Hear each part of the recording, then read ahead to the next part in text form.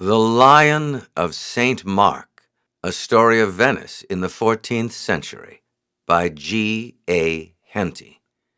Preface. Of all the chapters of history, there are few more interesting or wonderful than that which tells the story of the rise and progress of Venice. Built upon a few sandy islands in a shallow lagoon, and originally founded by fugitives from the mainland, Venice became one of the greatest and most respected powers of Europe. She was mistress of the sea, conquered and ruled over a considerable territory bordering on the Adriatic, checked the rising power of the Turks, conquered Constantinople, successfully defied all the attacks of her jealous rivals to shake her power, and carried on a trade relatively as great as England in the present day. I have laid my story in the time not of the triumphs of Venice, but of her hardest struggle for existence, when she defended herself successfully against the coalition of Hungary, Padua, and Genoa. For never at any time were the virtues of Venice, her steadfastness, her patriotism, and her willingness to make all sacrifice for her independence, more brilliantly shown. The historical portion of the story is drawn from Hazlitt's History of the Republic of Venice, and with it I have woven the adventures of an English boy, endowed with a full share of that energy and pluck which, more than any other qualities, have made the British Empire the greatest the world has ever seen. G. A. Henty. Chapter 1. Venice. I suppose you never have such nights as these in that misty island of yours, Francisco? Yes, we have, the other said stoutly. I have seen just as bright nights on the Thames, and watched the reflection of the moon on the water, and the lights of the houses on the bridge, and the passing boats, just as we are doing now. But I must confess that we do not have such still, bright nights very often, while with you they are the rule. But you like this better than England? You are glad that your father came out here? Francis Hammond did not answer at once. I am glad he came out, for I have seen many things I should never have seen if I had stayed at home, and I have learned to speak your tongue. But I do not know that I like it better than home. Things are different, you see. There was more fun at home. My father had 2 or 3 apprentices whom I used to play with when the shop was closed, and there were often what you would call tumults, but which were not serious. Sometimes there would be a fight between the apprentices of one ward and another, and all the apprentices would catch up their sticks and pour out of the shops. And then there would be a fight till the city guard turned out and separated them. Then there used to be the shows and the May Day revels and all sorts of things. The people were more merry than you are here, and much more free. You see, the barons, who are the same to us that your great families are to you, had no influence in the city. You are a nation of traders, and so are we. But in London, the traders have the power, and are absolute masters inside their own walls, caring nothing for the barons and not much for the king. If anyone did wrong, he got an open and fair trial. There was no fear of secret accusations. Everyone thought and said as he pleased. There was no Council of 10. Hush, Francisco, the other said, grasping his arm. Do not say a word against the council. There is no saying who may be listening. And he looked nervously round to see if anyone was within earshot. There it is, you see, his companion said. So long as we have a safe conscience, in London we are frightened at nothing, whereas here no one can say with certainty that he may not, before tomorrow morning, be lying in the dungeons of St. Mark, without the slightest idea in the world as to what his crime has been. There, Francisco, Matteo said uneasily. Do talk about other things. Your notions may do very well in England, but are not safe to discuss here. But one cannot have everything, and after all, when one has so much to be proud of, one need not grumble because everything is not just as one would like. Yes, you have much to be proud of. It is marvelous that the people of these scattered islets should be masters of the sea, that their alliance should be coveted by every power in Europe, that they should be the greatest trading community in the world. If I were not English, I should like to be Venetian. The speakers were standing at the edge of the water in front of the Palace of St. Mark. In the piazza behind them, a throng of people were walking to and fro. The moon was shining brightly overhead and glittering in the waters of the lagoon, which were broken into innumerable little wavelets by the continual crossing and recrossing of gondolas dotting its surface. Francis Hammond was a lad between 15 and 16 years old. His father was a merchant of London. He was a man of great enterprise and energy, and had, 4 years before, determined to leave his junior partner in charge of the business in London, and to come out himself for a time to Venice, so as to buy the Eastern stuffs in which he dealt at the headquarters of the trade, instead of paying such prices as the agents of the Venetian traders might demand in London. He had succeeded beyond his expectations. In Venice, the prices were but a fraction of those charged when these goods arrived in London. It was true that, occasionally, some of his cargoes were lost on the homeward voyage, captured either by the Genoese or the Moorish pirates. But even allowing for this, the profits of the trade were excellent. The English merchant occupied a good position in Venice. The promptness of his payments and the integrity of his dealings made him generally respected, and the fact that he was engaged in trade was no drawback to his social position in a city in which, of all others, trade was considered honorable, and where members of even the most aristocratic families were, with scarcely an exception, engaged in commerce. There were many foreign merchants settled in Venice, for from the first the Republic had encouraged strangers to take up their residence there, and had granted them several privileges and advantages. Between Venice and England there had always been good feeling. Although jealous of foreigners, England had granted the Venetians liberty to trade in London, Southampton, and some other towns as far back as the year 1304, and their relations had always been cordial, as there were no grounds for jealousy or rivalry between the two peoples, whereas the interference of France, Germany, Austria, and Hungary in the affairs of Italy had frequently caused uneasiness to Venice, and had on several occasions embroiled her with one or other of the three last-named powers. The rise of Venice had been rapid, and she owed her advancement to a combination of circumstances. In the first place, her insular position rendered her almost impervious to attack, and she had, therefore, no occasion to keep on foot any army, and was able to throw all her strength onto the sea, where Genoa was her only formidable rival. In the second place, her mercantile spirit and her extensive trade with the East brought in a steady influx of wealth, and her gold enabled her to purchase allies, to maintain lengthy struggles without faltering, and to emerge unscathed from wars which exhausted the resources and crippled the powers of her rivals. The third source of her success lay in the spirit of her population. Like Rome in her early days, she was never cast down by reverses. Misfortune only nerved her to further exertions, and after each defeat, she rose stronger than before. But the cause which more than all contributed to give Venice her ascendancy among the cities of Italy was her form of government. Democratic at first, as among all communities, it had gradually assumed the character of a close oligarchy, and although nominally ruled by a council containing a large number of members, her destinies were actually in the hands of the Doge, elected for life, and the Council of 10, chosen from the great body of the council. Thus she had from the first been free from those factions which were the bane of Genoa and Florence. Thus, undisturbed by discord at home, Venice had been able to give all her attention and all her care to her interests abroad, and her affairs, conducted as they were by her wisest citizens, with a single eye to the benefit of the state, had been distinguished by a rare sagacity. Her object had been single and uniform, to protect her own interests, and to prevent any one city on the mainland attaining such a preponderance as would render her a dangerous neighbor. Hence she was always ready to ally herself with the weaker against the stronger, and to aid with money and men any state struggling against an ambitious neighbor. Acting on this principle, she by turns assisted Padua against Verona, and Verona against Padua, or either of them when threatened by the growing power of Milan, and at the end of a war she generally came out with an increased territory and added importance.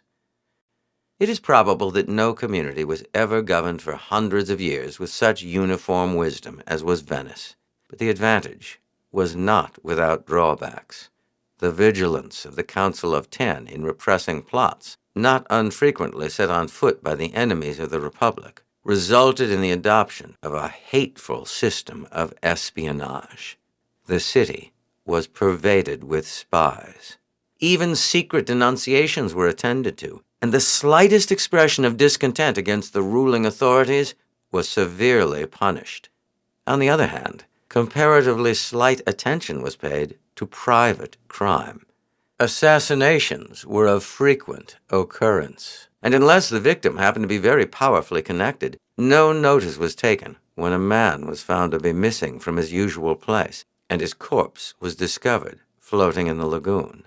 Consequently, crimes of this kind were, in the great majority of cases, committed with impunity, and even when traced, the authors, if possessed of powerful protectors, seldom suffered any greater punishment than temporary banishment. After standing for some time on the Piazzetta, the two lads turned and, entering the square of St. Mark, mingled with the crowd. Nobles in silks and satins jostled with fishermen of the lagoons. Natives of all the coasts and islands which owned the sway of Venice, Greeks from Constantinople, Tartar merchants from the Crimea, and inhabitants of the islands of the Aegean were present in considerable numbers, while among the crowd, vendors of fruit and flowers from the mainland, and of fresh water or cooling drinks, sold their wares. The English lad's companion, Matteo Giustiniani, belonged to one of the leading families of Venice, and was able to name to Francis most of the nobles and persons of importance whom they passed. "There is Pisani," he said. "Of course you know him. What a jolly, good-tempered-looking fellow he is. The sailors would do anything for him, and they say he will have command of the next fleet that puts to sea.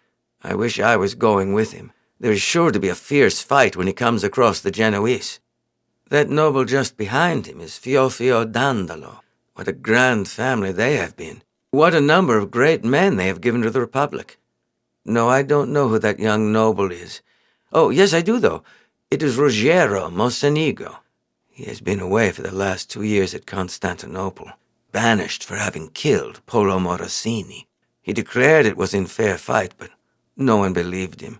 They had quarreled a few days before over some question of the precedence of their families, and Morosini was found dead at the top of the steps close to the church of San Paolo.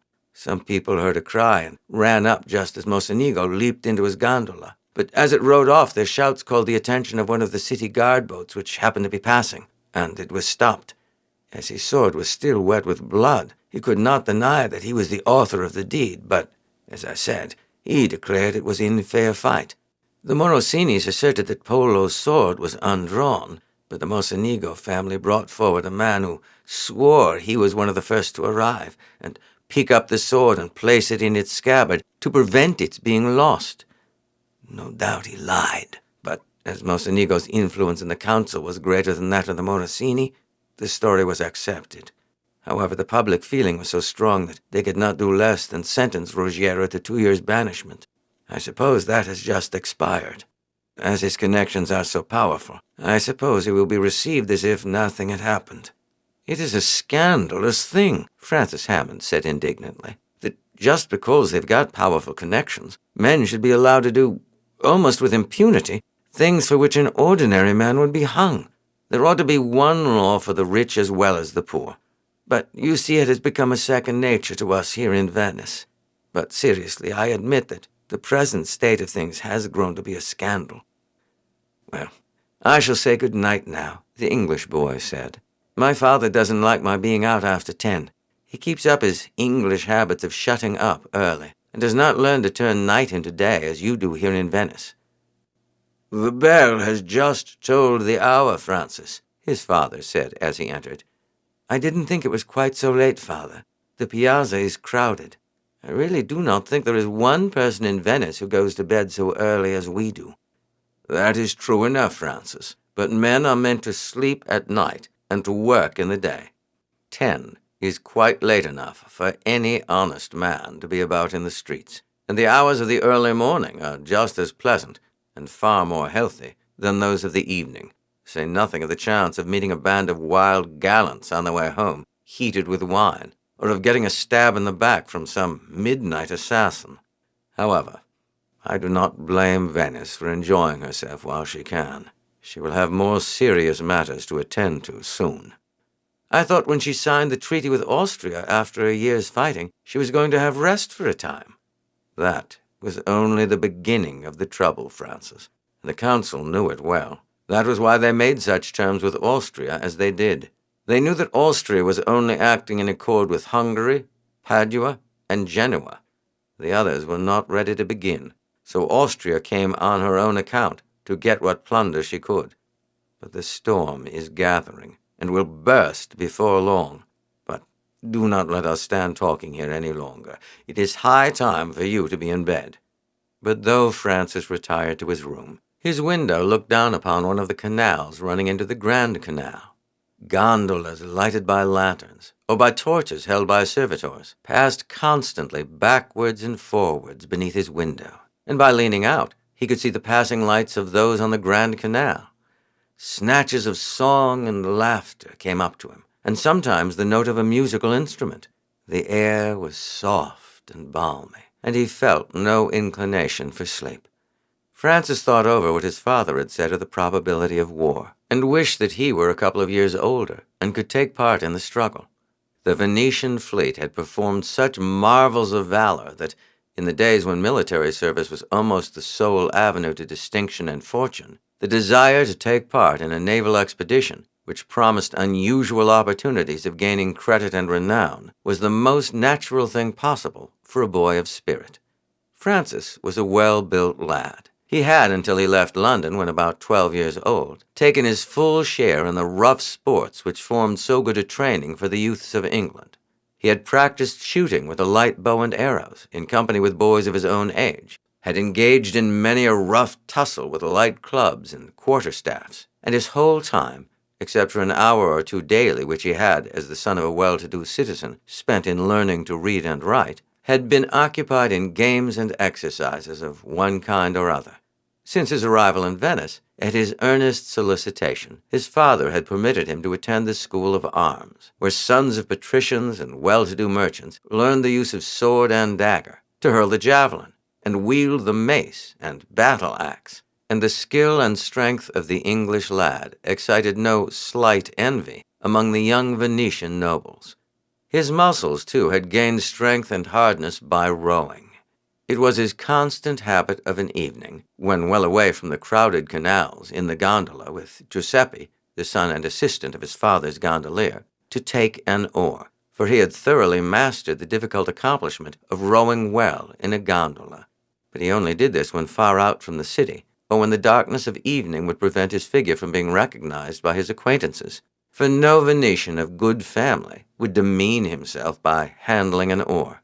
Francis, however, accustomed to row upon the Thames, could see no reason why he should not do the same in a gondola, and in time he and his companion could send the boat dancing over the water at a rate which enabled them to overtake and distance most pair-oared boats. After breakfast next morning, he went down to the steps where Beppo and Giuseppe, in their black cloth suits with red sashes round their waists, were waiting with the gondola in which Mr. Hammond was going out to Malamocco to examine a cargo which had the day before arrived. Giuseppe jumped ashore. "I have heard of just the gondola to suit you, Messer Francisco, and you can get her for a bargain. She belongs to a man out at Lido. She was built for the race 2 years ago, but her owner fell sick and was unable to start. He has not got strong again, and wants to sell his boat, which is far too light for ordinary work. They say she is almost like an eggshell, and you and I will be able to send her along grandly. She cost 4 ducats, but he will sell her for 2. "That is capital, Giuseppe. This evening we will row over to Lido and look at her." A few minutes later, Francis strolled off for a couple of hours' work with the preceptor, with whom he had continued his studies since he came to Venice. This work consisted chiefly of learning various languages, for in those days there was little else to learn. Latin was almost universally spoken by educated men in southern Europe, and Greeks, Italians, Spaniards, and Frenchmen were able to converse in this common medium. French Francis understood, for it was the language in use in the court and among the upper classes in England. Italian he picked up naturally during his residence, and spoke it with the facility of a native. He could now converse freely in Latin, and had some knowledge of German. At the same school were many lads of good Venetian families, and it was here that he had first made the acquaintance of Matteo Giustiniani, who was now his most intimate friend. Matteo, like all the young nobles of Venice, was anxious to excel in military exercises, but he had none of the ardor for really hard work which distinguished his friend. He admired the latter's strength and activity, but could not bring himself to imitate him in the exercises by which that strength was attained, and had often remonstrated with him upon his fondness for rowing. "It is not seemly, Francisco, for a gentleman to be laboring like a common gondolier. These men are paid for doing it. But what pleasure there can be in standing up working that oar till you are drenched with perspiration, I cannot understand. I don't mind getting hot in the school of arms, because one cannot learn to use the sword and dagger without it. But that's quite another thing from tugging at an oar. But I like it, Matteo, and see how strong it has made my muscles, not of the arm only, but the leg and back. You might be just as strong if you chose to work as I do. Besides, it is delightful when you are accustomed to it, to feel the gondola flying away under your stroke. I prefer feeling it fly away under someone else's stroke." That evening, Francis crossed the lagoon in the gondola with Giuseppe to inspect the boat he had heard of. It was just what he wanted. In appearance, it differed in no way from an ordinary gondola, but it was a mere shell. The timbers and planking were extremely light, and the weight of the boat was a little more than a third of that of other craft. She had been built like a working gondola, instead of in the form of those mostly used for racing, because her owner had intended, after the race was over, to plank her inside and strengthen her for everyday work. But the race had never come off, and the boat lay just as she had come from the hands of her builder, except that she had been painted black, like other gondolas, to prevent her planks from opening. When her owner had determined to part with her, he had given her a fresh coat of paint, and had put her in the water that her seams might close up. "I tried her once or twice, and she went like the wind," the fisherman to whom she belonged said. "But I got fever in my bones, and am unlikely to race again, and the times are hard. I must part with her." Francis and Giuseppe gave her a trial, and were delighted with the speed and ease with which she flew through the water. Francis at once paid the price asked for her. His father made him a handsome allowance in order that he might be able to mix without discomfort with the lads of good family whom he met at the schools of arms. But Francis did not care for strolling in the piazza or sitting for hours sipping liquors. Still less did he care for dress or finery. Consequently, he had always plenty of money to indulge in his own special fancies. As soon as the bargain was completed, Giuseppe took his place in the old gondola, while Francis took the oar in his new acquisition, and found to his satisfaction that, with scarcely any effort, he could dart ahead of his companion and leave him far behind. By nightfall, the two gondolas were fastened side by side behind the gaily painted posts which, in almost all Venetian houses, are driven into the canal close to the steps, and behind which the gondolas belonging to the house lie safe from injury by passing craft. "I have bought another gondola, Father," Francis said the next morning. "She is a very light, fast craft, and I got her cheap." "I don't see what you wanted another gondola for, Francis. I do not use mine very much, and you are always welcome to take it when I do not want it." "Yes, Father, but you often use it in the evening, and that is just the time when one wants to go out, and I often want a boat that I could take with Giuseppe. Besides, your gondola is a very solid one, and I like passing people." "Young people always want to go fast," Mr. Hammond said. "However, Francis, I am not sorry that you have got a boat of your own, for it has happened several times lately that, when in the evening I have gone down intending to row round to the Piazzetta, I have found the boat gone, and have had to walk. Now I shall be able to rely on finding Beppo asleep in the boat at the steps. In future, since you have a boat of your own, I shall not be so particular as to your being in at 10. I do not so much mind your being out on the water. Only you must promise me that you will not be in the streets after that hour. There are frequent broils as the evening gets on, not to mention the danger of cutthroats in unfrequented lanes. But if you will promise me that you will never be about the streets after 9:30, I will give you leave to stay out on the water till a later hour." Francis was much pleased with this concession, for the obligation to return at 10 o'clock, just when the temperature was most delightful and the Grand Canal at its gayest, had been very irksome to him. As to the prohibition against being in the streets of Venice after 9:30, he felt that no hardship whatever, as he found no amusement in strolling in the crowded piazza. Chapter 2. A Conspiracy. "Who are those ladies, Matteo?" Francis asked his friend one evening, as the latter, who was sitting with him in his gondola, half rose and saluted two girls in a passing gondola. "They are distant cousins of mine, Maria and Giulia Polani. They only returned a short time since from Corfu. Their father is one of the richest merchants of our city. He has for the last 3 years been living in Corfu, which is the headquarters of his trade. The family is an old one and has given doges to Venice. They are two of our richest heiresses, for they have no brothers. Their mother died soon after the birth of Giulia. They both look very young. Maria is about 16, her sister 2 years younger.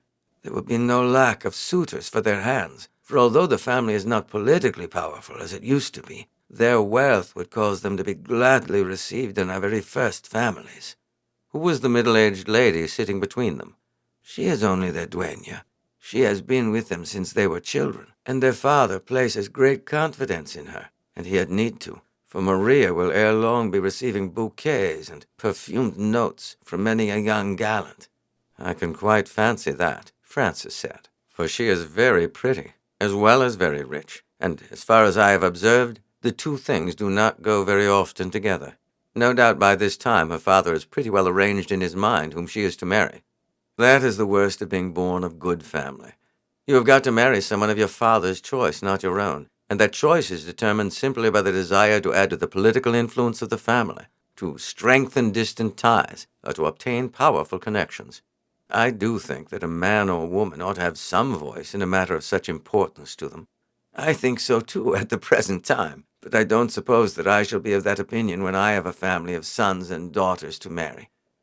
This gondola of yours must be a fast one indeed, Francisco, for with only one rower she keeps up with almost all the pair-oared boats, and your boy is not exerting himself to the utmost either." "She can fly along, Matteo. You shall come out in her some evening when Giuseppe and I both take oars. I have had her 10 days now, and we have not come across anything that can hold her for a moment. It is always useful to have a fast boat. It is invaluable in case you have been getting into a scrape, and have one of the boats of the city watch in chase of you. I hope I shan't want it for any purpose of that sort. I do not think I am likely to give cause to the city watch to chase me." A few evenings later, Francis was returning homewards at about 10:30 when, in passing along a quiet canal, the boat was hailed from the shore.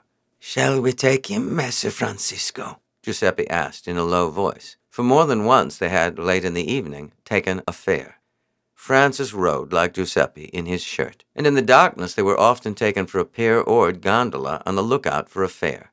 Francis sometimes accepted the offer because it was an amusement to see where the passenger wished to go, to guess whether he was a lover hastening to keep an appointment, a gambler on a visit to some quiet locality where high play went on unknown to the authorities, or simply one who had by some error missed his own gondola and was anxious to return home. It made no difference to him which way he rode, and the fare paid was a not unwelcome addition to Giuseppe's funds. "Yes, we may as well take him," he replied to Giuseppe's question. "You know San Nicolo?" the man who had hailed them said as the boat drew up against the wall of the canal. "Yes, I know it," Giuseppe said. Upon such occasions he was always the spokesman. "But it is a long row, 6 miles if it's afoot. You will have to wait there for an hour or two, but I will give you half a ducat for your night's work." "What do you say, partner?" Giuseppe asked Francis. "We may as well go," the lad replied after a moment's pause. The row was certainly a long one, but the night was delightful, and the half-ducat was a prize for Giuseppe. But what influenced Francis principally in accepting was curiosity. San Nicolo was a little sandy islet lying quite on the outside of the group of islands. It was inhabited only by a few fishermen, and Francis wondered that a man, evidently by his voice and manner belonging to the upper class, should want to go to such a place as this at this hour of the night. As the stranger took his place in the boat, Francis saw by the light of the stars that he was masked. But there was nothing very unusual in this, as masks were not unfrequently worn at night by young gallants when engaged on any frolic in which they wished their identity to be unrecognized. Still, it added to the interest of the trip, and dipping his oar in the water, he set out at a slow, steady stroke, well within his power. He adopted this partly in view of the length of the row before them, partly because the idea struck him that it might be as well that their passenger should not suspect that the boat was other than an ordinary gondola. The passenger, however, was well satisfied with the speed, for they passed 2 or 3 other gondolas before issuing from the narrow canals and starting across the broad stretch of the lagoon. Not a word was spoken until the gondola neared its destination. Then the passenger said, "You row well. If you like the job, I may employ you again. I suppose you can keep your mouths shut on occasion, and can go without gossiping to your fellows as to any job on which you are employed." "We can do that," Francis said, speaking in a gruff voice, unlike his own. "It's no matter to us where our customers want to go, if they are willing to pay for it. And as to gossiping, there is a saying, a silver gag is the best for keeping the mouth closed." A few minutes later, the bow of the gondola ran up on the sandy shore of San Nicolo. The stranger made his way forward and leaped out, and with the words, "It may be 2 hours before I am back," walked rapidly away. "Why, Messer Francisco," Giuseppe said when their passenger was well out of hearing, "what on earth possessed you to accept a fare to such a place as this?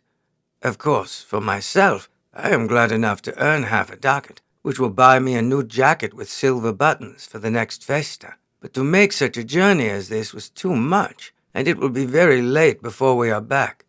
If the padrone knew it, he would be very angry." "I didn't do it to enable you to earn half a ducat, Giuseppe, although I am glad enough you should do so. I did it because it seemed to promise the chance of an adventure. There must be something in this. A noble, for I have no doubt he is one, would never be coming out to San Nicolo at this time of night without some very strong motive. There can be no rich heiress whom he might want to carry off living here, so that can't be what he has come for. I think there must be some secret meeting, for as we came across the lagoon, I saw 1 or 2 boats in the distance heading in this direction. Anyhow, I mean to try and find out what it all means." "You had better not, sir. If there is any plot on foot, we had best not get mixed up in it. No one is too high or too low to escape the vengeance of the council if found plotting against the state, and before now, gondolas, staved in and empty, have been found drifting on the lagoons, and the men who rowed them have never been heard of again. Once in the dungeons of St. Mark, it would be of no use to plead that you had entered into the affair simply for the amusement. The fact that you were not a regular boatman would make the matter all the worse, and the maxim that dead men tell no tales is largely acted upon in Venice. I think, sir, the best plan will be to row straight back and leave our fare to find his way home as best he may." "I mean to find something out about it if I can, Giuseppe. A state secret may be dangerous, but it may be valuable. Anyhow, there can be no great risk in it. On the water, I think we can show our heels to anyone who chases us, and once in Venice we are absolutely safe, for no one would suspect a gondola of Mr. Hammond, the English merchant, of having any connection with a hired craft with its 2 gondoliers." "That is true enough, but I don't like it for all that. However, if you have made up your mind to it, there is nothing more to be said." "Very well. You stay here, and I will go and look round. You had better get the gondola afloat, and be ready to start at the instant, so that if I should have to run for it, I can jump on board and be off in a moment." Francis made his way quietly up to the little group of huts inhabited by the fishermen, but in none of them could he see any signs of life. No lights were visible, nor could he hear the murmur of voices. There were, he knew, other buildings scattered about on the island, but he had only the light of the stars to guide him, and not knowing anything of the exact position of the houses, he thought it better to return to the boat. I can find no signs of them, Giuseppe. All the better, Messer Francisco. There are some sorts of game which it is well for the safety of the hunter not to discover. Now you are back, I will take an hour's nap, and I should advise you to do the same. But Francis had no thought of sleep, and sat down at his end of the gondola, wondering over the adventure, and considering whether or not it would be worthwhile to follow it up another night. That it was a plot of some sort, he had little doubt.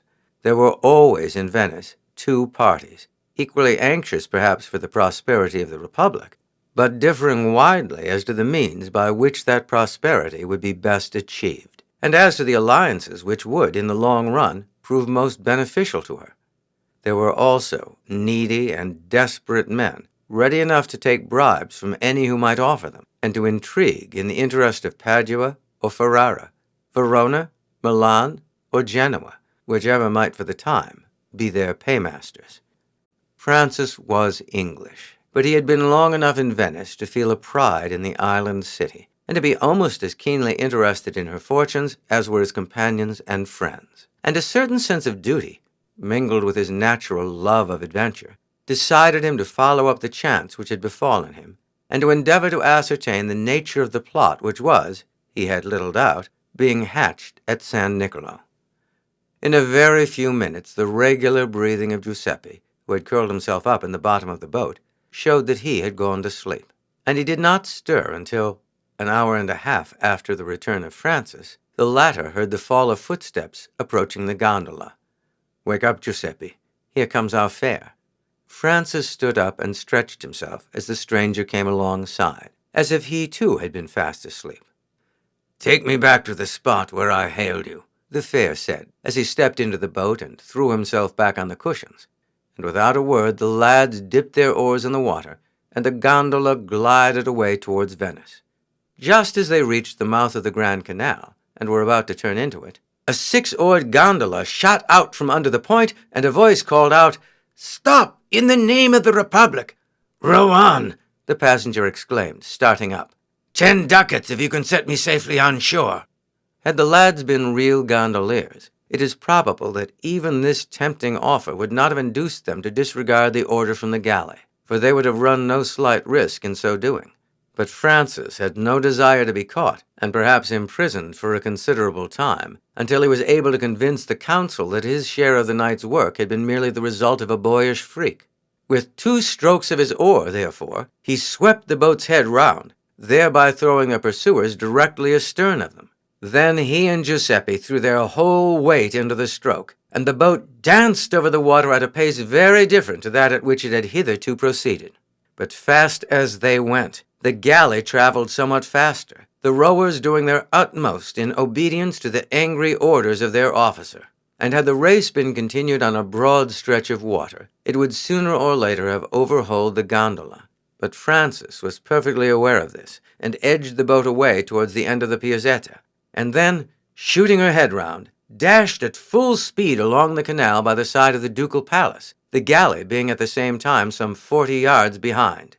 "The first to the right," Francis said, and with scarce a pause in their speed, they turned off at right angles up the first canal they came to.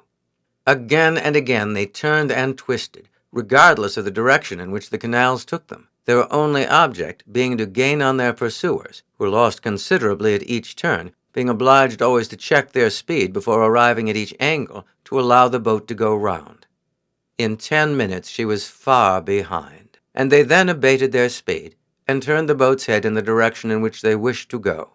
"By San Paolo," the stranger said, "that was well done. You are masters of your craft, and sent your boat along at a pace which must have astonished those fellows in that lumbering galley.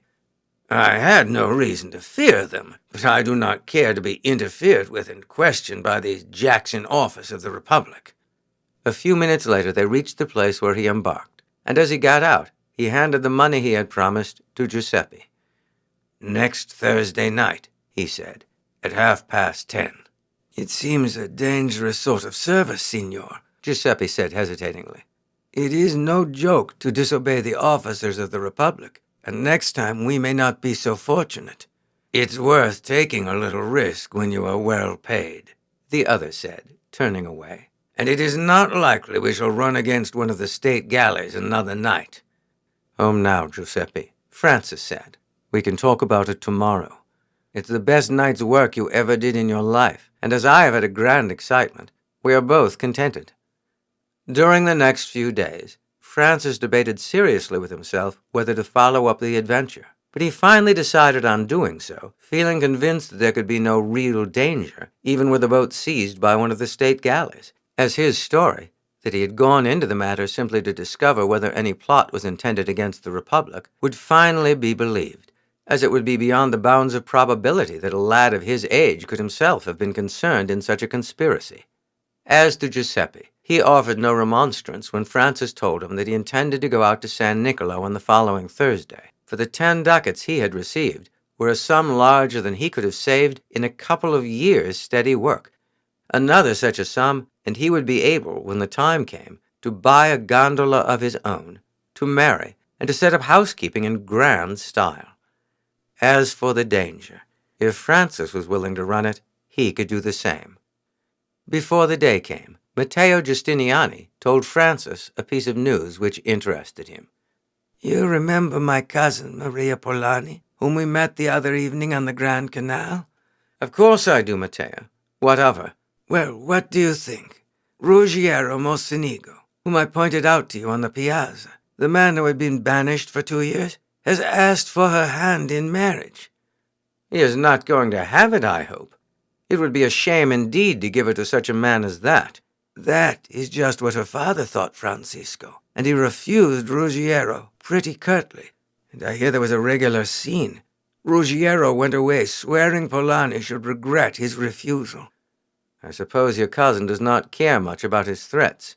"I don't suppose he cares much about them. But Ruggiero is very powerfully connected, and may do him damage, not to speak of the chance of his hiring a bravo to stab him on the first opportunity. This fellow Ruggiero is a dangerous enemy. If he were to get Polani stabbed, it would be next to impossible to prove that it was his doing, for mere suspicion goes for nothing against a man with his influence and connections. He has 2 near relations on the council, and if he were to burn down Polani's mansion and to carry off Maria, the chances are against his being punished if he did but keep out of the way for a few months." As in England, powerful barons were in the habit of waging private wars with each other, and the carrying off a bride by force was no very rare event, this state of things did not appear to Francis as outrageous as it would do to an English lad of the present day. But he shook his head. "Of course one understands, Matteo, that everywhere powerful nobles do things which would be regarded as crimes if done by others, but elsewhere people can fortify their houses and call out and arm their retainers, and stand on their guard, but that here, in a city like this, private feuds should be carried on, and men stabbed when unconscious of danger, seems to me detestable."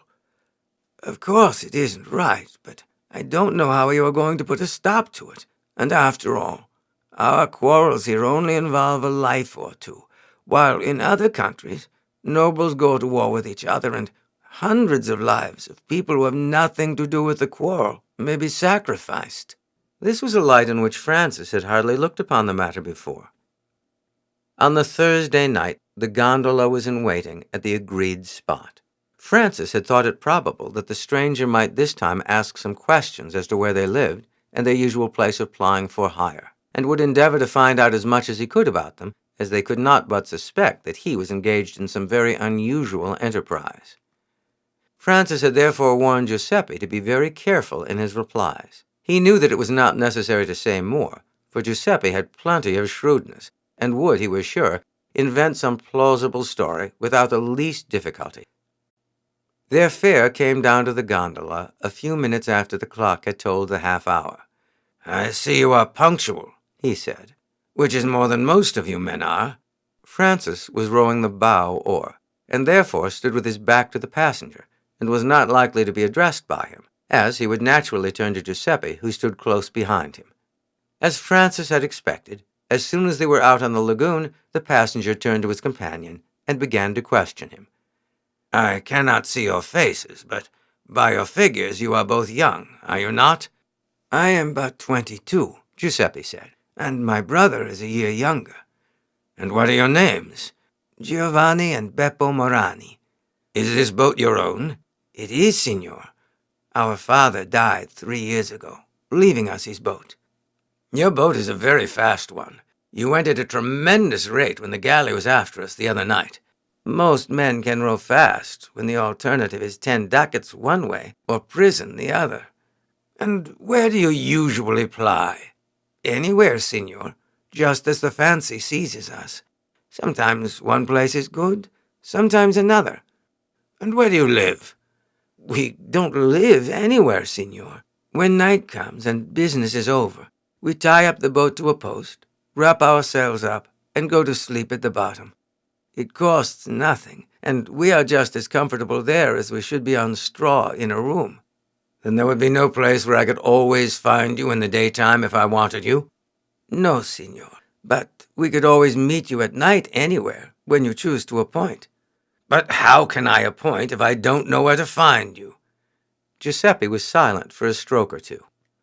If your excellency would write in figures whatever time we should meet you, just at the base of the column of the palace, the corner one on the Piazzetta, we should be sure to be there some time or other during the day, and would look for it. You can read and write then? I cannot do that, signor, but I can make out figures. That is necessary to us, as how else could we keep time with our customers? We can read the sundials as everyone else can, but as to reading and writing, that is not for poor lads like us. The stranger was satisfied. Certainly everyone could read the sundials, and the gondoliers would, as they said, understand his figures if he wrote them. Very well. It is probable I shall generally know each time I discharge you when I shall want you again. But should there be any change, I will make the figures on the base of the column at the corner of the Piazzetta, and that will mean the hour at which you are to meet me that night at the usual place. Nothing more was said until the gondola arrived at the same spot at which it had landed the passenger on the previous occasion. I shall be back in about the same time as before, the fare said.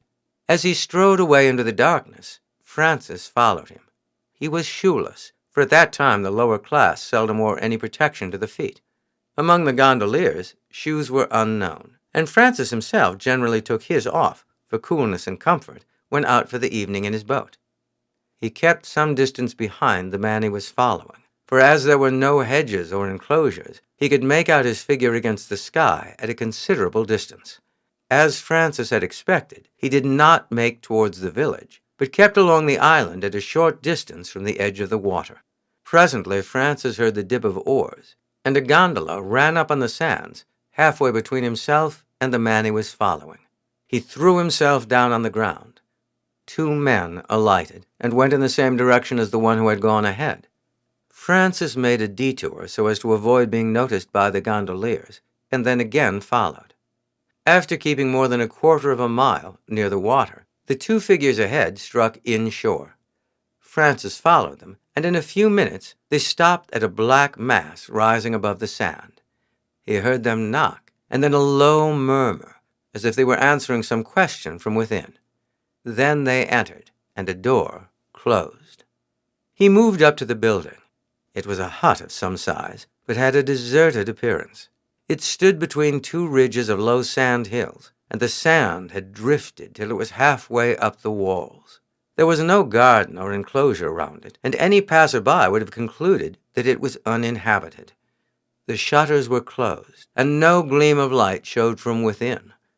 After stepping carefully round it, Francis took his post round the angle close to the door, and waited. Presently he heard footsteps approaching. 3 knocks were given on the door, and a voice within asked, "Who is there?" The reply was, "One who is in distress." The question came, "What ails you?" And the answer, "All is wrong within." Then there was a sound of bars being withdrawn, and the door opened and closed again. There were 4 other arrivals. The same questions were asked and answered each time. Then some minutes elapsed without any fresh comers, and Francis thought that the number was probably complete. He lay down on the sand, and with his dagger began to make a hole through the wood, which was old and rotten, and gave him no difficulty in piercing it. He applied his eye to the orifice and saw that there were some 12 men seated around a table. Of those facing him, he knew 3 or 4 by sight. All were men of good family. 2 of them belonged to the council, but not to the inner Council of 10. One, sitting at the top of the table, was speaking. But although Francis applied his ear to the hole he had made, he could hear but a confused murmur and could not catch the words. He now rose cautiously, scooped up the sand so as to cover the hole in the wall, and swept a little down over the spot where he had been lying, although he had no doubt that the breeze, which would spring up before morning, would soon drift the light-shifting sand over it and obliterate the mark of his recumbent figure. Then he went round to the other side of the hut and bored another hole, so as to obtain a view of the faces of those whose backs had before been towards him. One of these was Ruggiero Mocenigo.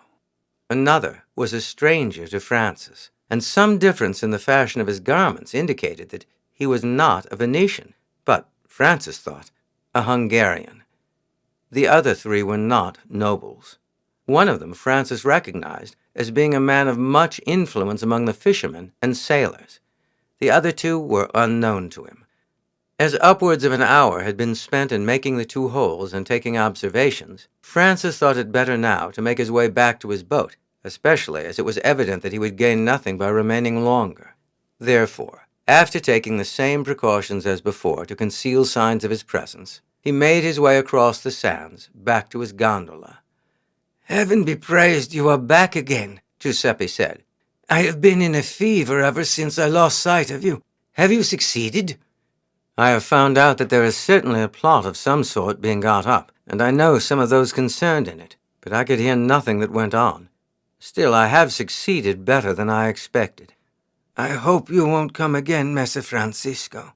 In the first place, you may not always have the fortune to get away unseen. In the next place, it is a dangerous matter to have to do with conspiracies, whichever side you are on. The way to live long in Venice is to make no enemies." "I know that, Giuseppe, and I haven't decided yet what to do in the matter." A quarter of an hour later, their fare returned to the boat. This time they took a long detour, and entering Venice by one of the many canals, reached the landing place without adventure. The stranger handed Giuseppe a ducat.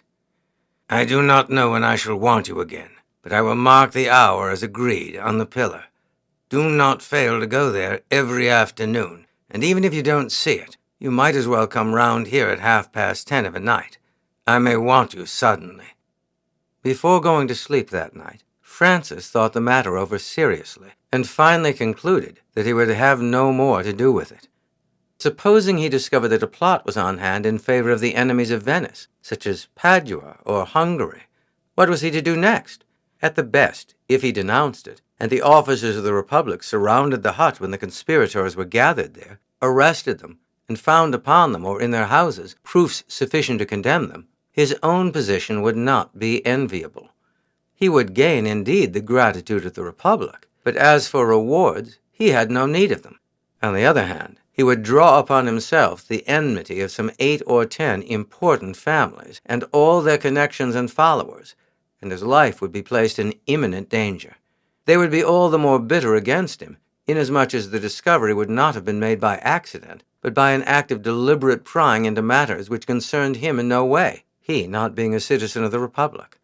He determined to have nothing further to do with it. Chapter 3.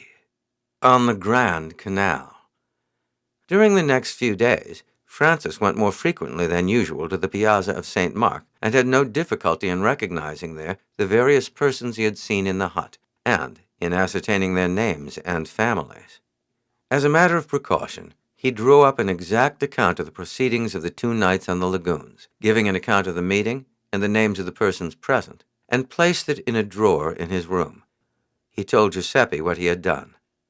"I do not think there is the least chance of our ever being recognized, Giuseppe. There was not enough light for the man to have made out our features. But if anything should ever happen to me, you take that paper out of my drawer and tell the whole story." "Why not denounce them at once without putting your name to it?" Then they could pounce upon them over there and find out all about it for themselves. I have thought about it, Giuseppe, but there is something treacherous in secret denunciations. I should not like to think I had sent 12 men to the dungeons, and perhaps to death. I think it's a pity you ever went there at all, Messer Francisco.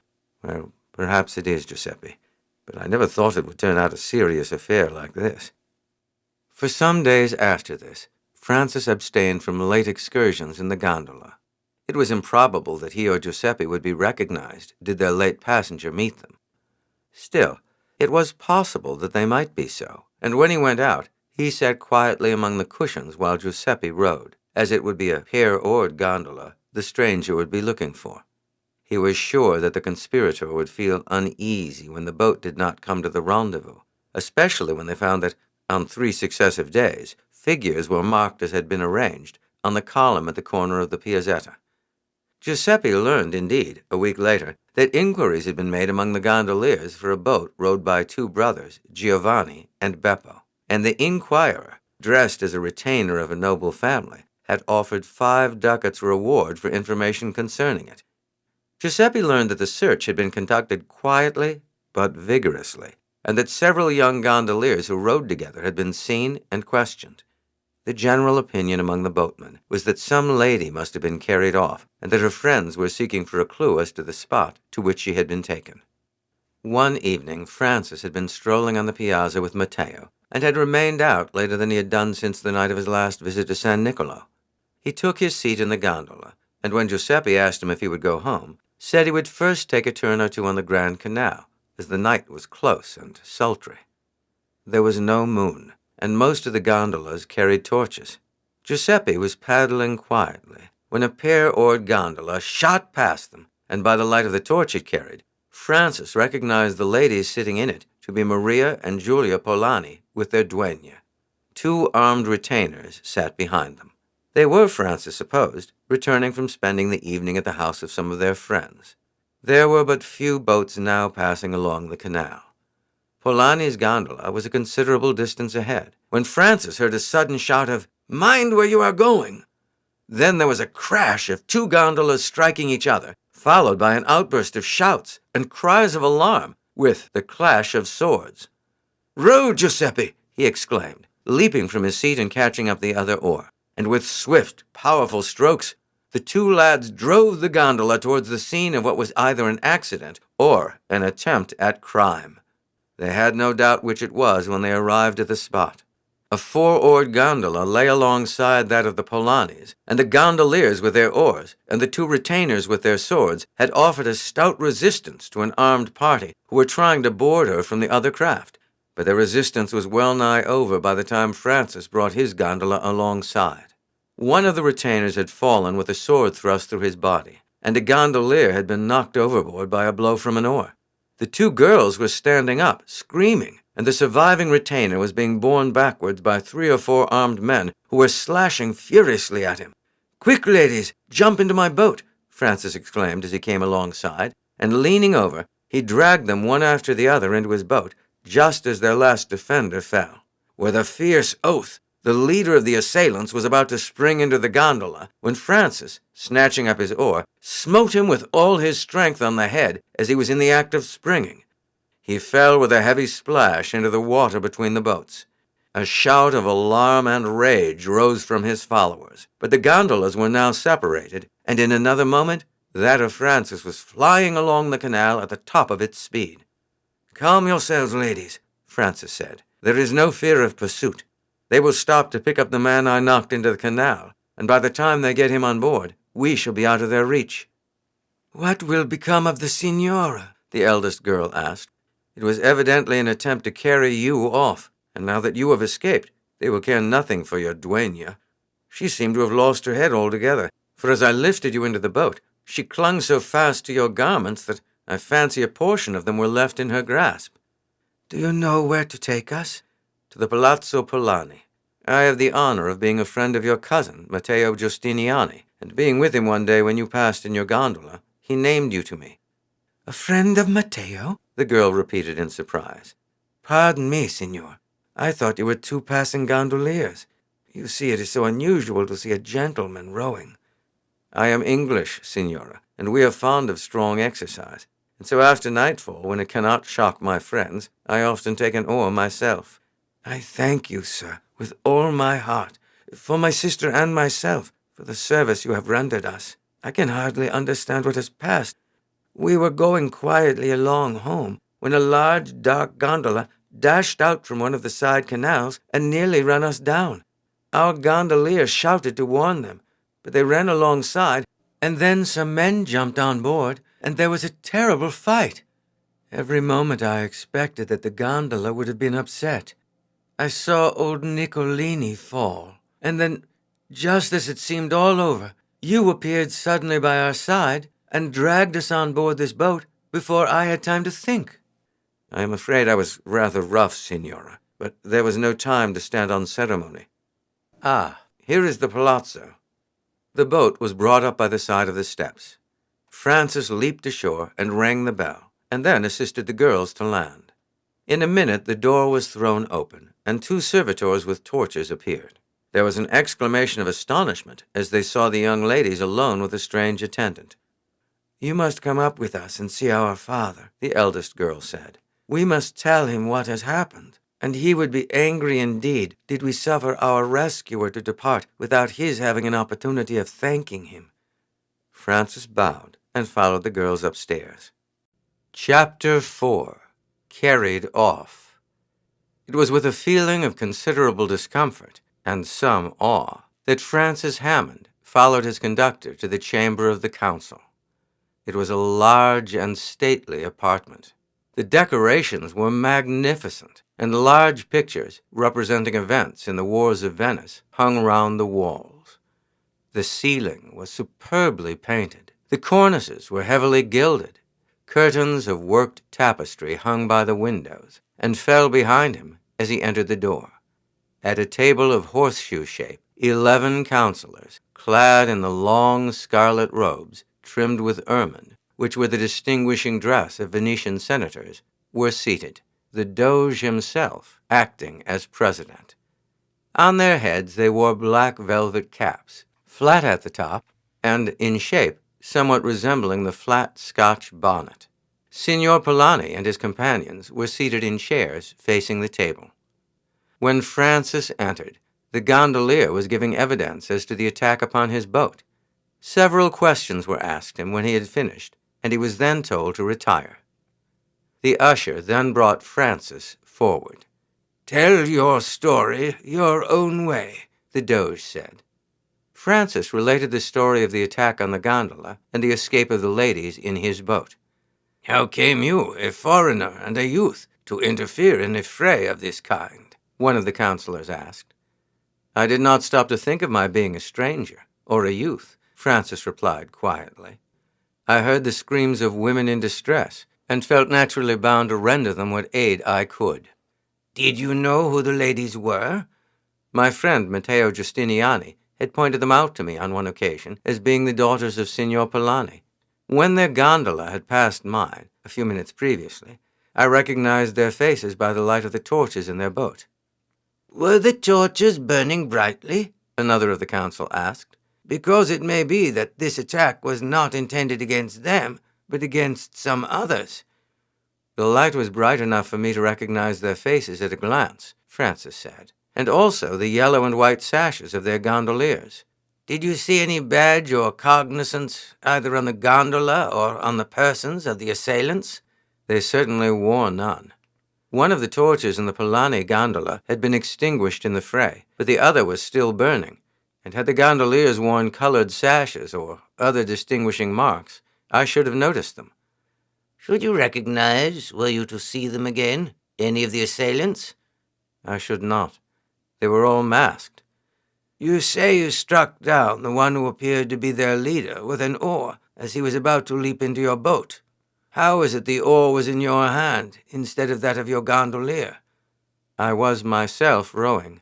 In London, rowing is an amusement of which boys of all classes are fond, and since I have been out here with my father, I have learned to row a gondola, and sometimes, when I am out of an evening, I take an oar as well as my gondolier, enjoying the exercise and the speed at which the boat goes along." I was not rowing when the signora's boat passed me, but upon hearing the screams, I stood up and took the second oar to arrive as quickly as possible at the spot. That was how it was that I had it in my hand when the man was about to leap into the boat." "Then there is nothing at all, so far as you know, to direct your suspicion against anyone as the author of this attack?" "There was nothing, either in the gondola itself or in the attire or persons of those concerned in the fray, which could give me the slightest clue as to their identity." "At any rate, young gentleman," the Doge said, "you appear to have behaved with a promptness, presence of mind, and courage beyond your years, and in the name of the Republic, I thank you for having prevented the commission of a grievous crime. You will please remain here for the present. It may be that when the person accused of this crime appears before us, you may be able to recognize his figure." It was with mixed feelings that Francis heard, a minute or two later, the usher announce that Signor Ruggiero Mocenigo was without, awaiting the pleasure of their excellencies. "Let him enter," the Doge said. The curtains fell back, and Ruggiero Mocenigo entered with a haughty air. He bowed to the council, and stood as if expecting to be questioned. "You are charged, Ruggiero Mocenigo," the Doge said, "with being concerned in an attempt to carry off the daughters of Signor Polani, and of taking part in the killing of 3 servitors of that gentleman." "On what grounds am I accused?" Ruggiero said haughtily. "On the ground that you are a rejected suitor for the elder lady's hand, and that you had uttered threats against her father, who, so far as he knows, has no other enemies. This seems somewhat scanty ground for an accusation of such gravity," Ruggiero said sneeringly. "If every suitor who grumbles when his offer is refused is to be held responsible for every accident which may take place in the lady's family, methinks that the time of this reverend and illustrious council will be largely occupied. You will remember," the Doge said, "that your previous conduct gives good ground for suspicion against you.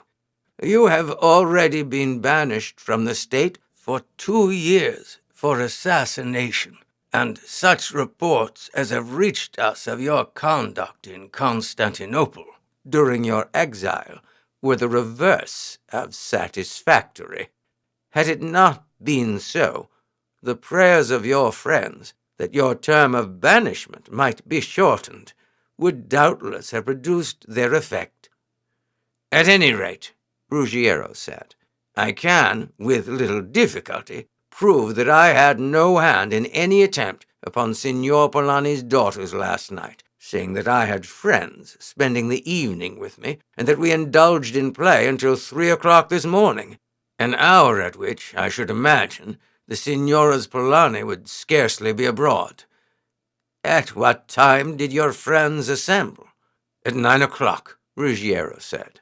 "We met by agreement in the piazza somewhat before that hour, and proceeded together on foot to my house." "Who were your companions?" Ruggiero gave the names of 6 young men, all connections of his family, and summonses were immediately sent for them to attend before the council. "In the meantime, Messer Francisco Hammond, you can tell us whether you recognize in the accused one of the assailants last night." "I cannot recognize him, Your Excellency," Francis said. "But I can say certainly that he was not the leader of the party whom I struck with my oar. The blow fell on the temple, and assuredly there would be marks of such a blow remaining today." As Francis was speaking, Ruggiero looked at him with a cold, piercing glance, which expressed the reverse of gratitude for the evidence which he was giving in his favor. There was silence for a quarter of an hour. Occasionally the members of the council spoke in low tones to each other, but no word was spoken aloud until the appearance of the first of the young men who had been summoned.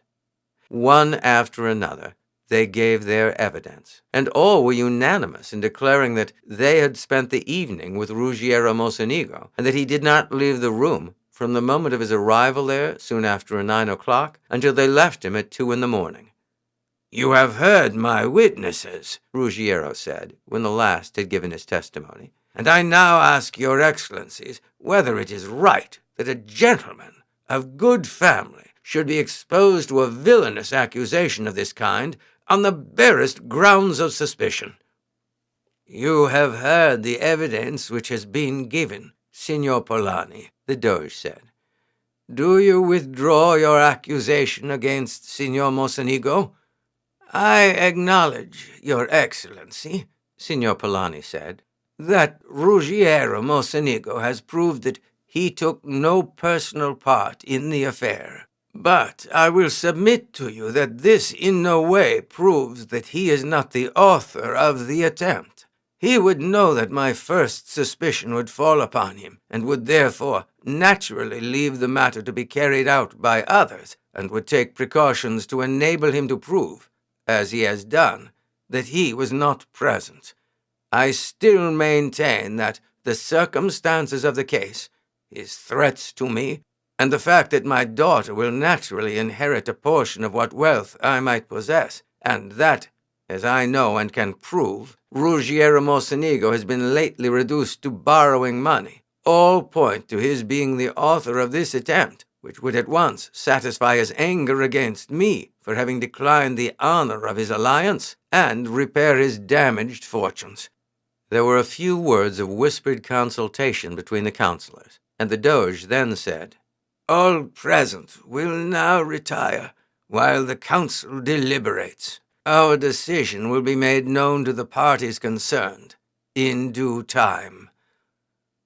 On leaving the palace, Signor Polani and his friends walked together across the piazza, discussing the turn of events.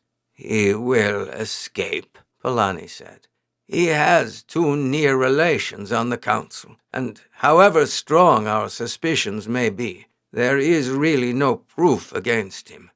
I feel as certain as ever that he is the contriver of the attempt, but the precautions he has taken seem to render it impossible to bring the crime home to him. However, it is no use talking about it any more. You will, I hope, accompany me home, Signor Francisco, and allow me to present you formally to my daughters. They were too much agitated last night to be able to thank you fully for the service you had rendered them. Matteo, do you come with us?" 3 days passed, and no decision of the council had been announced, when, early in the morning, one of the state messengers brought an order that Francis should be in readiness at 9 o'clock to accompany him. At that hour, a gondola drew up at the steps. It was a covered gondola, with hangings which prevented any from seeing who were within. Francis took his seat by the side of the official, and the gondola started at once. "It looks very much as if I was being taken as a prisoner," Francis said to himself. "However, that can hardly be, for even if Ruggiero convinced the council that he was wholly innocent of this affair, no blame could fall on me, for I neither accused nor identified him. However, it is certainly towards the prisons we are going." The boat, indeed, was passing the Piazzetta without stopping, and turned down the canal behind to the prisons in rear of the palace. They stopped at the water gate, close to the Bridge of Sighs, and Francis and his conductor entered.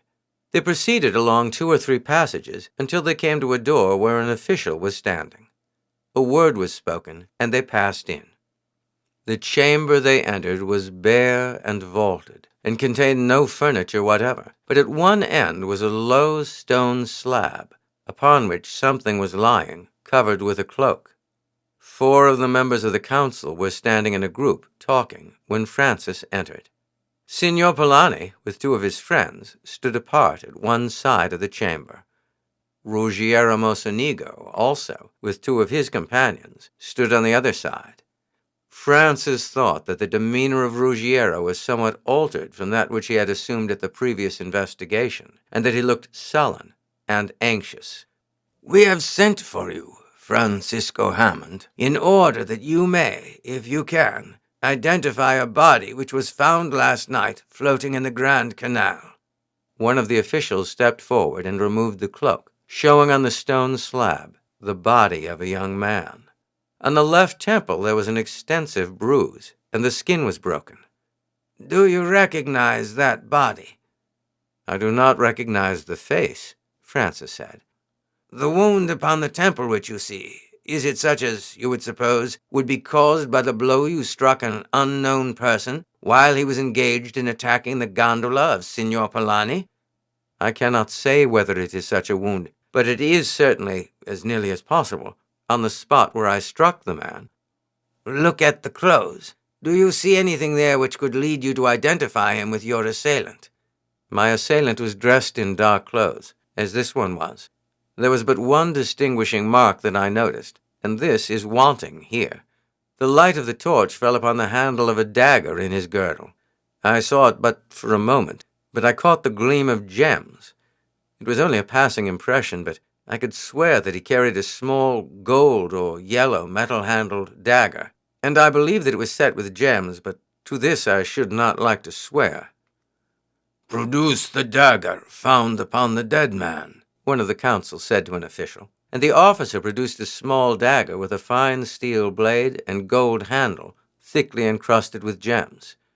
"Is this the dagger?" the senator asked Francis. "I cannot say that it is the dagger, but it closely resembles it if it is not the same." "That will do. You can retire, and we thank you in the name of justice for the evidence you have given." Francis was led back to the gondola and conveyed to his father's house. An hour later, Signor Polani arrived.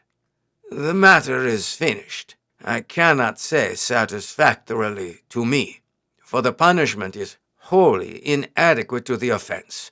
But at any rate he has not got off altogether unpunished.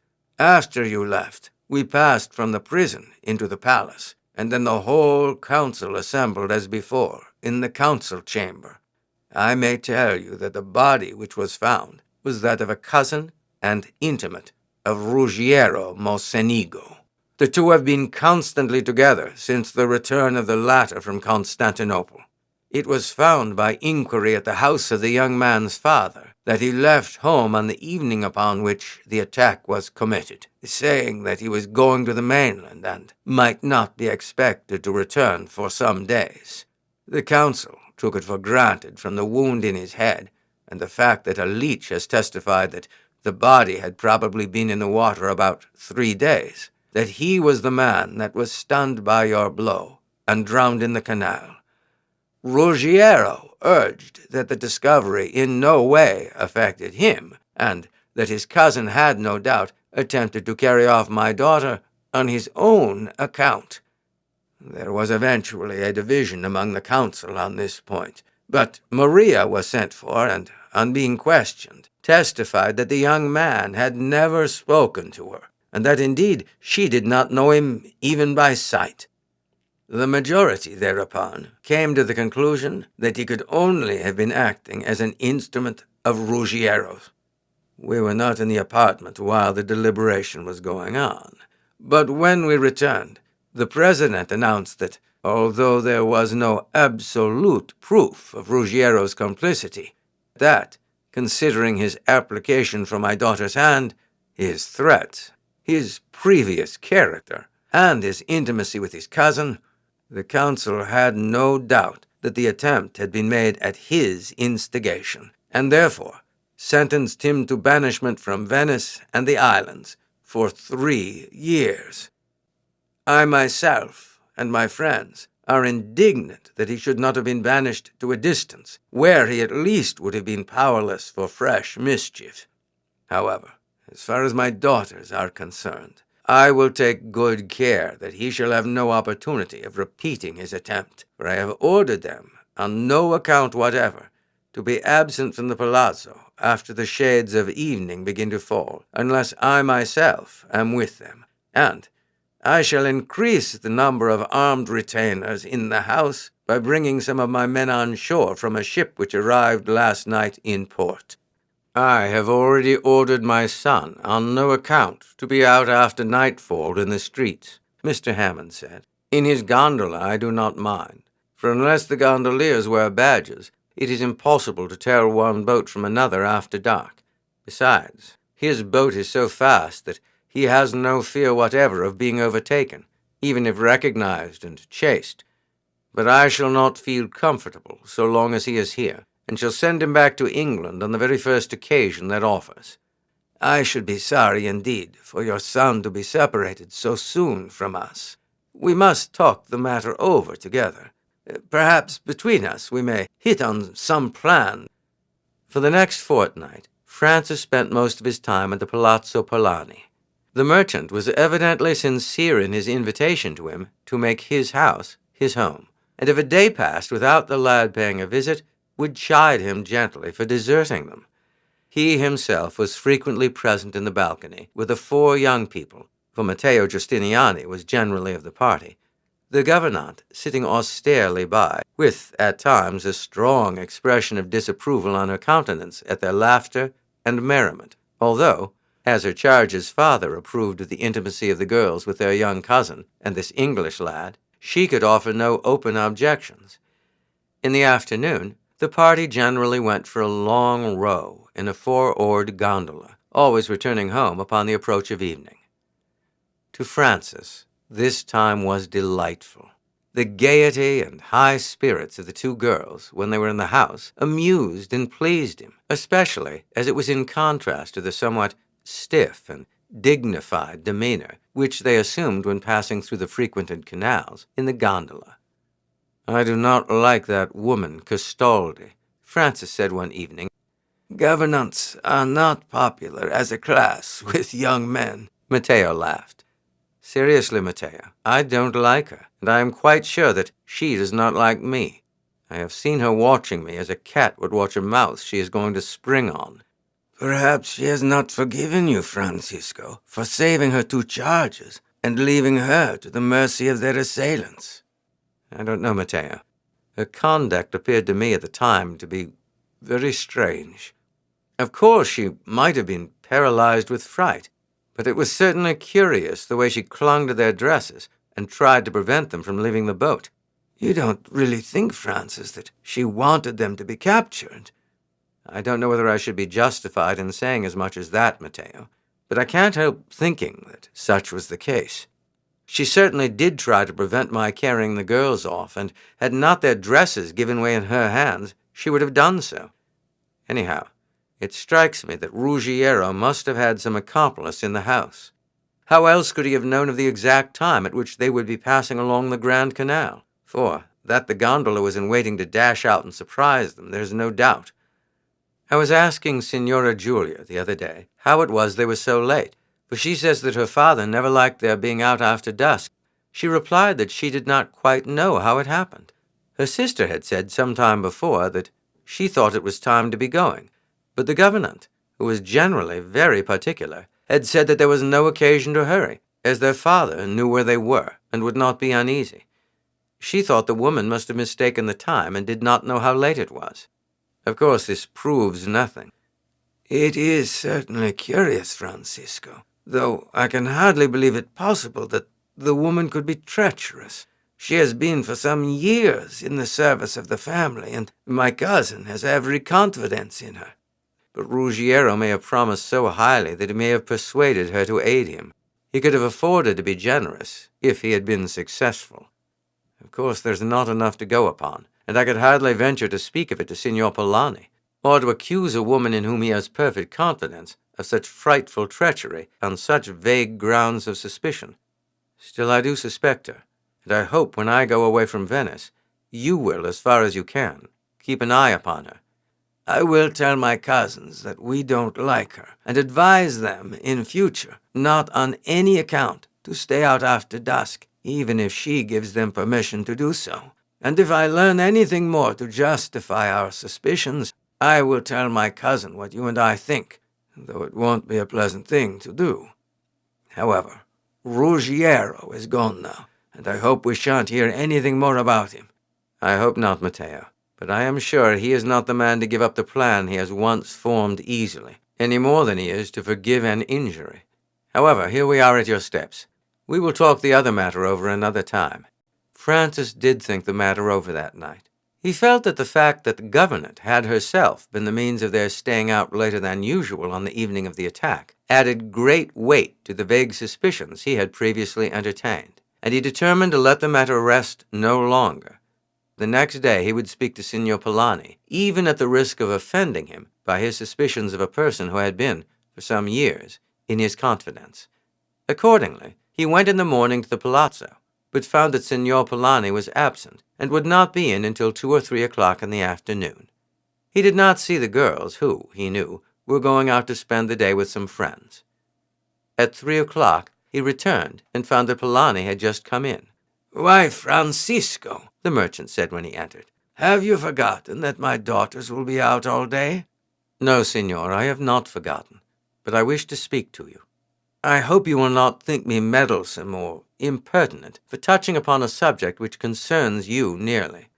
"I am sure you will not be meddlesome or impertinent, Francisco. Tell me what you have to say, and I can promise you beforehand that, whether I agree with you or not in what you may have to say, I shall be in no way vexed." "What I have to say, sir, concerns the Signora Castaldi. I know that you repose implicit confidence in her, and your judgment, formed after years of intimate knowledge, is hardly likely to be shaken by what I have to tell you. I spoke to Matteo about it, and, as he is somewhat of my opinion, I have decided that it is at least my duty to tell you all the circumstances, and you can then form your own conclusions." Francis then related the facts known to him. "There may be nothing in all this," he said when he had concluded, "but at least, sir, I thought that it was right you should know it, and you will believe me that it is only anxiety as to the safety of your daughters that has led me to speak to you." "Of that I am quite sure," Signor Polani said cordially, "and you were perfectly right in speaking to me. I own, however, that I do not for a moment think that the circumstances are more than mere coincidences. Signora Castaldi has been with me for upwards of 10 years. She has instructed and trained my daughters entirely to my satisfaction. I have every confidence in her fidelity and trustworthiness. The chain you have put together is a strong one, and had she but lately entered my service, and were she a person of whom I knew but little, I should attach great weight to the facts. Doubtless she saw that my daughters were enjoying themselves in the society of my friends, and in her kindness of heart erred in allowing them to stay longer than she should have done. Doubtless she instinctively grasped the girls for their protection, and in her fright did not even perceive that a boat had come alongside, or know that you were a friend trying to save them. That someone informed their assailants of the whereabouts of my daughters is clear, but they might have been seen going to the house, and a swift gondola would have been placed on the watch. Had this boat started as soon as they took their seat in the gondola on their return, and hastened to the spot where their accomplices were waiting, they could have warned them in ample time of the approach of the gondola with my daughters. I have, as you may believe, thought the matter deeply over, for it was evident to me that the news of my daughter's coming must have reached their assailants beforehand. I was most unwilling to suspect treachery on the part of any of my household, and came to the conclusion that the warning was given in the way I have suggested. At the same time, Francisco, I thank you deeply for having mentioned to me the suspicions you have formed, and although I think you are wholly mistaken, I shall not neglect the warning, but shall watch very closely the conduct of my daughter's gouvernante, and shall take every precaution to put it out of her power to play me false, even while I cannot for a moment believe she would be so base and treacherous as to attempt to do so. In that case, Signor, I shall feel that my mission has not been unsuccessful, and I trust sincerely that I am wrong. I thank you for the kind way in which you have heard me express suspicions of a person in your confidence." The gravity with which the merchant had heard Francis's story vanished immediately when he left the room. "Boys are boys all the world over," he said to himself. "What young fellow yet ever liked a gouvernante who sits by and works at her tambour frame with a disapproving expression on her face, while he is laughing and talking with a girl of his own age? To picture the poor signora as a traitress is too absurd." At 7 o'clock, Francis was just getting into his gondola to go round again to Signor Polani's, when another gondola came along the canal at the top of its speed, and he recognized at once the badge of the Giustiniani. It stopped suddenly as it came abreast of his own boat, and Matteo, in a state of the highest excitement, jumped from his own boat into that of Francis. "What is the matter, Matteo? What has happened?" "I have terrible news, Francisco. My cousins have both disappeared."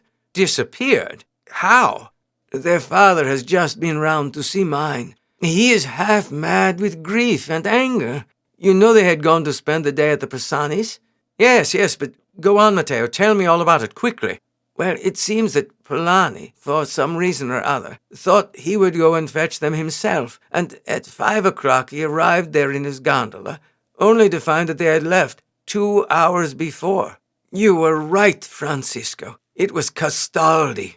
She went with them there in the morning, and left them there, and was to have come in the gondola for them at 6. At 3 o'clock she arrived, saying that their father had met with a serious accident, having fallen down the steps of one of the bridges and broken his leg, and that he had sent her to fetch them at once. Of course they left with her instantly. Polani questioned the lackeys who had aided them to embark. They said that the gondola was not one of his boats, but was apparently a hired gondola with a closed cabin. The girls had stopped in surprise as they came down the steps, and Maria said, "This is not our gondola." Castaldi replied, "No, our own gondolas had both gone off to find and bring a leech, and as your father was urgently wanting you, I hailed the first passing boat. Make haste." So they got on board at once, and the gondola rode swiftly away. That is all I know about it, except that the story was a lie, that their father never sent for them, and that up to a quarter of an hour ago, they had not reached home. Chapter 5. Finding a Clue. My cousin has been already to the city magistrates to request their aid in discovering where the girls have been carried to.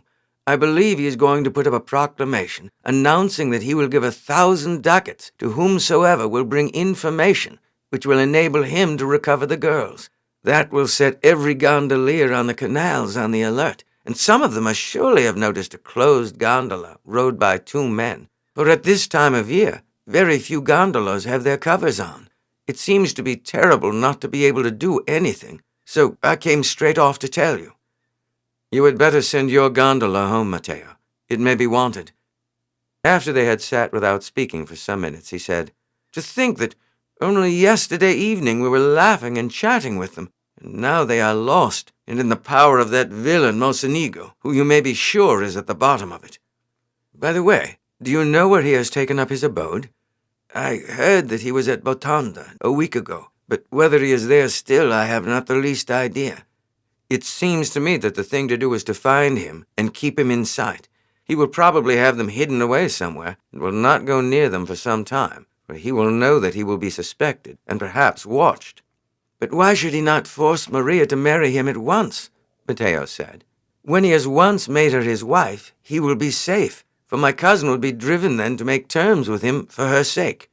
But he must know that Maria has plenty of spirit, and may refuse to marry him, threaten her as he will. But in any case it seems to me that the thing to be done is to find Ruggiero, and to watch his movements." "I have no doubt my cousin has already taken steps in that direction," Matteo said, "and I feel sure that he will receive the support of every influential man in Venice outside the Mocenigo family and their connections. The carrying off of ladies in broad daylight will be regarded as a personal injury in every family. No one could feel safe if such a deed as this were not severely punished. It is no use our thinking of anything until we know what has really been done. You are sure to be able to learn at home what steps have been taken." On reaching home, Matteo learned that Polani, accompanied by 2 members of the council, had already started in one of the swiftest of the state galleys for the mainland. A council had been hastily summoned, and upon hearing Polani's narrative, had dispatched 2 of their number, with an official of the Republic, to Botonda. If Ruggiero was found to be still there, he was to be kept a prisoner in the house in which he was staying, under the strictest watch. If he had left, orders were to be sent to every town in the Venetian dominions on the mainland for his arrest when discovered, and in that case he was to be sent a prisoner to Venice. Other galleys had been simultaneously dispatched to the various ports, ordering a strict search of every boat arriving or leaving. The fact that 1,000 ducats were offered for information which would lead to the recovery of the girls was also to be published far and wide. The news of the abduction had spread. All Venice was in an uproar. "There is one comfort," Giuseppe said. "Just at present, Mocenigo will have enough to think about with his own affairs, without thinking about you." "You are more nervous for me than I am for myself, Giuseppe. But I have been careful, for although Ruggiero himself was away, his friends are here, and active too, as you see by this successful attempt. But I think that at present they are likely to let matters sleep. Public opinion is greatly excited over the affair, and as, if I were found with a stab in my back, it would, after what has passed, be put down to them, I think they will leave me alone." At breakfast the next morning, Francis said, "I do hope, Father, that there may be no opportunity of sending me back to England until something is heard of the Polanis." "I have somewhat changed my mind, Francis, as to that matter. After what Signor Polani said the other day, I feel that it would be foolish for me to adhere to that plan. With his immense trade and business connections, he can do almost anything for you. Of course, for the time, he will be able to think of nothing but his missing daughters. You can remain here until he has leisure to pursue the subject." "I was hoping, Father, that you would think favorably of what Signor Polani said, although of course I kept silence, knowing that you would do what was best for me. And now I would ask you, if you will, until this matter is cleared up, excuse me from my tasks, for my mind would be ever running upon Signor Polani's daughters, and I should be altogether too restless to apply myself.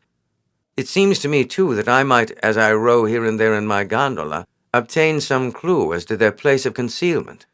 "I do not see how you could do that, Francis, when so many others, far better qualified than yourself, will be on the lookout. Still, I grant your request." Polani returned in the evening to Venice. Ruggiero Mocenigo had been found. He professed great indignation at the accusation brought against him, and protested furiously when he heard that he was to consider himself a prisoner.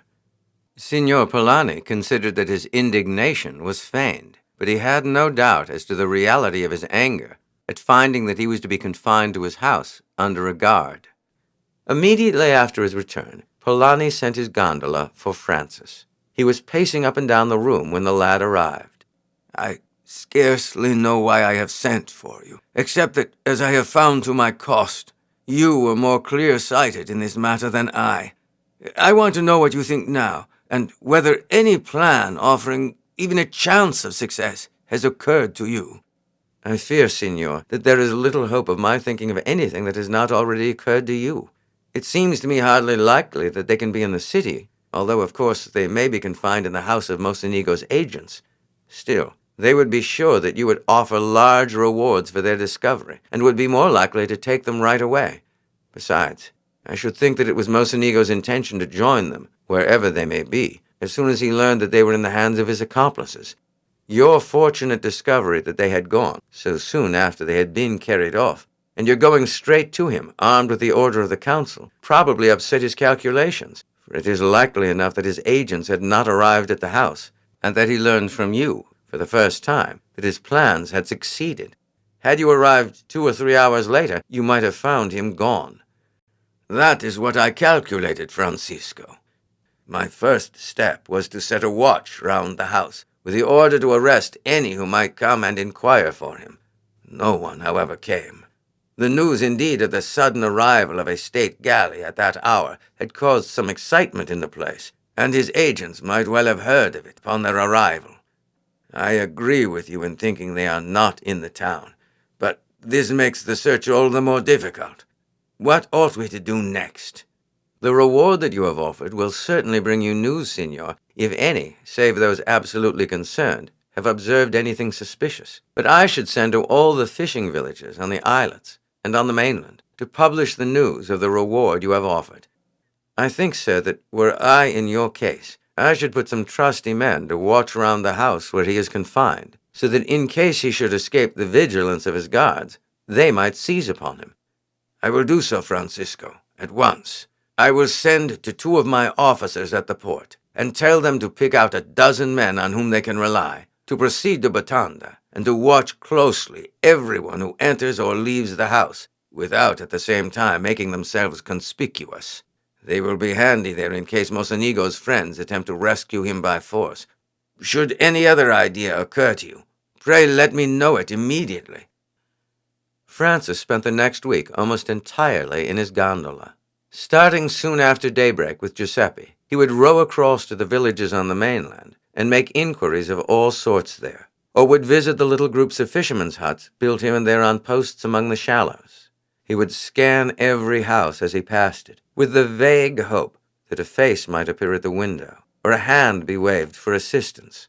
But during all that time he had found nothing which seemed to offer the slightest clue, nor were the inquiries set on foot by Signor Polani more successful. Every piece of information which seemed to bear in the slightest degree upon the affair was investigated, but in no case was it found of the slightest utility. One evening he was returning late, tired by the long day's work, and discouraged with his utter want of success, when, just as he had passed under the Ponto Maggiore, the lights on the bridge fell on the faces of the sitters in a gondola coming the other way.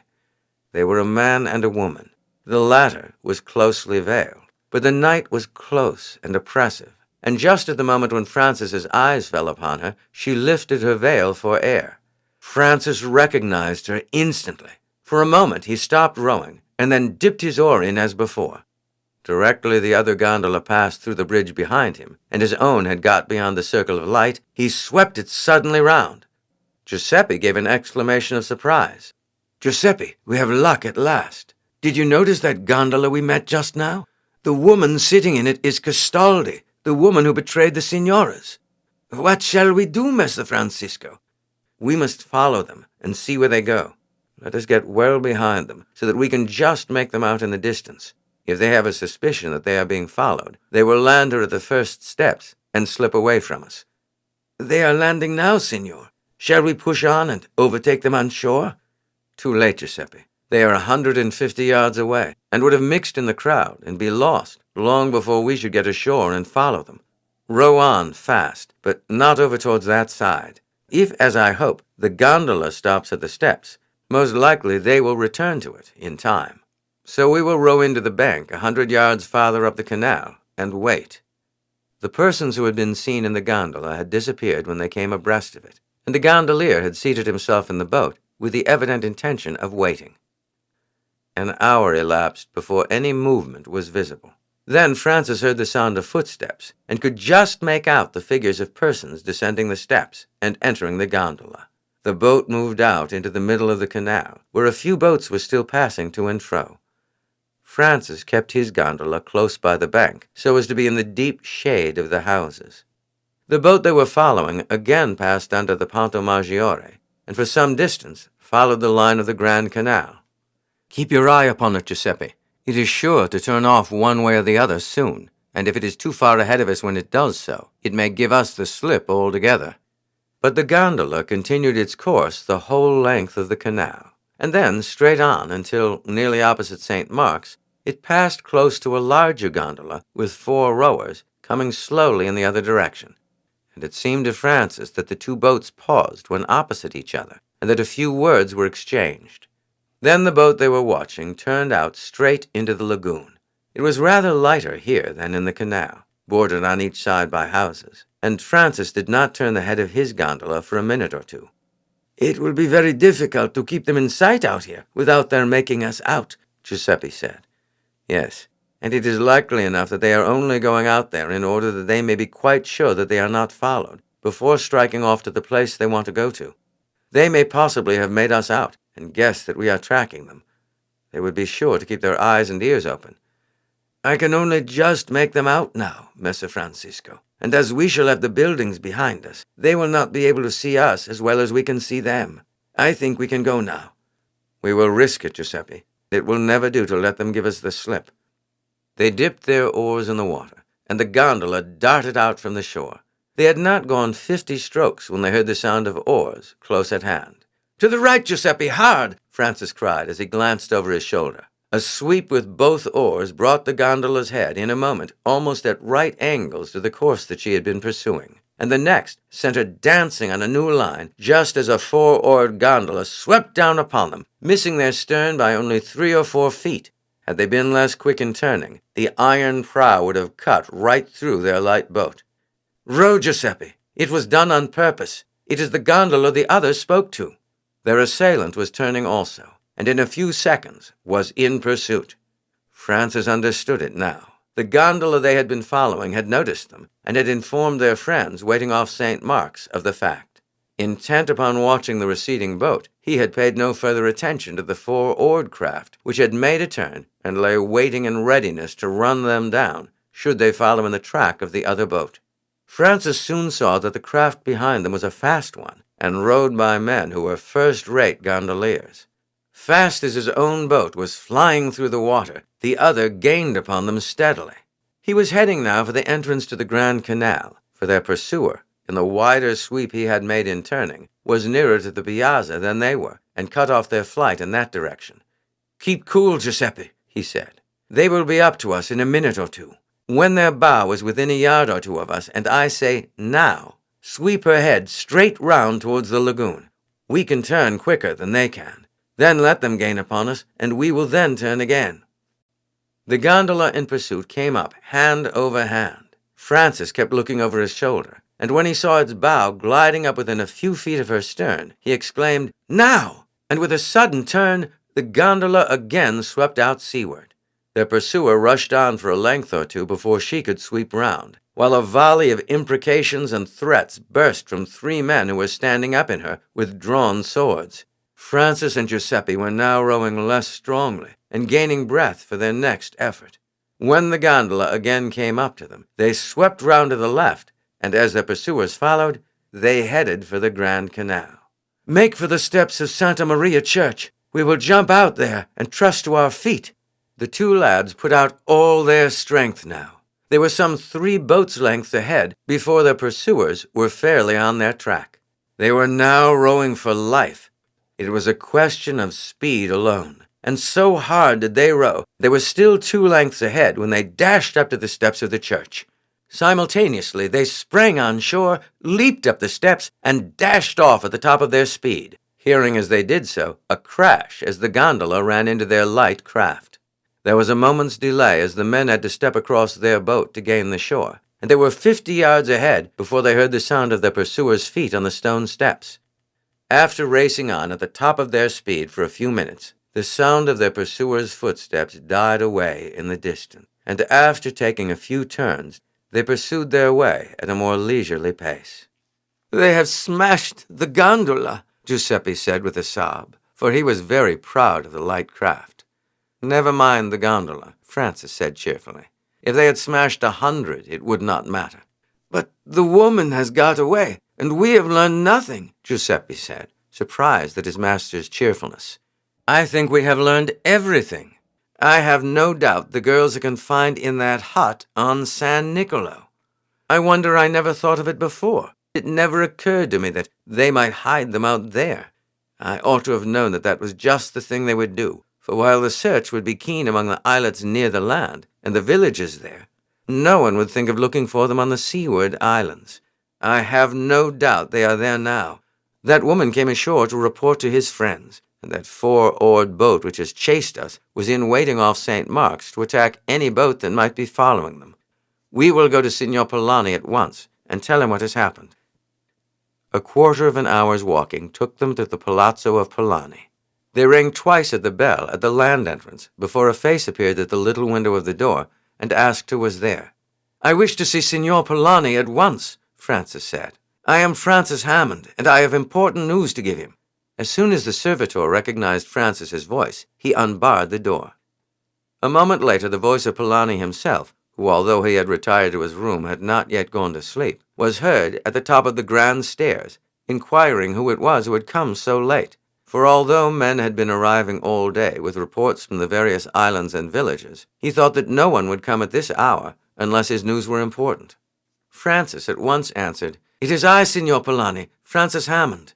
The merchant hurried down. "What is it, Francisco? What have you learned?" "I have seen the woman Castaldi, and have followed her." Francis then related the events of the evening. But why did you not run into the boat and give the alarm at once, Francisco? Any gondolas passing would have given their assistance when you declared who she was. If that woman were in our power, we should soon find means to make her speak. Yes, Signor, but the moment she was known to be in your power, you may be sure that they would remove your daughters from the place where they have been hiding them.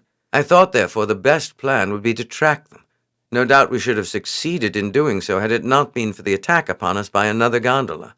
You are right, no doubt. Still, it is unfortunate, for I do not see that we are now any nearer than we were before, except that we know that this woman is in the habit of coming into the city. I think we are nearer, sir, for I had an adventure some time ago that may afford a clue to their hiding place. He then told the merchant how he had one evening taken a man out to San Nicolo and discovered that a hut in that island was used as a meeting place by various persons, among whom was Ruggiero Mocenigo. I might have thought of the place before, Signor, but in fact it never entered my mind. I own that it was very stupid, for it seems now to me that the natural thing for them to do would be to take them in the very opposite direction to that in which the search for them would be made. The story had been frequently interrupted by exclamations of surprise by Polani. At its conclusion, he laid his hand on Francis's shoulder. My dear boy, how can I thank you? I cannot doubt that your suspicion is correct, and that they are confined in this hut at San Nicolo. How fortunate that you did not denounce this conspiracy that you discovered, for had you done so, some other place would have been selected for the girls' prison. I would not be too sanguine, sir. The girls may not be in this hut. Still, we may come on some clue there which may lead us to them. I do not think I would do anything tonight, sir. The gondola that chased us will be on the alert. They cannot, of course, suspect in the slightest that we have any clue to the hiding place of your daughters. Still, they might think that, if we were really pursuing the other gondola, and had recognized the woman Castaldi, we might bring the news to you. They may therefore be watching to see if anything comes of it, and if they saw gondolas setting out in the direction of the island, they might set off and get there first, and remove your daughters before we reach the hut. I should say wait till morning. Then I would embark the men in 2 or 3 gondolas, but I would not start from your own steps, for no doubt your house is watched. Let the men go out singly, and embark at a distance from here, and not at the same place. Once out upon the lagoon, they should row quietly towards San Nicolo, keeping a considerable distance apart. As I am the only one that knows the position of the hut, I will be with you in the first gondola. We will not land near the hut, but pass by, and land at the other end of the island. The other gondolas will slowly follow us, and land at the same spot. Then 3 or 4 men can go along by the sea face, with orders to watch any boats hauled up upon the shore there. The rest of us will walk straight to the hut, and as it lies among sand hills, I hope we shall be able to get quite close to it before our approach is discovered. An excellent plan, Francisco. You will, of course, remain here till morning? I cannot do that, sir. There is lying on my table a paper with the particulars and names of the persons I saw meet in this hut, and a request to my father that, if I do not return in the morning, he will at once lay this before the council. I place it there every day when I go out, in order that, if I should be seized and carried off by Mocenigo's people, I should have some means of forcing them to let me go. It was an excellent precaution, Francisco. It was not likely to be of much use, sir, Francis said modestly. I was very much more likely to get a stab in the back than to be carried off. Still, it was just possible that Mocenigo might himself like to see his vengeance carried out, and it was therefore worth my while guarding against it. But as you see, it will be necessary for me to be back some time before morning. At any rate, Francisco, you had better wait here until morning breaks. Your room is not likely to be entered for some hours after that. Then you can remove that paper and return here in the gondola. We will start at 7. There will be plenty of boats about by that time, and the lagoon will be dotted by the fishermen's craft, so that our gondolas will attract no attention. Indeed, I should not be sorry for a few hours' sleep, for Giuseppe and I have been in our boat since a very early hour in the morning. Chapter 6. The Hut on San Nicolo. At 7 o'clock, all was in readiness for a start. A messenger had been sent 2 hours before to the captain of one of the merchant ships lying in the port. He at once put 10 men into a large boat and rowed down to within half a mile of the island. Here a grapnel was thrown overboard, and the captain, according to his instructions, kept a sharp lookout to see that no boat left San Nicolo, his instructions being to overhaul any boat coming out and to see that no one was concealed on board it. There he remained until Polani's gondola rowed past him. After it had gone a few hundred yards, the grapnel was got up, the men took to their oars and followed the gondola, keeping so far behind it that it would not seem there was any connection between them. Francis made for the narrow channel which separated San Nicolo from the next island, and then directed the gondola to be run ashore, where a low sand hill close by hid them from the sight of anyone on the lookout. A few minutes later, the ship's boat arrived. Francis now led the way direct for the hut, accompanied by Polani and 6 men, while 4 sailors advanced at a distance of 100 yards on either flank to cut off anyone making for the water. "We may as well go fast here," he said, "for we can scarcely get there without being seen by a lookout, should there be one on the sand hills, and the distance is so short that there will be no possibility of their carrying your daughters off before we get there." "The faster the better," the merchant said. "This suspense is terrible." Accordingly, the party started at a brisk run. Francis kept his eyes on the spot where he believed the hut lay. "I see no one anywhere near there," he said, as they came over one of the sand ridges. "Had there been anyone on the watch, I think we should see him now." On they ran until, passing over one of the sand hills, Francis came to a standstill. The hut lay in the hollow below them. They dashed down the short slope and gathered round the door. "Within there! Open!" the merchant shouted, hammering with the hilt of his sword on the door. All was silent within. "Break it down," he said, and 2 of the sailors who had brought axes with them began to hew away at the door. A few blows, and it suddenly opened, and 2 men dressed as fishermen appeared in the doorway. "What means this attack upon the house of quiet people?" they demanded. "Bind them securely," Polani said as he rushed in, followed closely by Francis, while those who followed seized the men.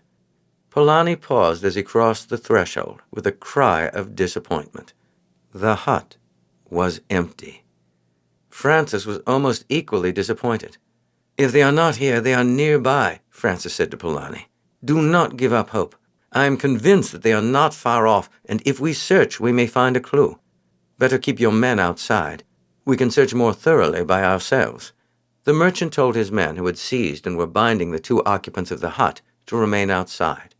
The inside of the hut differed in no way from the ordinary dwelling of fishermen, except that a large table stood in the middle of it, and there were some benches against the walls. Some oars stood in one corner, and some nets were piled close to them.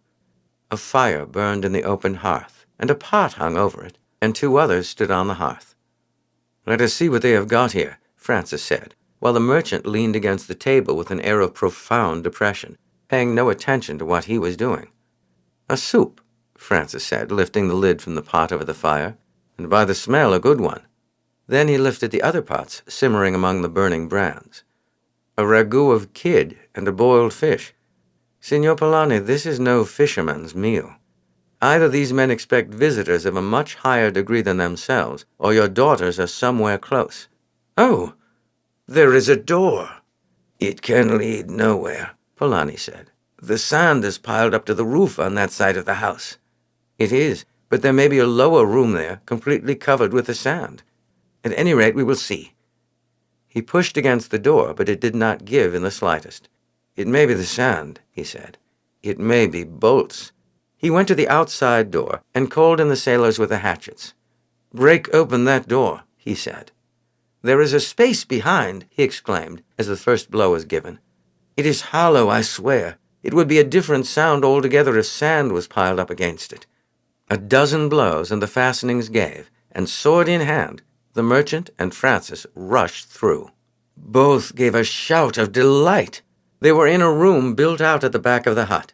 It was richly furnished, and hangings of Eastern stuffs covered the walls.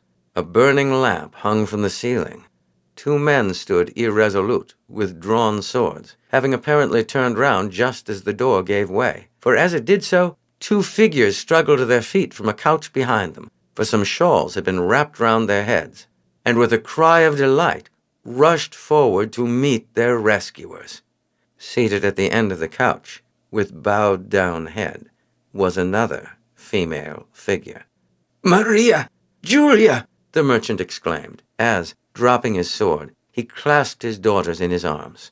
Francis, followed by the two sailors with hatchets, advanced towards the men. Drop your swords and surrender. Resistance is useless. There are a dozen men outside. The men threw their swords down on the ground. Lead them outside and bind them securely, Francis said. For the next minute or two, few words were spoken. The girls sobbed with delight on their father's breast, while he himself was too moved to do more than murmur words of love and thankfulness. Francis went quietly out and spoke to the captain, who went into the inner room, touched the sitting figure on the shoulder, and taking her by the arm, led her outside. "Come in, Francis," Polani called a minute later. "My dears, it is your English friend here who has again restored you to me. It is to him we owe our happiness, and that you, my child, are saved from the dreadful fate of being forced to be the wife of that villain Mocenigo. Embrace him, my dears, as a brother, for he has done more than a brother for you. And now tell me all that has happened since I last saw you." "You know, Father, the message that was brought us, that you had been hurt and wanted us home?" "Yes, my dears, that I learned soon afterwards. I went at 5 o'clock to fetch you home, and found that you had gone. And why?" "Well, Father, directly we had taken our seats in the cabin of the gondola, a governante closed the doors, and soon afterwards she slid to the two shutters before the windows. We cried out in surprise at finding ourselves in the dark, but she bade us be quiet, in a tone quite different to any in which she had ever spoken to us before. We were both frightened, and tried to push back the shutters and open the door, but they were fastened firmly. I suppose there was some spring which held them. Then we screamed, but I could feel that the inside was all thickly padded. I suppose our voices could not be heard outside. I thought so because once I thought I heard the gondoliers singing, but it was so faint that I could not be sure. Then the gondola went on for a long time. At last it stopped, and she said we must be blindfolded. We said we would not submit to it, and she told us unless we let her do it, the men would do it. So we submitted, and she wrapped shawls closely over our heads. Then we were helped ashore and walked some distance. At last the shawls were taken off our heads, and we found ourselves here, and here we have been ever since." "You have not been ill-treated in any way, my children?" "Not at all, Father. Until today nobody has been into this room besides ourselves and that woman. The door was generally left a little open for air, for you see there are no windows here. She used to go into the next room and come back with our food. We could see men moving about in there, but they were very quiet, and all spoke in low tones. You may think how we upbraided our governante for her treachery, and threatened her with your anger. She told us we should never be found, and that I might as well make up my mind to marry Ruggiero Mocenigo, for if I did not consent quietly, means would be found to compel me to do so. I said I would die first, but she used to laugh a cruel laugh, and say he would soon be here with the priest, and that it mattered not whether I said yes or no. The ceremony would be performed, and then Ruggiero would sail away with me to the east, and I should be glad enough then to make peace between him and you. But he never came. I think she became anxious, for she went away twice for 3 or 4 hours, and locked us in here when she went. That, Father, is all we know about it. Where are we?" "You are at San Nicolo." "On the island? How did you find us?" "I will tell you as we go home, Maria." "Yes, that will be better, Father. Julia and I long for a breath of fresh air and the sight of the blue sky." "Julia has not had so much to frighten her as you have." "Yes, I have, Father, for she said I was to go across the seas with Maria, and that Ruggiero would soon find a husband for me among his friends. I told her she was a wicked woman, over and over again, and we told her that we were sure you would forgive and even reward her if she would take us back again to you. When she was away, we thought we would try to make our escape behind, and we made a little hole in the boards. But the sand came pouring in, and we found we were underground, though how we got there we didn't know, for we had not come down any steps." "You are partly underground," her father said, "for as you will see when you get out, the sand has drifted up at the back of the hut to the roof, and has altogether hidden this part of the hut, so that we did not know that there was more than one room. And I should never have thought of breaking into that door had it not been for Francisco. And now come along, my dears. Let us wait here no longer." The sailors and servitors broke into a cheer as the girls came out of the hut. "Captain Lantano, order 4 of your men to remain here until some of the officials of the state arrive. If anyone comes before that, they must seize them and detain them as prisoners. The state will investigate the matter to the bottom." Now that they were in the open air, the merchant could see that the close confinement and anxiety had told greatly upon his daughters. Both were pale and hollow-eyed, and looked as if they had suffered a long illness. Seeing how shaken they were, he ordered one of the retainers to go to the gondola and tell the men to row it round to the nearest point of the hut. The party then walked down to the shore. In a few minutes the gondola arrived. Polani, his 2 daughters, and Francis took their places in it. The 4 men, bound hand and foot, were laid in the bottom of the ship's boat. The governante was made to take her place there also, and the sailors were told to follow closely behind the gondola, which was rowed at a very slow pace. "What are you going to do with your prisoners, Signor?" Francis asked. "I shall take them direct to my house, and then go and report the recovery of my daughters and their capture. Officials will at once be sent with a gondola to take them off to the prison. There can be no question now as to the part Mocenigo has played in this business, and no doubt he will be brought a prisoner at once. Even his nearest connections will not dare to defend conduct so outrageous, especially when public indignation has been so excited. You do not know, girls, what a stir has been caused in the city on your account. If it had not been for the citizen guard, I believe the Mocenigo Palace would have been burned down, and Ruggiero's connections have scarcely dared to show their faces in the streets since you have been missing. Every father of a family felt personally grieved, for if the nobles were permitted with impunity to carry off the daughters of citizens, who could feel safe? When this is all over, I shall take you for a time back to our home in Corfu." "I shall be very glad, Father," Julia said. "I love our home at Corfu, with its gardens and flowers, far better than the palazzo here. I shall be glad to go back again." "And you, Maria?" "I shall be very happy there, Father, but I like Venice best." "You are getting to an age to enjoy gaiety, Maria, and it is natural you should do so. However, it will not be necessary for you to be long absent. In a city like Venice, there are always fresh subjects for talk, and the most exciting piece of scandal is but a 3 days' wonder. A few weeks at Corfu will restore your nerves, which cannot but have been shaken by what you have gone through, and you will come back here more disposed than ever to appreciate the gaieties of Venice." They had now reached the steps of the Palazzo Polani. They had not proceeded by way of the Grand Canal, as the merchant was anxious that his daughters should reach their home unrecognized, as, had they been noticed, it would have given rise to no little excitement, and they had had more than enough of this, and needed quiet and repose. Besides, until the prisoners were in the safe custody of the officials of the state, it was in every way desirable that the events of the morning should remain unknown. Their return home created quite a tumult of joy in the house. The preparations that had been kept a profound secret, as the merchant could not be sure but that some other member of his household was in the pay of Mocenigo. Thus, until the girls alighted at the steps, none in the house were aware that any clue had been obtained as to their hiding place. The women ran down with cries of joy.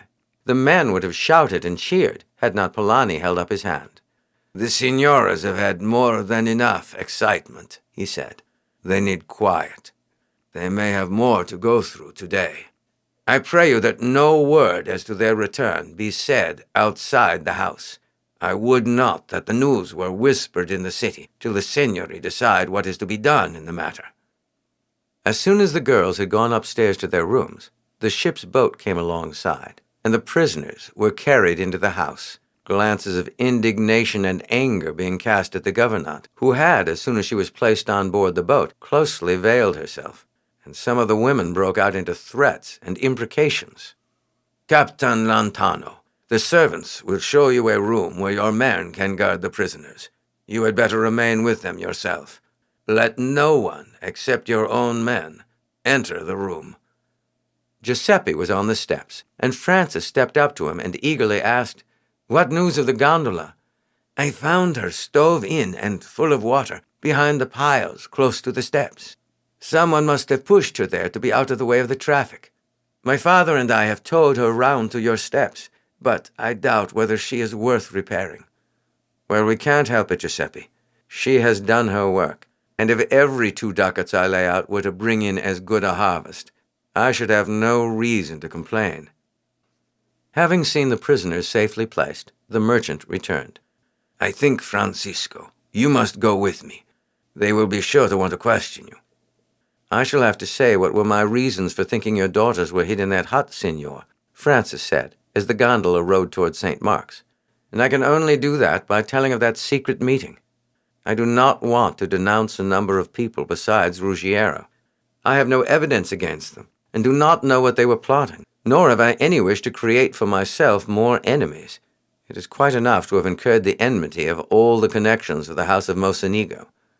"That is true enough, Francisco, but I do not see how it is to be avoided. Unfortunately, you did recognize others besides Ruggiero." "Quite so, Signor, and I am not going to tell a lie about it, whatever the consequences may be. Still, I wish I could get out of it." "I wish you could. Certainly, as soon as the matter is concluded, it will be better for you to quit Venice for a time." "Are you going to the council direct, Signor?" "No, I am going first to the magistrates to tell them that I have in my hands 5 persons who have been engaged in carrying off my daughters, and beg them to send at once to take them into their custody. Then I shall go before the council and demand justice upon Mocenigo. You will not be wanted at the magistrates. My own evidence that I found them keeping guard over my daughters will be quite sufficient for the present, and after that, the girls' evidence will be sufficient to convict them. I will try whether I cannot keep your name from appearing before the council also. You may as well remain here in the gondola until I return." It was upwards of an hour before Signor Polani came back to the boat. "I have succeeded in keeping your name out of it. I first of all told my daughter's story, and then said that, having obtained information that Ruggiero, before he was banished from Venice, was in the habit of going sometimes at night to a hut on San Nicolo, I proceeded thither, and found my daughters concealed in the hut whose position had been described to me. Of course they inquired where I had obtained the information, but I replied that, as they knew, I had offered a large reward which would lead to my daughter's discovery, and that this reward had attracted one in the secret of Mocenigo, but that, for the man's own safety, I had been compelled to promise that I would not divulge his name. I had, at any rate, gone to the island and found my daughters there, and their evidence was amply sufficient to bring the guilt of the abduction of my daughters home to Ruggiero, against whom other circumstances had already excited suspicion. A galley has already started for the mainland with orders to bring him back a prisoner, and the girls are to appear to give evidence tomorrow. The woman Castaldi is to be interrogated by the council this afternoon, and I have no doubt she will make a full confession, seeing that my daughter's evidence is, in itself, sufficient to prove her guilt, and that it can be proved from other sources that it was she who inveigled them away by a false message from me. I am glad indeed, Signor, that I am not to be called, and that this affair of the conspiracy is not to be brought up.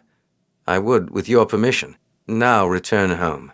Giuseppe took a message to my father from me the first thing, explaining my absence, and I told him, when we left your house, to go at once to tell him that your daughters had been recovered, and that I should return before long. Still, he will want to hear from me as to the events of the night. Will you also tell him, Francisco, that I will call upon him this afternoon? I have much to say to him. I am glad Signor Polani is coming, Mr. Hammond said, when his son gave him the message. I have been thinking about it all this morning, and am quite resolved that the sooner you are out of Venice, the better. If I saw any way of sending you off before nightfall, I would do so. Signor Polani has, you say, so far concealed from the council the fact that you have been mixed up in this business, but there is no saying how soon it may come out. You know that Venice swarms with spies, and these are likely before many hours to learn the fact of your midnight arrival at Polani's house, and as no orders were given for the preparation of this expedition to the island before that time, it will not need much penetration to conclude that you were the bearer of the news that led to the discovery of the maidens. Besides which, you accompanied the expedition and acted as its guide to the hut. Part of this they will learn from the servants of the house. Part of it they may get out from the sailors who, over their wine cups, are not given to reticence. The council may not have pressed Polani on this point, but take my word for it. Some of them, at least, will endeavor to get to the bottom of it, especially Mocenigo's connections, who will naturally be alarmed at the thought that there is somewhere a traitor among their own ranks. The affair has become very serious, Francis, far beyond the compass of a boyish scrape, and no time must be lost in getting you out of Venice. I have no doubt Polani will see the matter in the same light." The interview between the two traders was a long one. At its conclusion, Francis was sent for. "Francis," his father said, "Signor Polani has had the kindness to make me offers of a most generous nature." "Not at all, Messer Hammond," the Venetian interrupted. "Let there be no mistake upon that score. Your son has rendered me services impossible for me ever to repay adequately. At the same time, fortunately, I am in a position to be able to further his interests in life. I have proposed, Francisco, that you shall enter my house at once. You will, of course, for some years learn the business, but you will do so in the position which a son of mine would occupy, and when you come of age, you will take your place as a partner with me. Your father will return to England. He informs me that he is now longing to return to his own country, and has for some time been thinking of doing so. I have proposed to him that he shall act as my agent there. Hitherto I have not traded direct with England. In future I shall do so. Your father has explained to me somewhat of his transactions, and I see there is good profit to be made on trade with London by a merchant who has the advantage of the advice and assistance of one, like your father, thoroughly conversant in the trade. I hope that the arrangement will be largely to our mutual advantage. As for yourself, you will probably be reluctant to establish yourself for life in this country. But there is no reason why, in time, when your father wishes to retire from business, you should not establish yourself in London in charge of the English branch of our house. I am most grateful to you for your offer, Signor, which is vastly beyond anything that my ambition could ever have aspired to. I can only say that I will try my best to do justice to your kindness to me. I have no fear as to that, Francisco. You have shown so much thoughtfulness in this business that I shall have no fear of entrusting even weighty affairs of business in your hands. And you must remember always that I shall still consider myself your debtor. I thoroughly agree with your father's views as to the necessity for your leaving Venice as soon as possible. In a few months this matter will have blown over. The angry feelings excited will calm down. You will then be able to come and go in safety, but at present you are best out of the town. I have therefore arranged with your father that you shall embark tonight on board the Bonito, which sails tomorrow. You will have much to say to your father now, but I hope you will find time to come round and say goodbye to my daughters this evening. Your adventures, Francis, Mr. Hammond said when the merchant had left them, have turned out fortunate indeed. You have an opening now beyond anything we could have hoped for. The arrangement that he has made with me will enable me to hold my head as high as any in the city, for it will give me almost a monopoly of the Venetian trade. And although he said that he had long been thinking of entering into trade direct with England, There is no doubt that it is his feeling towards you which has influenced him now in the matter. I shall give up my own business and start anew, and, selling as I shall on commission, shall run no risk, while the profits will be far larger than I could myself make, for Polani will carry it on a grand scale. As for you, you will soon learn the ways of trade, and will be able to come home and join me, and eventually succeed me in the business. No fairer prospect could well open to a young man, and if you show yourself as keen in business as you have been energetic in the pursuits you have adopted, a great future is open to you. I know not yet what offers Polani may make you here, but I hope you will not settle in Venice permanently, but will always remember that you are an Englishman and the son of a London citizen, and that you will never lose your love for your native land. And yet do not hurry home for my sake. Your two brothers will soon have finished their schooling, and will of course be apprenticed to me as soon as I return. And if, as I hope, they turn out steady and industrious, they will, by the time they come to man's estate, be of great assistance to me in the business. And now you will be wanting to say goodbye to your friends. Be careful this last evening, for it is just when you are thinking most of other matters that sudden misfortune is likely to come upon you." Delighted with his good fortune, Francis ran downstairs and, leaping into his father's gondola, told Beppo to take him to the Palazzo Giustiniani. On the way, he told Beppo and his son that the next day he was leaving Venice and was going to enter the service of Signor Polani. Giuseppe ceased rowing. "If you are going, I will go too, Messer Francisco. You will want a servant who will be faithful to you. You will let me go, will you not, father? I cannot leave our young master. Well, he may be wanting my help, for Messer Francisco is sure to get into adventures and dangers. Has he not done it here in Venice? And is he not sure to do it at sea, where there are Genoese and pirates and perils of all kinds? You will take me with you, will you not, Messer Francisco?" "I shall be very glad to have you with me, Giuseppe, if your father will give you leave to go. I am quite sure that Signor Polani will make no objection. I know that it is his intention to do something to your advantage. He has spoken to me about it several times, for you had your share of the danger when we first rescued his daughters, and again when we were chased by that four-oared gondola.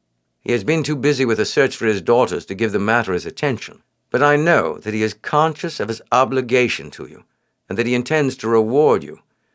Therefore, I am sure that he will offer no objection to your accompanying me. What do you say, Beppo?" "I do not like to stand in the way of the lad's wishes, Messer Francisco, but he is of an age now to be very useful to me. If Giuseppe leaves me, I shall have to hire another hand for the gondola, or take a partner." "Well, we will talk it over presently. Here we are at the steps of the palazzo, and here comes Matteo. It is lucky I was not 5 minutes later, or I should have missed him." Chapter 7. On Board a Trader. "Have you heard the news, Francisco? My cousins are rescued. I have been out this morning and have only just heard it." "Your news is old, Matteo. I knew it hours ago." "And I hear," Matteo went on, "that Polani found them in a hut on San Nicolo. My father cannot think how he came to hear of their hiding place. He says Polani would not say how he learned the news. My father supposes he heard it from some member of Ruggiero's household."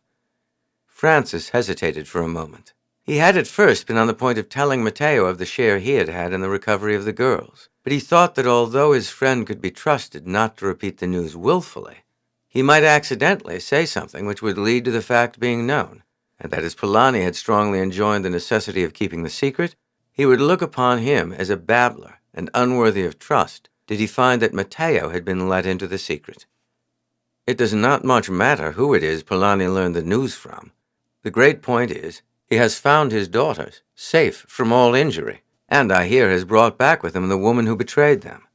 It is fortunate indeed that he took such prompt measures with Ruggiero, and thus prevented his escaping from the mainland and making off with the girls, as of course he intended to do. "My father tells me," Matteo said, "that a state gondola has already been dispatched to bring Ruggiero a prisoner here, and that even his powerful connections will not save him from severe punishment, for public indignation is so great at the attempt that his friends will not venture to plead on his behalf. And now I have my bit of news to tell you, Matteo. Signor Polani has most generously offered me a position in his house, and I am to sail tomorrow in one of his ships for the East. I congratulate you, Francisco, for I know from what you have often said that you would like this much better than going back to England. But it seems very sudden. You did not know anything about it yesterday, and now you are going to start at once. When can it have been settled? Polani has been absent since daybreak, engaged in this matter of the girls, and has been occupied ever since with the council. I have seen him since he returned, and though it was only absolutely settled this morning, he has had several interviews with my father on the subject. I believe he and my father thought that it was better to get me away as soon as possible, as Ruggiero's friends may put down the disgrace which has befallen him to my interference in his first attempt to carry off the girls. Well, I think you are a lucky fellow anyhow, Francisco, and I hope that I may be soon doing something also.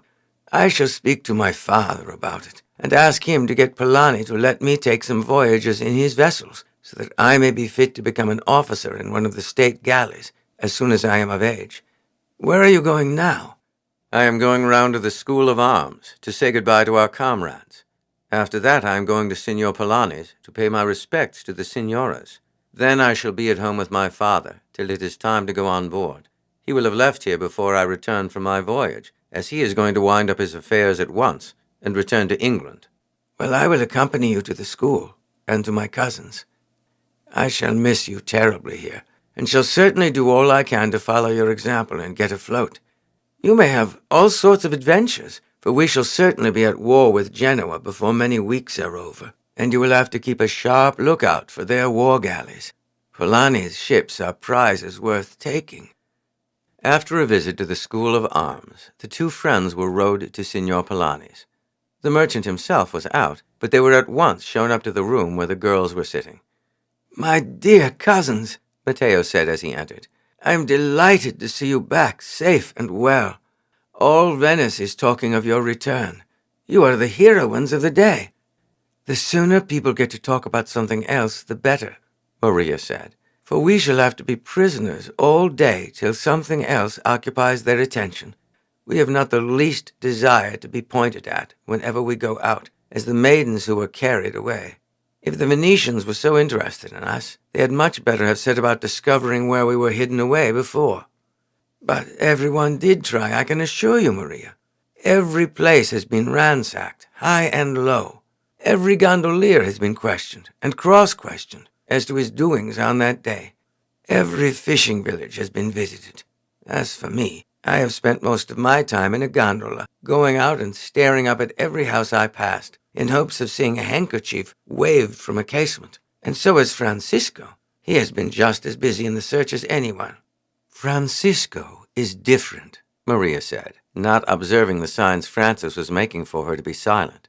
"Francisco has got eyes in his head and a brain in his skull, which is more, it seems, than any of the Venetians have. And had he not brought father to our hiding place, there we should have remained until Ruggiero Mocenigo came and carried us away." "Francisco brought your father the news?" Matteo exclaimed. "What, was it he who found you after all?" "Did you not know that, Matteo? Of course it was Francisco. Julia and I owe him everything. Don't we, Julia?" "Forgive me for not telling you, Matteo," Francis said to his astonished friend. "But Signor Polani and my father both impressed upon me so strongly that I should keep silent as to my share in the business, that I thought it better not even to mention it to you. It was purely the result of an accident." "It was nothing of the sort," Maria said. "It was the result of your keeping your eyes open and knowing how to put two and two together. I did not know, Francisco, that it was a secret. We have not seen our father since we have returned, and I suppose he thought we should see nobody until he saw us again, and so did not tell us that we were not to mention your name in the affair. But we will be careful in future." "But how was it, Francisco?" Matteo asked. "Now I know so much as this, I suppose I can be told the rest. I can understand well enough why it was to be kept a secret, and why my cousin is anxious to get you out of Venice at once." Francis related the manner in which he first became acquainted with the existence of the hut on the island, and the fact of its being frequented by Ruggiero Mocenigo, and how, on catching sight of the gouvernante in a gondola, and seeing her make out across the lagoons, the idea struck him that the girls were confined in the hut. "I will never say anything against learning to row a gondola in future," Matteo said. "It seems to lead to all sorts of adventures. But it is certain that it is a good thing you are leaving Venice for a time, for Ruggiero's friends may find out the share you had in it. You may be sure that they will do their best to discover how he came to be informed of the hiding place, and he is quite right to send you off." "What? Are you going away, Francisco?" the two girls exclaimed together. "I am sailing tomorrow in one of your father's ships, signoras." "And you are not coming back again?" "I am entering your father's service for good, and shall be backwards and forwards to Venice as the ship comes and goes. My father is returning to England, and Signor Polani has most kindly requested me to make my home with him whenever I am in port." "That is better," Maria said. "We should have a pretty quarrel with Papa if he had let you go away altogether after what you have done for us. Shouldn't we, Julia?" But Julia had walked away to the window and did not seem to hear the question. "That will be very pleasant," Maria went on, "for you will be back every 2 or 3 months, and I shall take good care that Papa does not send the ship off in a hurry again. I don't think that man will molest us any more," Maria went on. "If I thought there was any chance of it, I should ask Papa to keep you for a time, because I should feel confident that you would manage to protect us somehow." "I do not think there is the slightest chance of more trouble from him," Francis said. "He is sure of a long term of imprisonment for carrying you off." "That is the least they can do to him, I should think. I certainly shall not feel comfortable while he is at large." After half an hour's talk, Francis and his friend took their leave. "My cousin does well to get you out of Venice at once," Matteo said, as they took their seats in the gondola. "For I can tell you there are scores of young fellows who would feel jealous at your position with my cousins." "Nonsense," Francis said, coloring. "How can you talk so absurdly, Matteo?" "We shall see," Matteo laughed. "Maria is a little too old for you, I grant. But Julia will do very well, and as you have already come, as Maria says, to be looked upon by them as a protector, there is no saying how she may regard you in another 2 or 3 years." "The thing is absurd, Matteo. Do not talk such nonsense any more." Matteo lay back in his seat and whistled. "I will say no more about it at present." The next morning, Francis spent some time with his father, talking over future arrangements.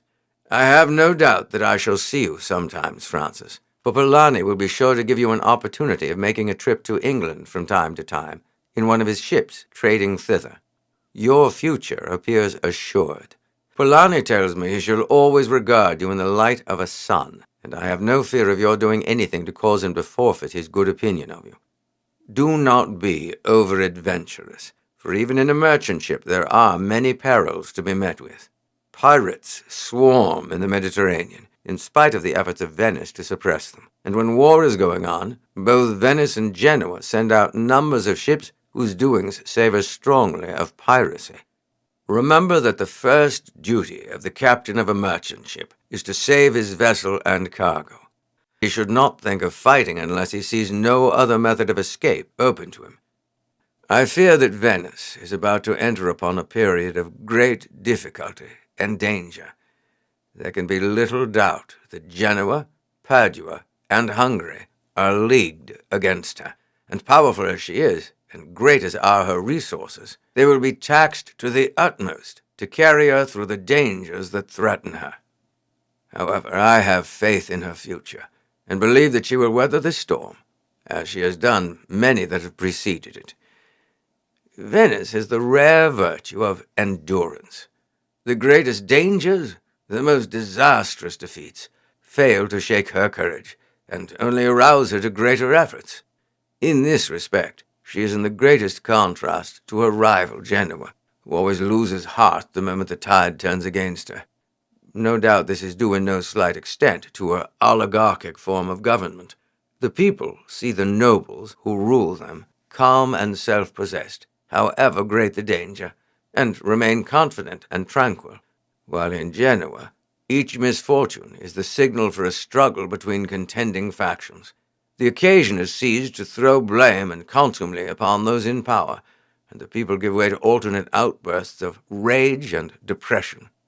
I do not say there are no faults in the government of Venice, but taking her all together, there is no government in Europe to compare with it. During the last 300 years, the history of every other city in Italy, I may say of every other nation in Europe, is one long record of intestine struggle and bloodshed, while in Venice there has not been a single popular tumult worthy of the name. It is to the strength, firmness, and moderation of her government that Venice owes her advancement, the respect in which she is held among nations, as much as to the commercial industry of her people. She alone among nations could for years have withstood the misfortunes that have sometimes befallen her. She alone has never felt the foot of the invader, or bent her neck beneath a foreign yoke to preserve her existence.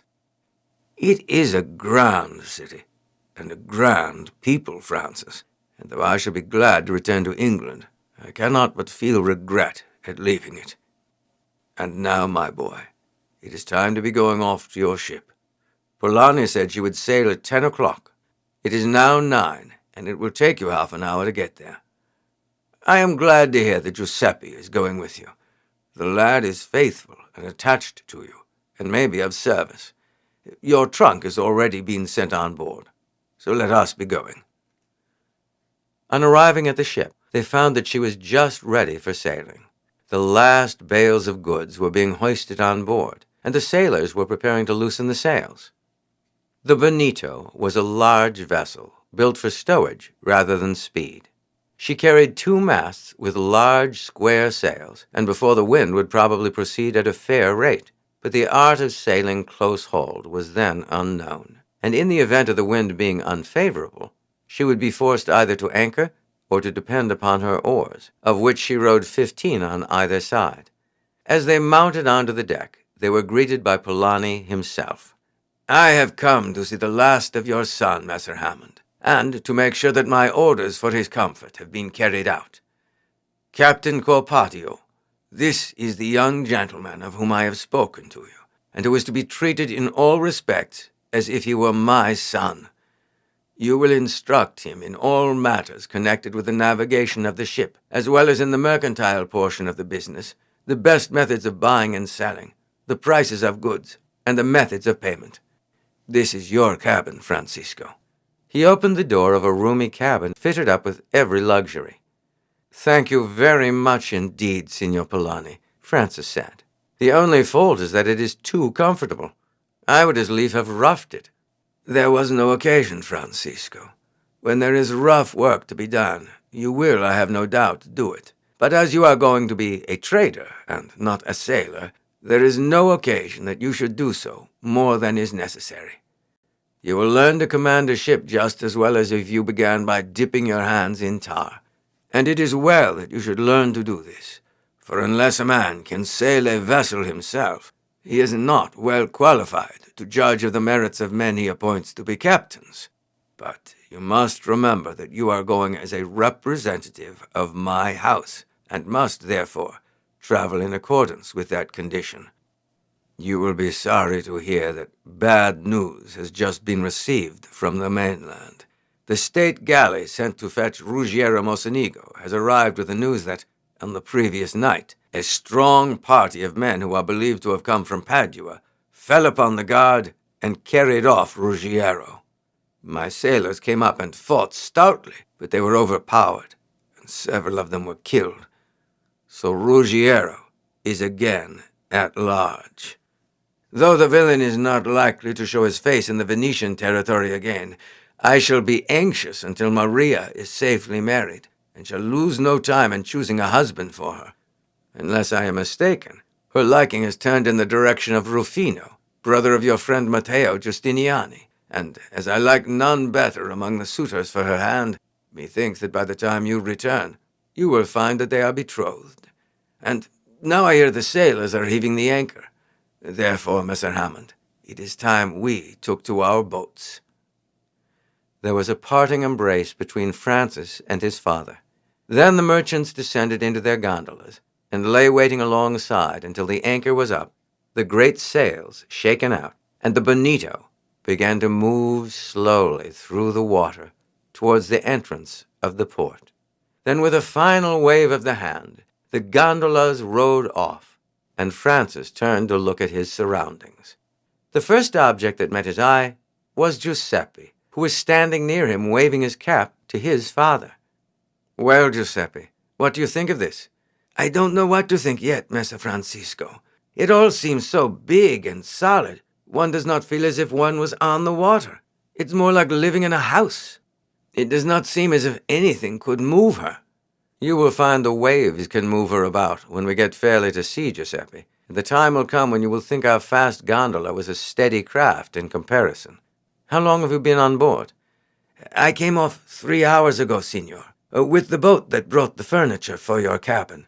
I have been putting that to rights since. A supply of the best wine has been sent off, and extra stores of all sorts, so you need not be afraid of being starved on the voyage." "Whose cabin is it I have got?" "I believe that it is the cabin usually used by the supercargo, who is in charge of the goods and does the trading. But the men say the captain of this ship has been a great many years in Polani's employment, and often sails without a supercargo, being able to manage the trading perfectly well by himself. But the usual cabin is only half the size of yours, and 2 have been thrown into one to make it light and airy." "And where do you sleep, Giuseppe?"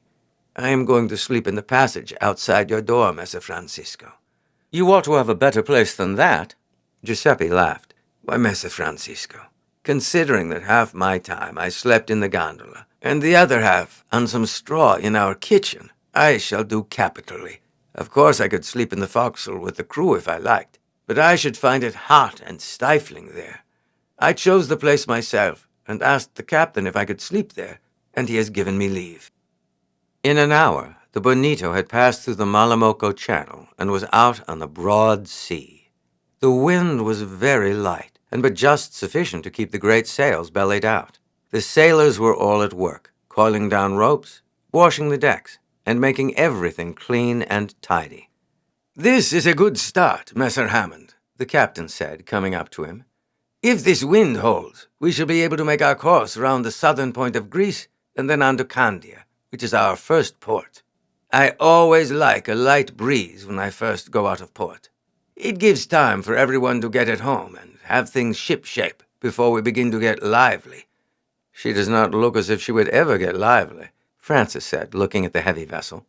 "She is lively enough in a storm, I can tell you," the captain said, laughing. "When she once begins to roll, she does it in earnest. But she is a fine sea-boat, and I have no fear of gales. I wish I could say as much of pirates. However, she has always been fortunate, and as we carry a stout crew, she could give a good account of herself against any of the small piratical vessels that swarm among the islands. Although, of course, if she fell in with 2 or 3 of them together, it would be awkward." "How many men do you carry altogether, Captain?" "Just 70. You see, she rows 30 oars, and in case of need, we put 2 men to each oar. And though she doesn't look fast, she can get along at a fine rate when the oars are double-banked. We have shown them our heels many a time. Our orders are strict. We are never to fight if we can get away by running." "But I suppose you have to fight sometimes." "Yes, I have been in some tough fights several times, though not in the Bonito, which was only built last year. Once, in the Lion, we were attacked by 3 pirates. We were at anchor in a bay, and the wind was blowing on the shore when they suddenly came round the headland, so there was no chance of running, and we had to fight it out. We fought for 5 hours before they sheered off, pretty well crippled, and one of them in flames, for we carried Greek fire. However, we saved the ship and the cargo, which was a valuable one, and Messer Polani saw that no one was the worse for his share in the business. There's no more liberal-hearted man in the trade than he is, and whatever may be the scarcity of hands in the port, there is never any difficulty in getting a good crew together for his vessels. Of course, there are the roughs with the smooths. Some years ago I was in prison for 6 months with all my crew in Azov. It was the work of those rascally Genoese, who are always doing us a bad turn when they have the chance, even when we are at peace with them. They set the mind of the native Khan, that is, the prince of the country, against us by some lying stories that we had been engaged in smuggling goods in at another port. That was no joke, I can tell you. The prison was so hot and crowded, and the food so bad, that we got fever, and pretty near half of us died before our ransom came. Those Genoese are always doing us mischief. But I suppose you do them mischief sometimes, Captain. I imagine it isn't all one side. We pay them out when we get a chance. It isn't likely we are going to stand being always put upon, and not take our chance when it comes. We only want fair trade, and no favor, while those rascals want it all to themselves. They know they have no chance with us when it comes to fair trading. You know, Captain, that the Genoese say just the same things about the Venetians that the Venetians do about them, so I expect that there are faults on both sides. The captain laughed. 3 days of quiet sailing, and the Bonito rounded the headlands of the Morea and shaped her course to Candia. The voyage was a very pleasant one to Francis. Each day the captain brought out the list of cargo and instructed him in the prices of each description of goods, told him of the various descriptions of merchandise which they would be likely to purchase at the different ports at which they were to touch, and the prices which they would probably have to pay for them. A certain time, too, was devoted each day to the examination of the charts of the various ports and islands, the captain pointing out the marks which were to be observed in entering and leaving the harbors, the best places for anchorage, and the points where shelter could be obtained should high winds come on. After losing sight of the Morea, the weather changed. Clouds banked up rapidly in the southwest, and the captain ordered the great sails to be furled. "We are going to have a serious gale," he said to Francis, "which is unusual at this period of the year. I have thought for the last 2 days we were going to have a change, but I hoped to have reached Candia before the gale burst upon us. I fear that this will drive us off our course." By evening it was blowing hard, and the sea got up rapidly. The ship speedily justified the remarks of the captain on her power of rolling, and the oars, at which the men had been laboring since the sails were furled, were laid in. "It is impossible to keep our course," the captain said, "and we must run up among the islands and anchor under the lee of one of them. I should recommend you to get into your bed as soon as possible. You have not learned to keep your legs in a storm. I see that lad of yours is very ill already, but as you show no signs of suffering thus far, you will probably escape." It was some time, however, before Francis went below. The scene was novel to him, and he was astonished at the sight of the waves, and at the manner in which they tossed the great ship about as if she were an eggshell. But when it became quite dark, and he could see nothing but the white crests of the waves and the foam that flew high in the air every time the bluff bows of the ship plunged down into a hollow, he took the captain's advice and retired to his cabin. He was on deck again early. A gray mist overhung the water. The sea was of a leaden color, crested with white heads. The waves were far higher than they had been on the previous evening, and as they came racing along behind the Bonito, each crest seemed as if it would rise over her stern and overwhelm her. But this apprehension was soon dispelled, as he saw how lightly the vessel rose each time. Although showing but a very small breadth of sail, she was running along at a great rate, leaving a white streak of foam behind her. The captain was standing near the helm, and Francis made his way to him. "Well, Captain, how are we getting on, and where are we?" "We are getting on well enough, Messer Francisco, as you can see for yourself. It is not the storm I am thinking about, but the islands. If we were down in the Mediterranean, I could turn into my cot and sleep soundly. But here it is another matter. We are somewhere up among the islands, but where no man can say. The wind has shifted a bit 2 or 3 times during the night, and as we are obliged to run straight before it, there is no calculating to within a few miles where we are. If the clouds would but lift and give us a look round for 2 minutes, we should know all about it, as I know the outline of every island in the Aegean, and as over on this side you are always in sight of 2 or 3 of them, I should know all about it if I could get a view of the land. Now, for aught we know, we may be running straight down upon some rocky coast." What should we do if we saw land, Captain? Get out the oars, row her head round, and try to work either to the right or left, whichever point of land seemed easiest to weather. Of course, if it was the mainland we were being driven on, there would be no use, and we should try and row into the teeth of the gale so as to keep her off land as long as possible, in the hope of the wind dropping. When we got into shallow water, we should drop our anchors and still keep on rowing to lessen the strain upon them. If they gave, there would be an end to the Bonito.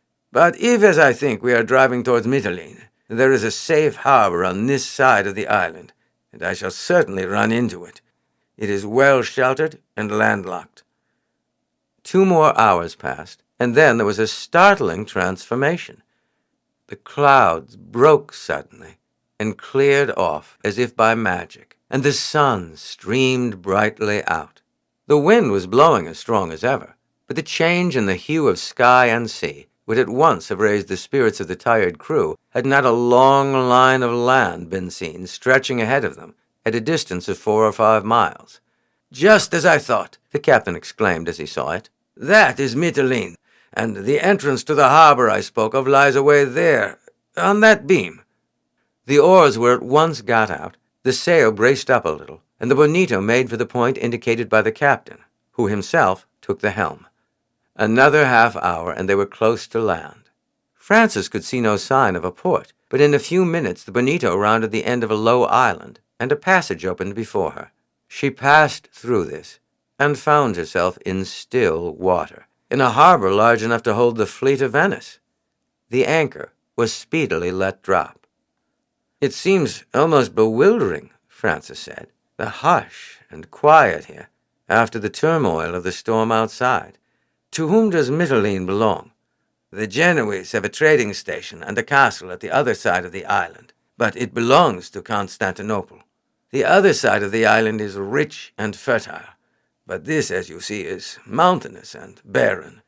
The people have not a very good reputation, and if we had been wrecked, we should have been plundered, if not murdered. You see those 2 vessels lying close to the shore, near the village? They are pirates when they get a chance, you may be quite sure. These islands swarm with them. Venice does all she can to keep them down, but the Genoese and the Hungarians and the rest of them keep her so busy that she has no time to take the matter properly in hand and make a clean sweep of them." Chapter 8. An Attack by Pirates. A boat was lowered, and the captain went ashore with a strong crew, all armed to the teeth. Frances accompanied him.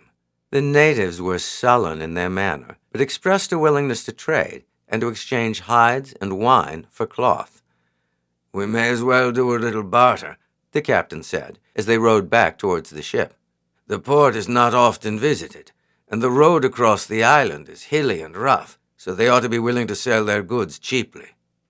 "They did not seem pleased to see us, nevertheless," Frances said. "No. You see, the Genoese have got a footing in the island, and of course they represent us to the natives as being robbers who would take their island if we got the chance. All round these coasts and islands, the people are partisans either of Venice or Genoa. They care very little for Constantinople, although they form part of the empire. Constantinople taxes them heavily, and is too weak to afford them protection. Of course they are Greeks, but the Greeks of the islands have very little in common, beyond their language, with the Greeks of Constantinople. They see, too, that the Turks are increasing in power, and they know that, if they are to be saved from falling into the hands of the Moslem, it is Venice or Genoa who will protect them, and not Constantinople, who will have enough to do to defend herself. As to themselves, they would naturally prefer Venice, because Venice is a far better mistress than Genoa. But of course, when the Genoese get a footing, they spread lies as to our tyranny and greed. And so it comes that the people of the islands are divided in their wishes, and that, while we are gladly received in some of them, we are regarded with hate and suspicion in others." Trade at once began, and continued until evening. "How long do you expect to stay here, Captain?" Frances asked. "That must depend upon the wind. It may go down tomorrow. It may continue to blow strong for days, and it is no use our attempting to work down to Candia until it changes its direction. I should hope, however, that in a day or 2 we may be off. We are doing little more than wasting our time here." A strong watch was placed on deck at nightfall. "Why, surely, Captain, there is no fear of an attack. War has not yet been proclaimed with Genoa, although there is little doubt it will be so in a few weeks, or perhaps a few days. There is never a real peace between Venice and Genoa in these seas," the captain said. "And as war is now imminent, one cannot be too watchful. State galleys would not be attacked, but merchant vessels are different. Who is to inquire about a merchant ship? Why, if we were attacked and plundered here, who would be any the wiser? We should either have our throats cut or be sent to rot in the dungeons of Genoa. And not till there was an exchange of prisoners, perhaps years hence, would any in Venice know what had befallen us. Signor Polani would run his pen through the name of the Bonito and put it down as a total loss, and there would be an end of it, till those of us who were alive when the prison doors were opened made their way back to Venice. No, no, Messer Francisco. In these eastern waters, one must always act as if the Republic were at war." The next morning, Francis came up on deck soon after daybreak. "I see one of those vessels has taken her departure," he said. "So she has," the captain said. "I had not noticed that before. I wonder what that fellow has gone for. No good, you may be sure. Why, it is blowing hard outside still, as you may see by the rate those light clouds travel. He would never have put to sea without having a motive, and he must have had a strong crew on board to row out in the teeth of the gale far enough to make off the land." The captain ordered a boat to be lowered and rowed out to the rocky islet at the mouth of the harbor, and landing, climbed up the rocks and looked out to sea. In half an hour he returned to the ship. "It is no use. The wind is blowing straight into the passage, and we could not row the Bonito out against it. It was different with that craft that went out yesterday evening, for I have no doubt she started as soon as it became dark. She was low in the water and would not hold the wind. Besides, no doubt they lowered the masts, and with a strong crew might well have swept her out. But with the Bonito, with her high sides and heavy tonnage, it could not be done." "What do you think she went out for, Captain?" "It is likely enough that she may have gone to one of the other islands, and may return with a dozen other craft, pirates like herself. The news that a Venetian merchant ship without consorts is weather-bound here would bring them upon us like bees. It is a dangerous thing, this sailing alone. I have talked it over several times with the master. Other merchants generally send their ships in companies of 8 or 10, and they are then strong enough to beat off any attack of pirates. Messer Polani always sends his vessels out singly. What he says is this: a single ship always travels faster than a convoy, because these must go at the rate of the slowest among them. Then the captain is free to go where he will without consulting others, according as he gets news, where trade is to be done, and when he gets there he can drive his own bargains without the competition of other ships. So you see there are advantages both ways. The padrone's ships run greater risks, but if they get through them safely, they bring home much larger profits than do those of others. As a rule, I prefer sailing singly, but just at the present time I should be well pleased to see half a dozen consorts lying alongside." 3 times during the day, the captain paid a visit to the rocky island. On his return for the last time before nightfall, he said to Francis, "The wind is certainly falling. I hope that tomorrow morning we shall be able to get out of this trap. I would give a year's pay if we could get out of this place this evening, but it cannot be done. We must wait till tomorrow morning. I will try then, even though I risk being driven on the rocks. However, if they do come tonight, they will not catch us asleep." Orders were issued that the whole crew were to remain in readiness for attack, and that those whose watch was below were to sleep with their arms beside them.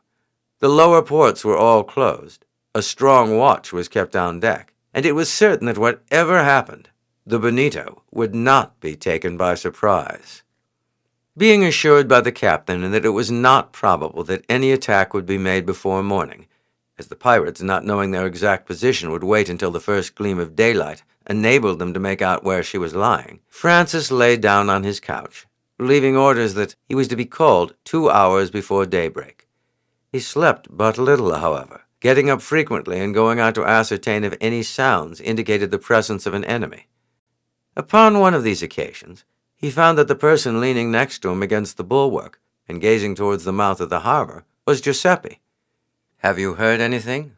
"I have heard sounds several times, such a sound as is made when the sails and yards are lowered. There is no mistake in the creaking of the blocks as the halyards run through them. I am sure that, since I have been here, several vessels have brought up inside the mouth of the harbor. If the captain likes, I will take a small boat and row out and find out all about them." "I will ask the captain, Giuseppe." The captain, however, said that there would be no use in this being done. "Whether there are few or whether there are many, we must wait till morning before we go out. There will be no working out that channel in the dark, even if we were unopposed." "But they must have managed to come in." "No doubt some of their comrades in the other bark, or people from the village, show a light out there to guide them in. Besides, the wind is favorable to them and against us. No, young sir, there is nothing to do but wait." The hours seemed long until the first tinge of daylight appeared in the sky. All hands were on deck now, for the news that vessels had been arriving in the port had convinced all that danger really threatened them.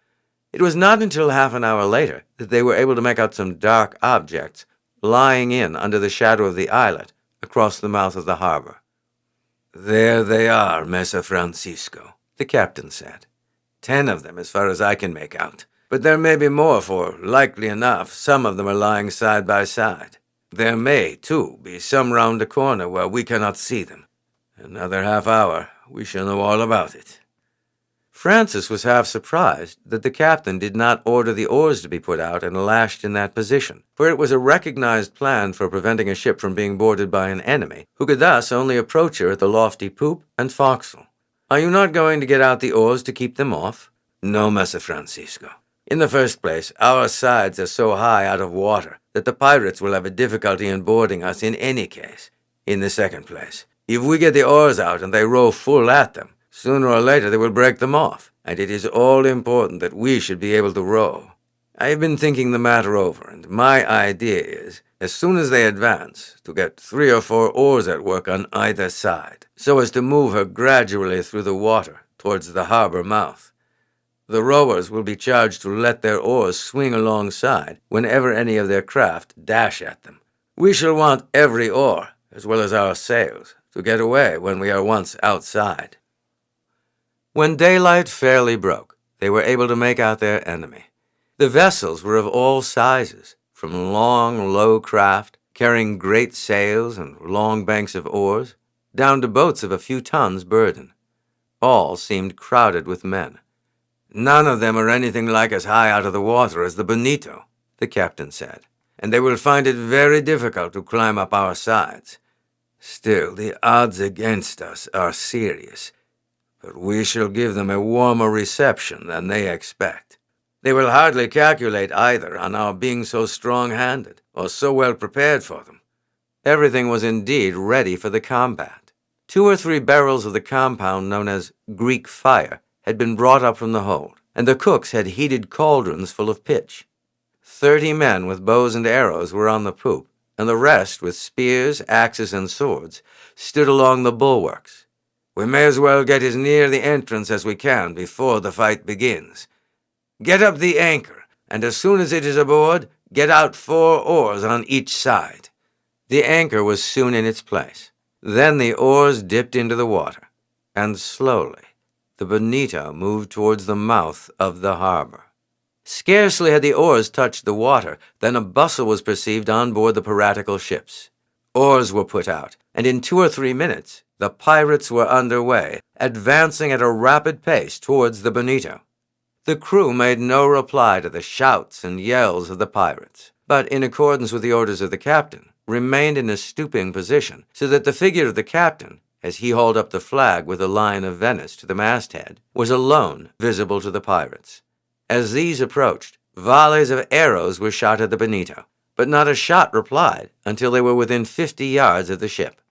Then the captain gave the word. The archers sprang to their feet, and from their eminence poured their arrows thick and fast onto the crowded decks of the pirates. The captain gave the word to the rowers, and they relinquished their oars, which swung in by the side of the vessel. A moment later, two of the largest craft of the pirates dashed alongside. The instant they did so, they were saluted with showers of boiling pitch, while pots full of Greek fire were thrown down upon them. Those who tried to climb up the side of the Bonito were speared with lances or cut down with battle axes. The combat was of short duration. Many of those on whom the boiling pitch had fallen jumped overboard in their agony, while others did the same to escape the Greek fire, which they in vain endeavored to extinguish. The fire quickly spread to the woodwork, and in 5 minutes after the beginning of the fight, the two craft dropped astern from the Bonito, with the flames already rising fiercely from them. In the meantime, the other vessels had not been idle, and a storm of missiles was poured upon the Bonito. The fate which befell their comrades, however, showed them how formidable was the vessel they had regarded as an easy prey, and when the first assailants of the Bonito dropped astern, none of the others cared to take their places. "Man the oars again," the captain ordered, and the Bonito again moved forward, her crew stooping behind the bulwarks, while the archers only rose from time to time to discharge their shafts. "The thing I am most afraid of," the captain said to Francis, who was standing beside him, "is that they will ram us with their prows. The Bonito is strongly built, but the chances are that they would knock a hole in her. I should think, Captain, that if we were to get up some of those bales of cloth and fasten ropes to them, we might lower them over the side, and so break the shock." "It is worth trying," the captain said, and a score of the sailors were at once sent down to fetch up the bales. Ropes were fastened round these, and they were laid along by the bulwarks in readiness for being lowered instantly. 10 bales were placed on each side, and 3 men towed off to each bale. By this time they were halfway to the mouth of the harbor, and the preparations were completed just in time. For the small boats suddenly drew aside, and 2 of the largest of the pirates' craft, each rowed by 24 oars, dashed at her, one on each side. The captain shouted the order, and the men all sprang to their feet. It was seen at once that the vessels would both strike about midships. 3 bales on either side were raised to the bulwarks and lowered down to the ropes until close to the water's edge and closely touching each other. Francis sprang onto the bulwark and superintended the operations on one side, while the captain did the same on the other. An instant later, the Bonito reeled from the shock of 2 tremendous blows. The bows of the pirates were stove in, but the thick bales enabled the Bonito to withstand the shock. Although her sides creaked, the seams started, and the water flowed in freely. But of this the crew thought little. They were occupied in hurling darts, arrows, and combustibles into the pirates as these backed off in an already sinking condition. "Now I think we can go," the captain said, and ordered the whole of the oars to be manned. They were speedily got out, and the Bonito made her way out through the mouth of the harbor. The pirates, in their lighter boats, rowed round and round her, shooting clouds of arrows, but not venturing to come to close quarters after the fate which had befallen the 4 largest vessels of their fleet. As soon as they were clear of the islet, the sails were hoisted. The wind had fallen much during the night, and had worked round to the east, and under sails and oars, the Bonito left the island, none of the pirates venturing to follow in pursuit. The oars were soon laid in, and the men, with mallets and chisels, set to work to caulk the seams through which the water was making its way. The casualties were now inquired into, and it was found that 6 men had been shot dead, and that 29 had received wounds more or less severe from the arrows of the pirates. Francis had been twice wounded while superintending the placing of the bales. 1 arrow had gone through his right leg. Another had struck him in the side and glanced off a rib.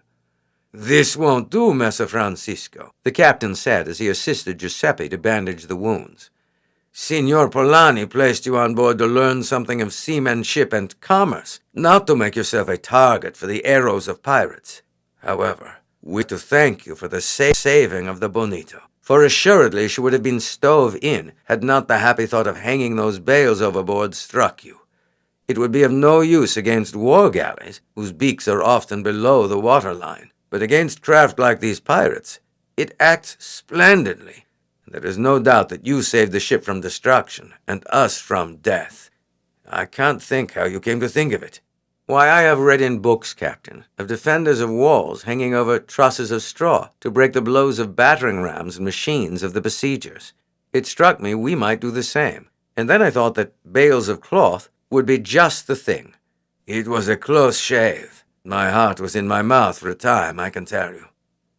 The wind continued favorable until they arrived at Candia, where the captain reported to the commander of a Venetian war galley lying in the port the attack that had been made upon him. The galley at once started for the scene of the action to destroy any pirates she might find there, or among the neighboring islands, or in the various inlets and bays of the mainland. Having delivered their letters and landed a portion of their cargo for the use of Polani's agents in the islands, the Bonito proceeded to Cyprus.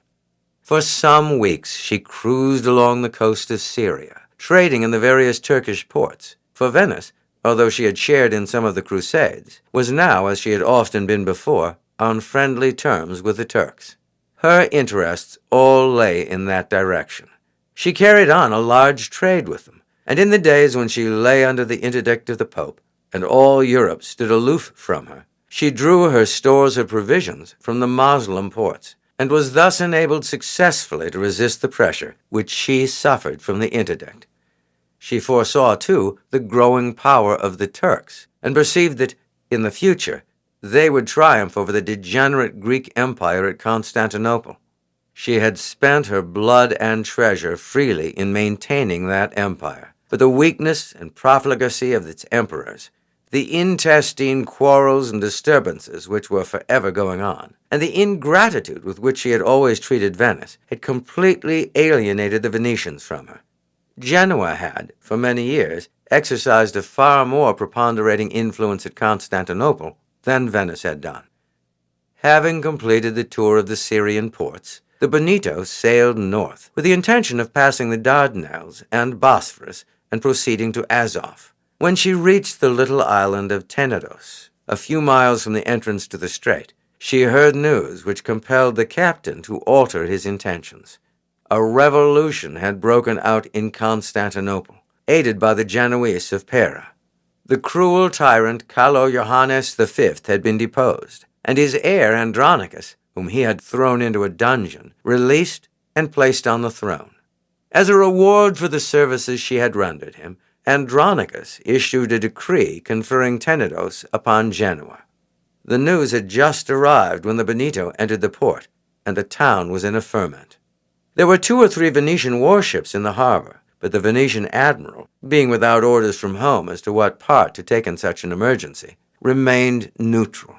The matter was, however, an important one, for the possession of the island gave its owners the command of the Dardanelles, and a fleet lying there could effectually block the passage. The people thronged up to the governor's house with shouts of, "Down with Genoa!"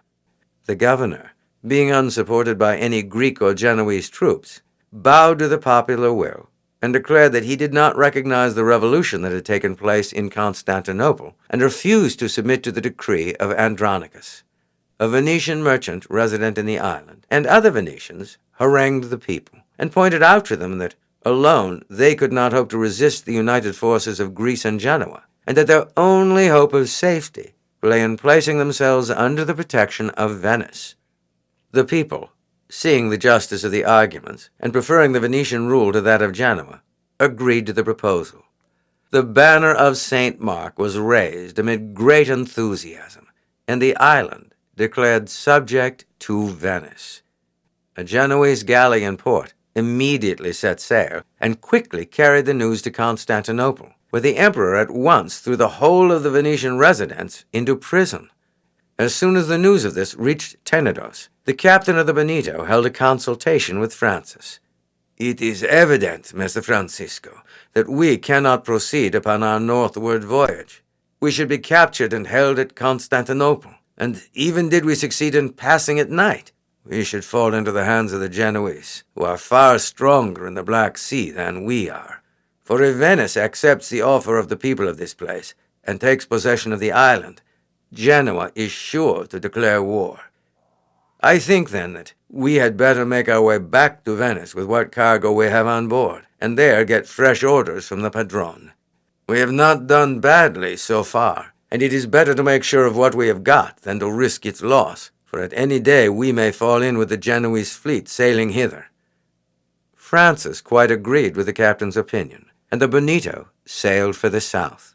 They touched on their way at several islands, and the news that an early outbreak of hostilities between Genoa and Venice was probable, in which case there would be an almost complete cessation of trade, produced so strong a desire on the part of the islanders to lay in a store of goods that the captain was able to dispose of the rest of his cargo on good terms, and to fill up his ship with the produce of the islands. Thus, the Bonito was deep in the water when she re-entered the port of Venice after an absence of about 3 months. As soon as the anchor dropped, the captain, accompanied by Francis, hired a gondola and rowed into the city to give an account to Signor Polani of the success of his voyage and to lay before him a list of the cargo with which the Bonito was laden.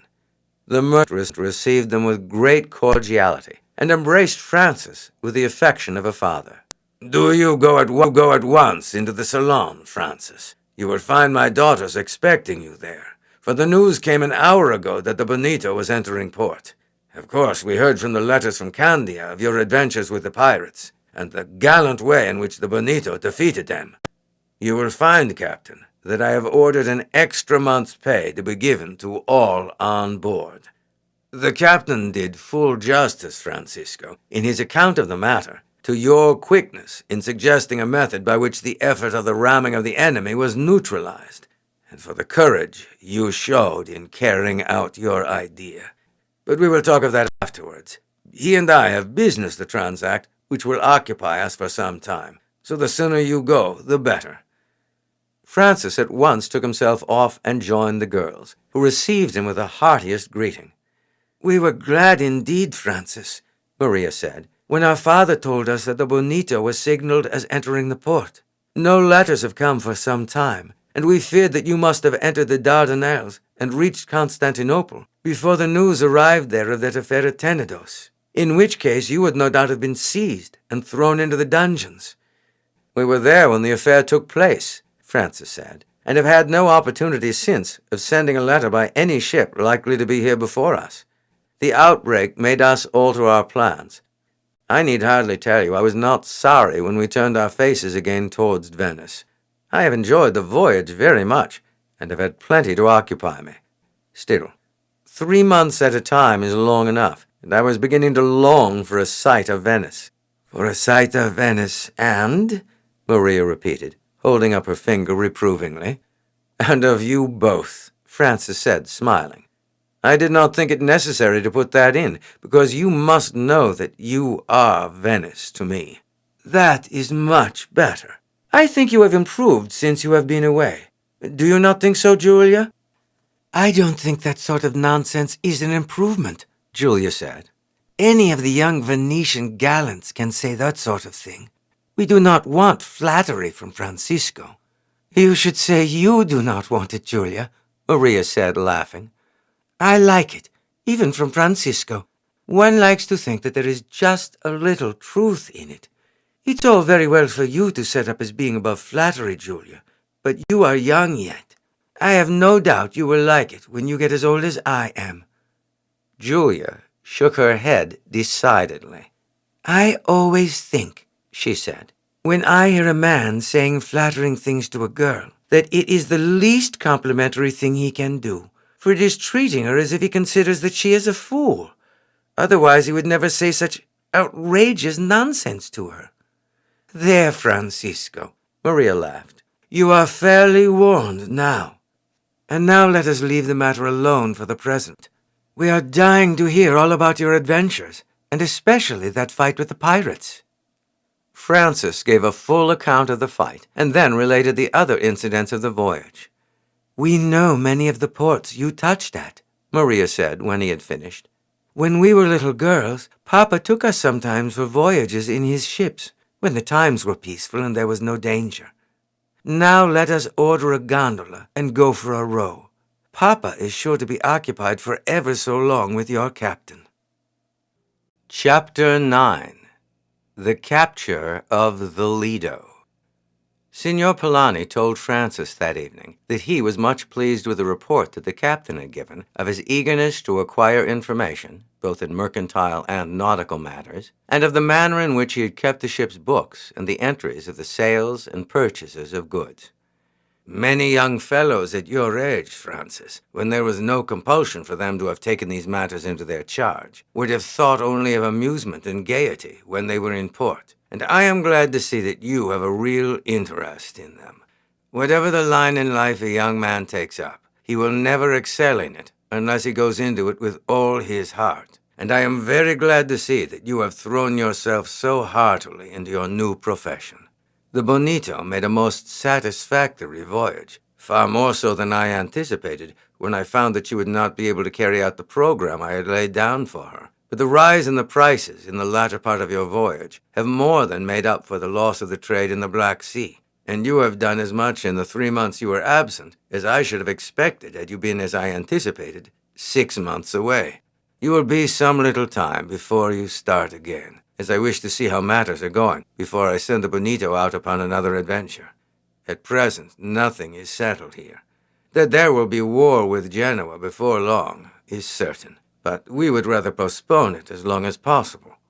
Negotiations are going on with Genoa and Constantinople, but I have little hope that anything will come of them. It is getting late in the season now, and the war will hardly break out until next spring. But I have no doubt the struggle will then begin, and preparations are going on with all speed in the dockyards. We are endeavoring to obtain allies, but the combination is so strong against Venice that we are meeting with little success, and Ferrara is really the only friend on whom we can rely, and she is not in a position to aid us materially in such a struggle as this will be. I am glad to tell you that the affair in which you were concerned before you sailed has now completely dropped. Nothing has been heard of Mocenigo since he made his escape.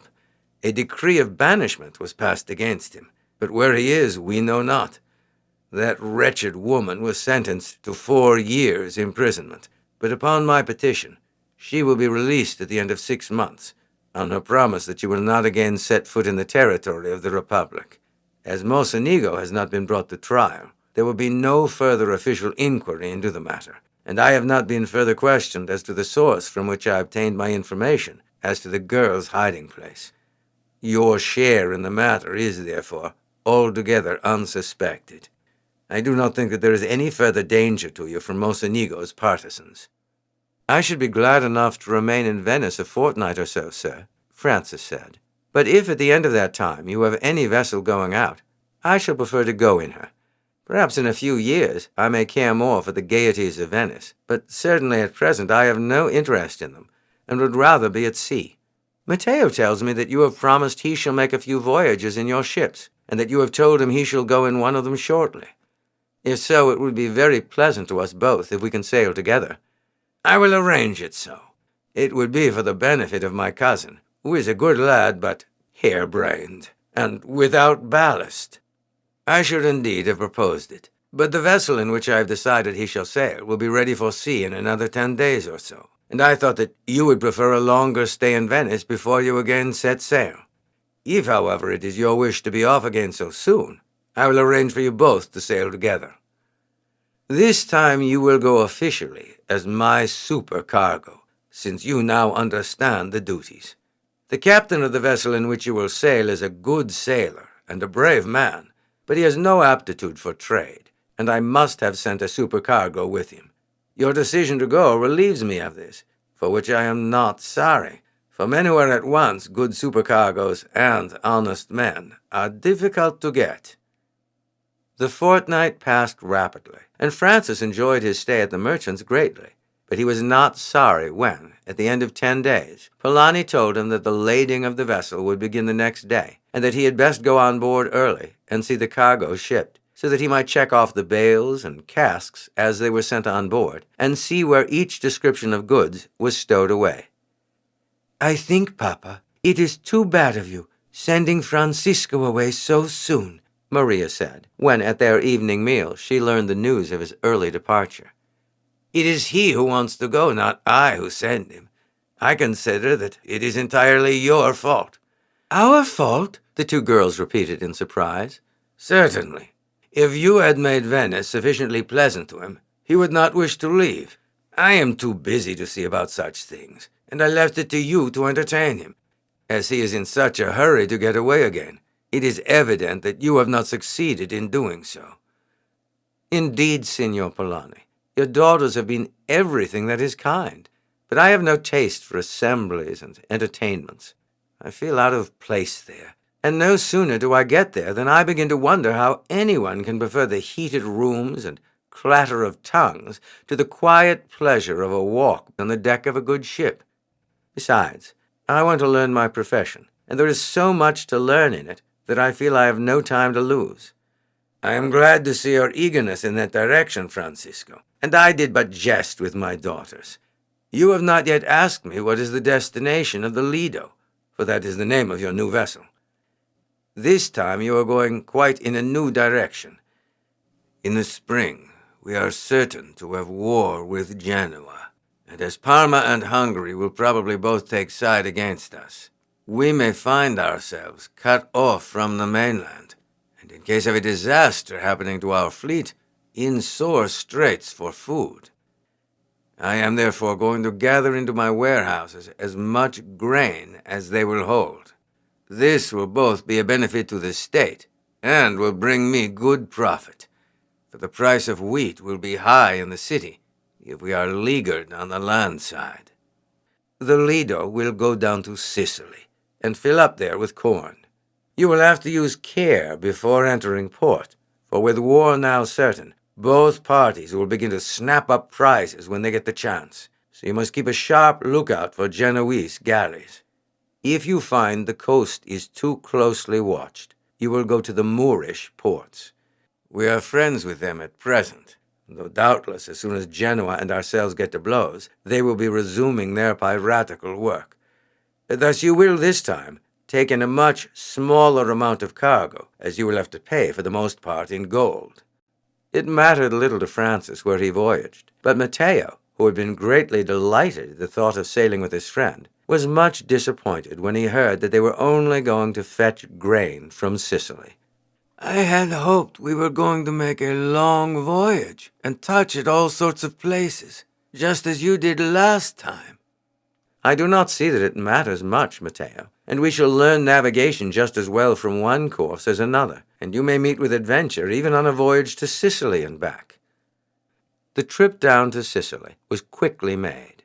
Francis had worked hard on his first voyage, and was now able to make daily calculations as to the run made, the course steered, and the position of the ship, and found that these tallied closely with those of the captain.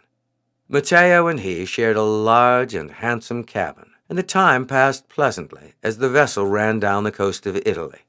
Once out of the Adriatic, a sharp lookout was kept, but the coast of Sicily was made without seeing any sails of a suspicious character. The lads were struck with surprise and admiration when, on coming on deck in the morning, they saw the great cone of Etna lying ahead of them. Neither of them had ever seen a mountain of any size, and their interest in the scene was heightened by a slight wreath of smoke which curled up from the summit of the hill. It is well worth a voyage if it were only to see that mountain, Francis said. What an immense height it is, and how regular in its shape. And yet, Matteo said, those who have journeyed from Italy into France tell me that there are mountains there beside which Etna is as nothing. Their tops are always covered with snow and cannot be ascended by man, whereas it is easy, they say, to reach the top of Etna. Yes, that looks easy enough.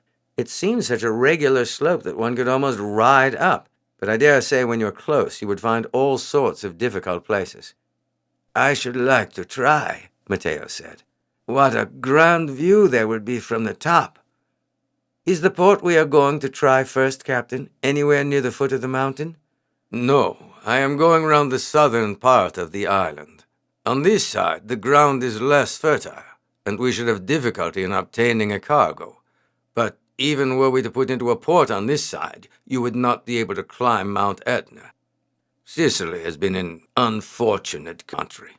Its great natural wealth has rendered it an object of desire to all its neighbors. It was the battleground of the Romans and Carthaginians.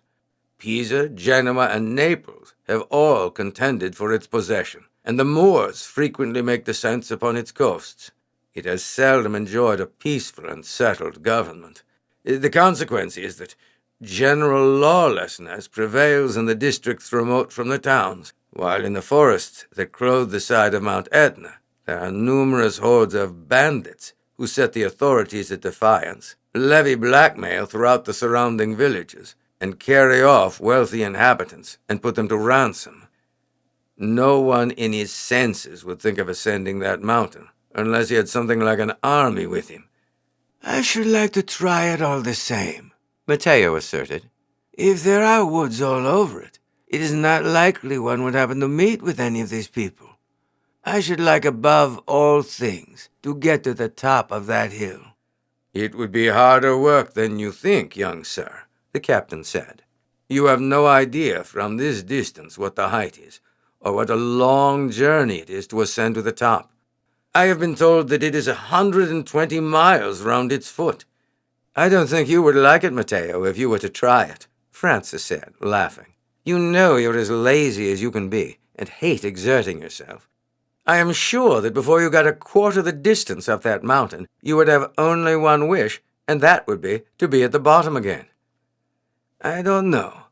I hate exerting myself uselessly, wasting my strength as you do in rowing at an oar, or anything of that sort.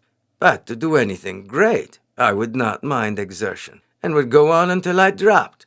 But to do anything great, you have got to do small things first. You will never succeed in accomplishing any feats requiring great strength and endurance if you do not practice your muscles on every occasion. You used to grumble at the height when you came up to my room in the old house, and I suppose Etna is something like 200 times as high. That does sound like a serious undertaking, and I am afraid that I shall never see the view from the top of Etna. The next day they were off to Girgenti, the port at which they hoped to obtain a cargo. They steered in until they encountered a fishing boat and learned from those on board that there was no Genoese vessel in port, nor, as far as the men knew, any state galleys anywhere in the neighborhood. Obtaining this news, they sailed boldly into the port and dropped anchor. Francis, who had received before starting a list of houses with whom Signor Polani was in the habit of doing business, at once rowed ashore, Matteo and Giuseppe accompanying him. His business arrangements were soon completed. The harvest had been a good one, and there was an abundance of corn to be had at a cheap rate. In half an hour he arranged for as large a quantity as the Lido would carry. The work of loading soon commenced, and in 4 days the ship was full up to the hatches. Francis went on shore to settle the various accounts, and was just making the last payment when Matteo ran into the office. 4 Genoese galleys are entering the bay. Francis ran out and saw 4 galleys rowing in. It is too late to escape. Even were we empty, we could not get away. But laden as the Lido is, they could row 3 feet to her 1. What shall we do, Francisco? Francis stood for half a minute thinking. You had better stay here, Matteo. I will row out to the ship and send most of the men on shore. If they seize the ship, they may not take those on board prisoners, but if they do, there is no reason why they should take us all. You had better come on shore too, Francisco, and leave the captain in charge. You can do no good by staying there, and Polani would be more concerned at your capture than he would at the loss of a dozen ships. If you could do any good, it would be different, but as it is, it would be foolish to risk capture. I will see. At any rate, you stop here. Jumping into a boat, he rowed towards the Lido, which was lying but a cable's length from the shore. As he neared her, he shouted to the men to lower the boats. Captain, he said, I do not know whether there is any danger of being captured by the Genoese, but it is useless to run any unnecessary risk. Therefore, send all the crew but 3 or 4 men on shore. If the Genoese board us, we have our papers as peaceful traders buying wheat. But if in spite of that they capture us, we must take our chance. Surely you are not thinking of stopping, Messer Francisco. The padrone would be terribly vexed if you were taken. He specially ordered me before we started to see that no unnecessary risk was run, and to prevent you from thrusting yourself into danger. Therefore, as captain of the ship, I must insist that you go on shore. I think I ought to stay here. I do not think so, and I will not suffer it. I have to answer for your safety to the Padrone, and if you do not go by yourself, I shall order the men to put you into one of the boats by force. I mean no disrespect, but I know my duty, and that is to prevent you from falling into the hands of the Genoese. I will not oblige you to use force, Captain, and will do as you wish me. In 5 minutes the men were all, save 4 whom the captain had selected, in the boat, and rowing towards shore. Matteo was awaiting them when they landed. "That is right, Francisco. I was half afraid you would stay on board. I know how obstinate you are whenever you take a thing into your head." The captain was more obstinate still, Matteo. "But I don't like deserting the ship." "That is nonsense. If the Genoese take her, they take her, and your remaining on board could not do any good. What are you going to do now?" "We will at once leave the place with the men, Matteo, and retire into the country behind. It is not likely the Genoese would land and seize us here, but they might do so, or the inhabitants, to please Genoa, might seize us and send us on board. At any rate, we shall be safer in the country." The men had, by the captain's orders, brought their arms ashore on leaving the ship. This was the suggestion of Francis, who said that, were they unarmed, the people might seize them and hand them over to the Genoese. At the head of this party, which was about 50 strong, Francis marched up through the little town and out into the country. He had really but little fear, either that the Genoese would arrest them on shore, or that the people would interfere with them, for they would not care to risk the anger of Venice by interfering in such a matter. He thought it probable, however, that if his men remained in the town, broils would arise between them and any of the Genoese sailors who might land. As soon as the Genoese galleys came up to the head of the bay, a boat was lowered and rowed to the Lido, at whose masthead the Venetian flag was flying. An officer, followed by 6 men, climbed up on the deck. "Are you the captain of this ship?" the officer asked as the captain approached him. "I am." "What ship is it?" "It is the Lido, the property of Messer Polani, a merchant of Venice, and laden with a cargo of wheat." "Then you are my prisoner," the Genoese said. "I seize this vessel as lawful prize." "There is peace between the republics," the captain said. "I protest against the seizure of this ship as an act of piracy." "We have news that several of our ships have been seized by the Venetians," the officer said, "and we therefore capture this vessel in reprisal. Where are your crew?" "There are only 4 on board. We have filled up our cargo and we're going to sail tomorrow, and therefore the rest of the crew were allowed to go on shore, and I do not think it is likely that they will return now." For one of the Genoese sailors had hauled down the flag of Venice and replaced it with that of Genoa. The Genoese officer briefly examined the vessel. "Whom have you here on board with you?" he asked, struck with the furniture and fittings of Francis's cabin. "This is the cabin of Matteo Giustiniani, a young noble of Venice who is making his first voyage in order to fit himself for entering the service of the state, and of Francisco Hammond, who stands high in the affections of my patron."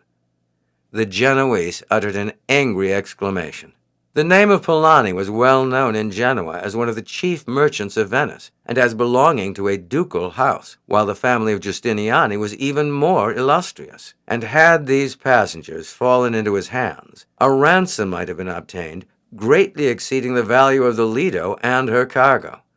Leaving 4 of his men on board, he went off to the galley of the officer commanding the fleet, and presently returned with a large boat full of sailors. "You and your men can go ashore," he said to the captain. "The admiral does not deem you worth the trouble of carrying to Genoa. But be quick, or you will have to swim to shore."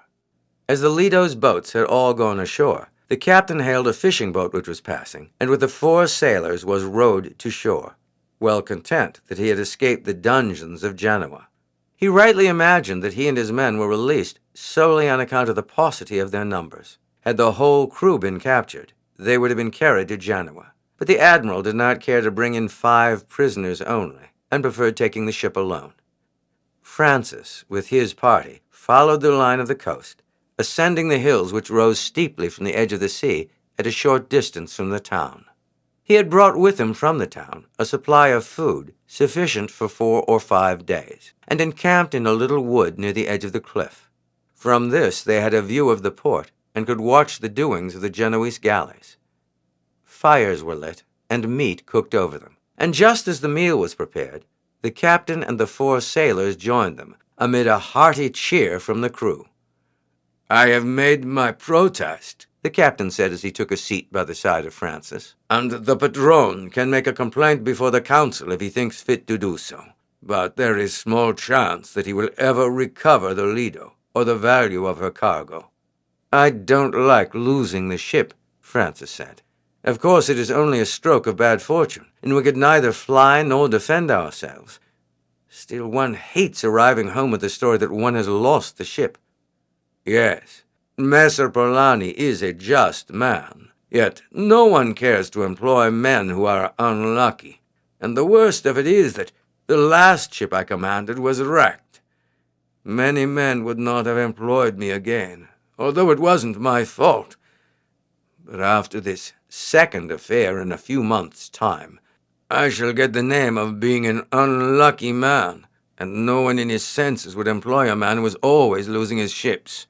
"Do you think that there is any chance of our recapturing it, Captain?" "Not the least in the world. Even supposing that we could get on board and overpower the Genoese without being heard, and get her out of the port without being seen, we should not get away.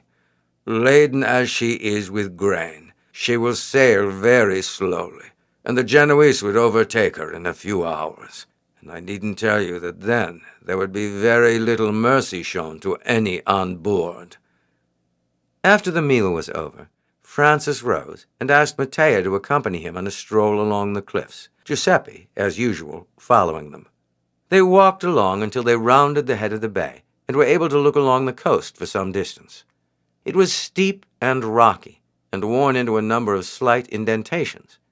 In one of these rose a ledge of rocks at a very short distance from the shore. "How much further are we going, Francis?" "About 1/4 of a mile, Matteo. I want to examine that ledge of rocks we saw from the first point." "What on earth do you want to look at them for, Francis? You certainly are the most curious fellow I ever met. You scoffed at me when I said I should like to go up Mount Etna. Now here you are, dragging me along this cliff just to look at some rocks of no possible interest."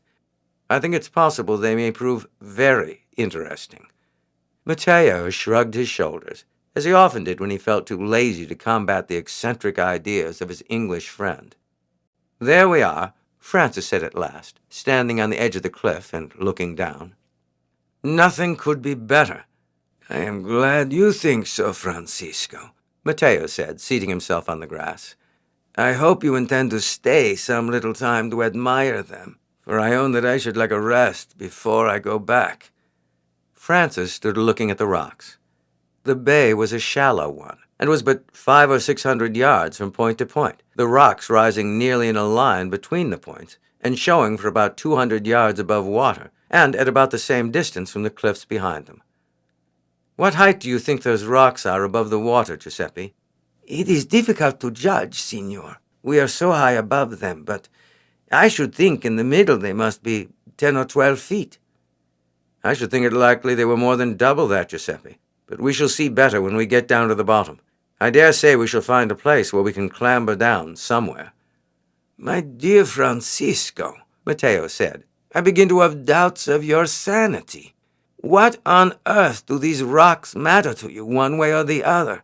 What can you care whether they are 30 inches or 30 feet above the water? They do not differ from other rocks as far as I can see. Is it not enough that you have tramped 2 miles to have a look at them? And now you talk about climbing down that breakneck cliff to have a look at them close?" Francis paid no attention to Matteo's words. He was gazing down into the clear, smooth water, which was so transparent that every stone and pebble at the bottom could be seen. "The water looks extremely shallow, Giuseppe. What do you think?" "It seems to me, signor, that There is not a foot of water between the rocks and the shore. It does look so.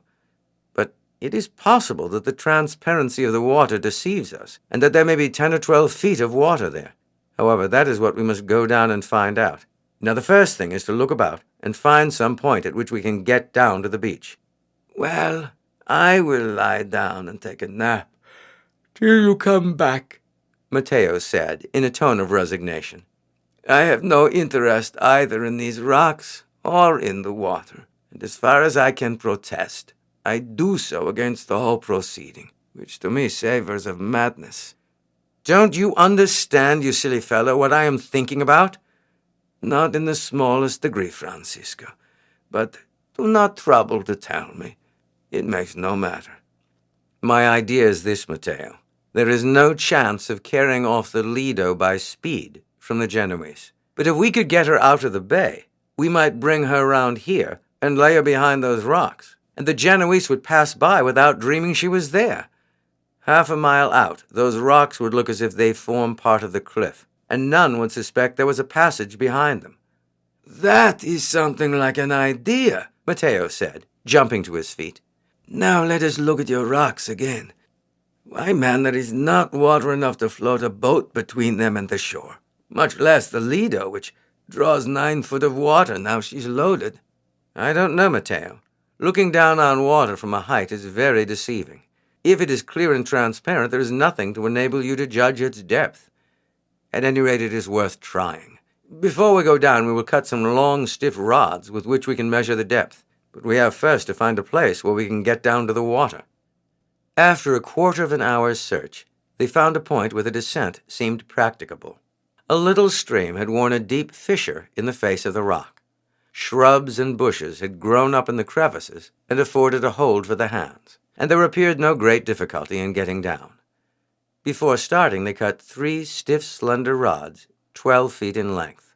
They then set to work to make the descent. It was by no means difficult, and in a few minutes they stood by the edge of the water. It is a great advantage, the path being so easy, Francis said, for in case they did discover the ship, we could land and climb to the top before they had time to come to shore, and once there we could keep the whole force in those galleys at bay. Now for the main point, the depth of the water. Matteo shook his head.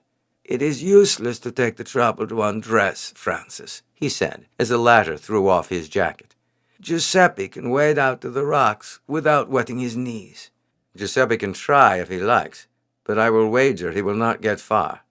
Giuseppe, as convinced as Matteo of the shallowness of the water, stepped into it, but was surprised to find that before he had gone many paces, the water was up to his waist. Well, I wouldn't have believed it if I hadn't seen it, Matteo said when he returned. But I think he must have got into a deep hole among the rocks. However, we shall soon see. And he too began to undress. In a few minutes, the 3 lads were swimming out towards the rocks, which, as Francis had anticipated, rose from 20 to 30 feet above the level of the sea. The water deepened fast, and for the last 30 or 40 yards, they were unable to touch the bottom, even when thrusting down their rods to the fullest depth. They then tried the depth in the passages at the end of the rocks, and found that there was ample water for the Lido. When they ascertained this to their satisfaction, they swam back to the shore. I shall believe you in future, Francis, even if you assert that the moon is made of cheese. But they would see our masts above the rocks, Francisco. They are sure to keep a sharp lookout as they go along. We must take the masts out of her. I don't know how it is to be done, but the captain will know, and if that can't be managed, we must cut them down. There is no difficulty about that. Now we will make our way back again. It will be dark in a couple of hours' time. Everything depends upon whether they have towed the Lido out and anchored her among their galleys. If they have, I fear the scheme is impracticable. But if they let her remain where she is lying, we might get her out without being noticed, for there is no moon. As they began to ascend the cliff, Francis stopped suddenly. We should never be able to find this place in the dark, he said. Giuseppe, you must stay here. Collect a quantity of dried sticks and lay them in readiness at that point opposite the ledge. We will show a light as we come along, that is, if we succeed in getting the Lido out, and directly you see it, set fire to the sticks. The fire will be a guide to us as to the position of the rocks. Keep a sharp lookout for us. We will hoist 2 lights, one above the other, to prevent your mistaking any fishing boat which may be coming along for us. Now, Matteo, we have no time to lose." The 2 lads climbed to the top of the cliff, and then started at a brisk pace along the top, and in half an hour reached the wood. "We were beginning to wonder what had become of you," the captain said as they joined him. "We have been settling how to carry off the Lido," Francis said. The captain laughed. "If we could fly with her through the air, you might get her away, but I see no other way. I've been thinking it over since you left. With luck, we might get her safely out of the bay, but the galleys row 4 feet to our 1, and as they would be sure to send some one way and some the other along the coast, they would pick us up again in 2 or 3 hours after daylight. Nevertheless, we have settled it, Captain. We have found a place where we can hide her, and the Genoese might search the coast for a month without finding her." "If that be so, it is possible, and you may be sure you will not find us backward in doing our best." Francis described the nature and position of the rock which would afford a shelter, and the means by which they had ascertained that there was plenty of water for the Lido behind it. "It seems plausible," the captain said when he had concluded, "and I am quite ready to make the attempt, if, in your opinion, it can be done. You are Messer Polani's representative, and for my own sake, as well as his, I would do anything which promises a chance of recapturing the ship. The Lido is still lying where we anchored her. They can have no fear of a recapture, for they would know that they could overtake us easily enough. I dare say they intend to sail tomorrow morning, and did not think it worth the trouble to get up the anchor and tow her out to where they are lying." The details of the expedition were now discussed and arranged, and the men told off to their various duties, and at 11 o'clock at night, the party quitted the bivouac and marched down again to the port. Chapter 10. Recaptured. No one was astir in the streets as the band marched through, and they reached the port without encountering a single person. A small boat was chosen, and in this the captain, Francis, Matteo, and 2 of the strongest and most powerful of the sailors embarked. It was thought unlikely that, lying as the Lido did within a couple of 100 yards of the Genoese galleys, any very vigilant watch would be kept, and not more than 2 sailors would probably be on deck. The dark mass of the ship could just be made out from the shore, and when all was ready, the 2 sailors, with their oars, pushed her off with all their strength, and then stood perfectly quiet. The impetus was sufficient. The boat moved so slowly through the water, indeed, before they reached the ship, that Francis thought it would be necessary for the men to row a stroke or 2. But the boat still moved on, until at last it touched the side of the ship. All had removed their boots before starting, and they now clambered up the sides without making the slightest noise. Once on deck, they stood perfectly quiet, listening. Presently they heard a murmur of voices on the other side of the vessel. Very quietly they crept towards the sound, and at length made out 2 figures leaning over the bulwarks, talking. Each man's work had been settled, and there was no confusion. One of the sailors and Francis stole towards one of the men, while the other and Matteo approached the second. The captain stood with his sword bared, in readiness to cut down any other man who might be on deck.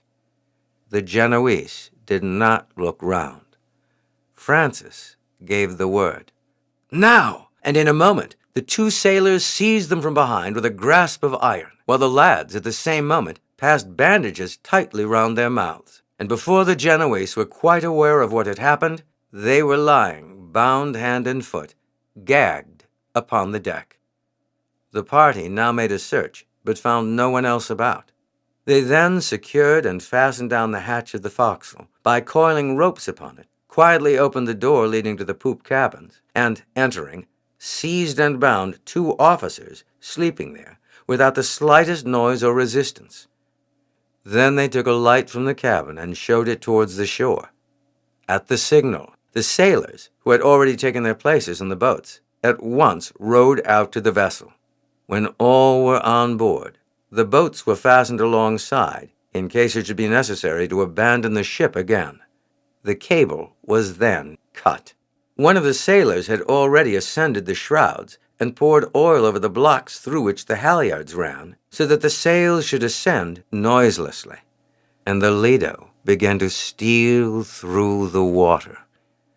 Not a word had been spoken since they first started. But Francis now whispered to the captain, "I think I can make out the Genoese ships." "So can I," the captain said. "But they cannot see us. They are against the skyline, while we are in the shadow of the shore. If this breath of wind will but carry us far enough out to be able to use our oars without their hearing us, we shall certainly get away." It was nearly an hour before the captain said he thought they were now fairly round the point of the bay and could use their oars. "We had better tow," he said. "The sweeps make a noise that can be heard miles away on a calm night like this, whereas, if they are careful, men in a boat can row almost noiselessly." 10 of the men accordingly took their places in one of the large boats in which they had come on board, and a rope being passed down to them, they began rowing at the head of the ship. "We may as well lower the sails," the captain said. "They are doing no good now. Indeed, I think it is a current rather than the wind that has helped us so far." "I will put 2 lanterns over the side," Francis said. "We may have gone farther than we think, and it would never do to pass our hiding place." The men in the boat rowed vigorously, but it was slow work towing the deeply laden vessel. At last, however, a light burst suddenly up from the shore. "There is Giuseppe," Francis exclaimed. "We are farther out than we thought we were. He must be fully 1.5 miles away." The men in the boat were told to row direct for the light, and some of the sweeps were got out and helped the vessel through the water. As they drew near, they could make out Giuseppe throwing fresh wood on the fire. "You can steer within 10 yards of where he is standing, Captain, and directly you are abreast of him, put your helm hard to port. You had better get the sweeps in now. The less way she has on her, the better." "All well?" Giuseppe hailed as they came within 50 yards of it. "All well, Giuseppe. There has been no fighting, so you have lost nothing. Put all your wood on the fire. We want as much light as we can to get in." The flames shot up high, and the captain had no difficulty in rounding the corner of the rocks and bringing up his vessel behind them. A kedge was dropped, and the men in the boat rowed to the end of the rocks and brought off Giuseppe. "I was beginning to be anxious," the lad said as he joined them on deck, "and when I first saw your signal, I took you for a fishing boat. You were so far off that the 2 lights looked like one, but by dint of gazing I made them out at last, and lit the fire." "Now, Captain," Francis said, "we have a good deal to do before morning, for I take it will be no easy matter to get out the masts." "There would be no difficulty in getting the masts out. I have only to knock out the wedges and loosen the stays, and get up a tripod made of 3 spars to lift them out. But I don't see how they are to be got in again." "I should have thought it no more difficult to get a mast in than to take it out." "Nor would it be so, under ordinary circumstances. But you see our hold is full of grain, and as the mast comes out, the hole it leaves will fill up, and there will be no getting it down again to step it on the keel without discharging the cargo." "Then you think we had better cut down the masts? But in that case, how are we to raise them?" "We will cut them off about 6 feet above the deck, Messer Francisco. Then, when we want to set sail again, we have only to rear the masts up by the side of the stumps and lash them securely. Of course, they will be 6 feet shorter than before, but that is of little consequence." "Then so let it be. The sooner we begin, the better." Just at this moment there was a violent knocking against the hatch of the forecastle. "I had forgotten all about the sailors," the captain said, laughing. "I suppose the men who were to relieve the watch have woke up, and, finding they could not get out, have aroused their comrades." "Shall we leave them there, or take them out and bind them?" Matteo asked. "We had better have them up," the captain said. "I don't suppose there are more than 20 of them, and it would be best to bind them and put them down in the hold with the corn. Otherwise they may manage to break out when we are not expecting it, and might give us some trouble." Accordingly, the sailors gathered round the hatch. The ropes were then removed, and the hatch taken off. "What fooling are you up to?" one of the Genoese exclaimed angrily as they rushed up on deck.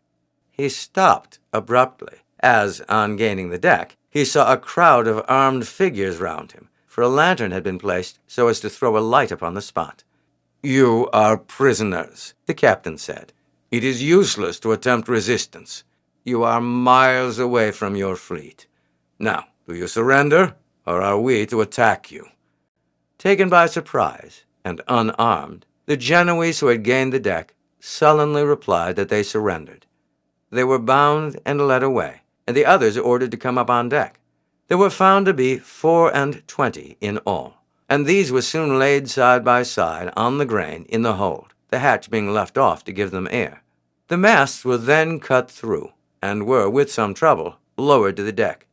"There is nothing more to be done now," the captain said, "and I think we can all safely turn in till morning." He then ordered the under-officer to place 2 men on watch on the rocks, and 2 men on deck, 2 men to stand as sentinels over the prisoners, and the rest to lie down. He directed that he should be roused at the earliest streak of daylight.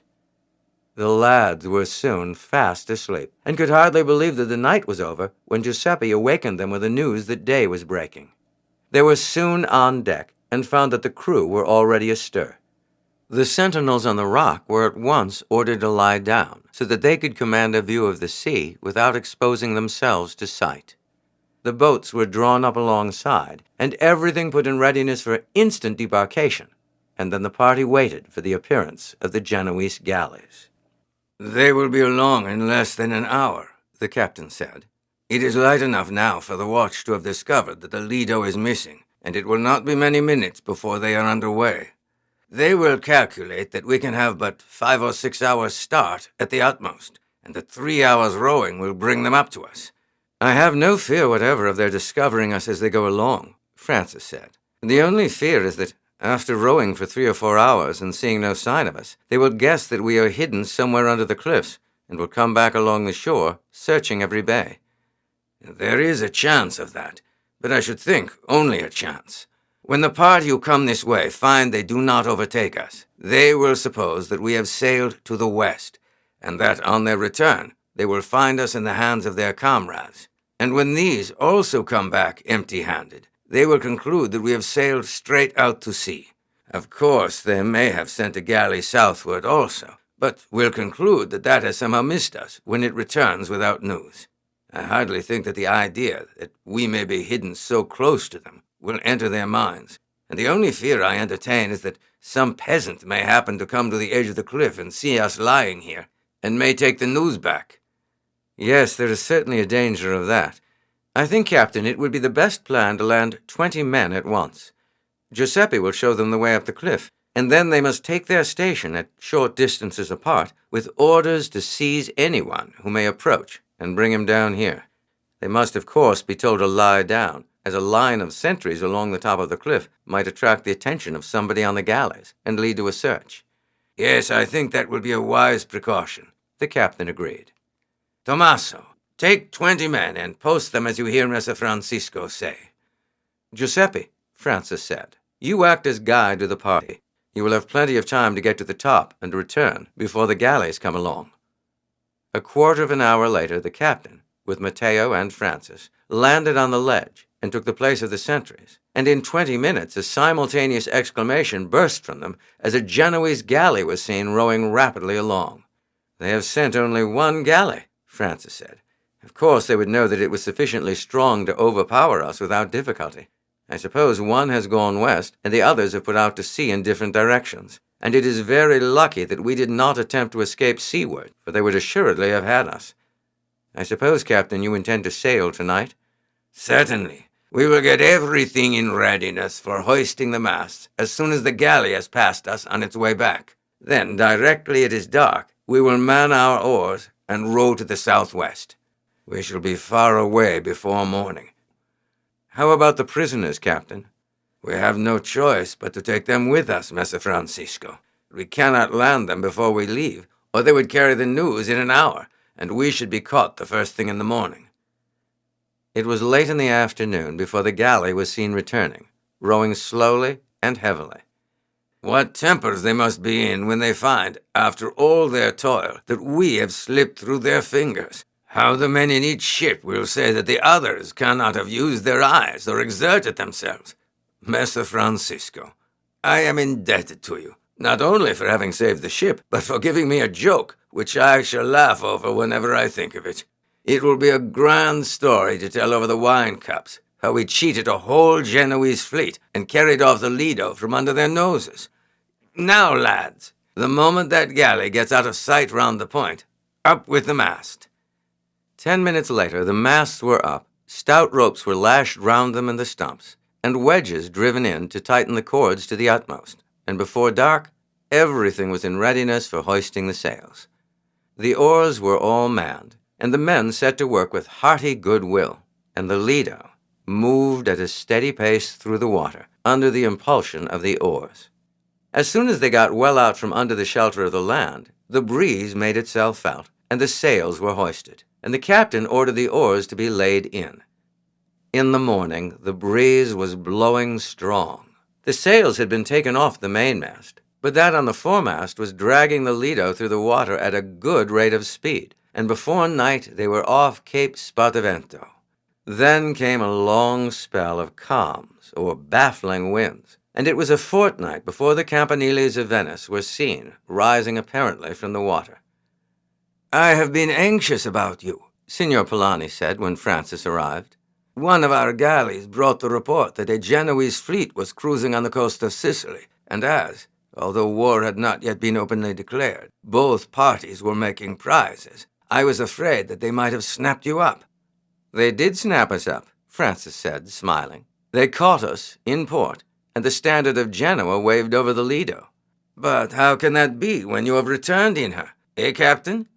"We recaptured her and carried her off from under their noses. We tricked them famously, sir.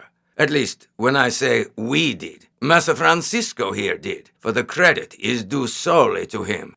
If it had not been for this young gentleman, I and the crew would now have been camping out in the forests of Sicily, without the slightest prospect of being able to make our way home, and the Lido would now be moored in the port of Genoa."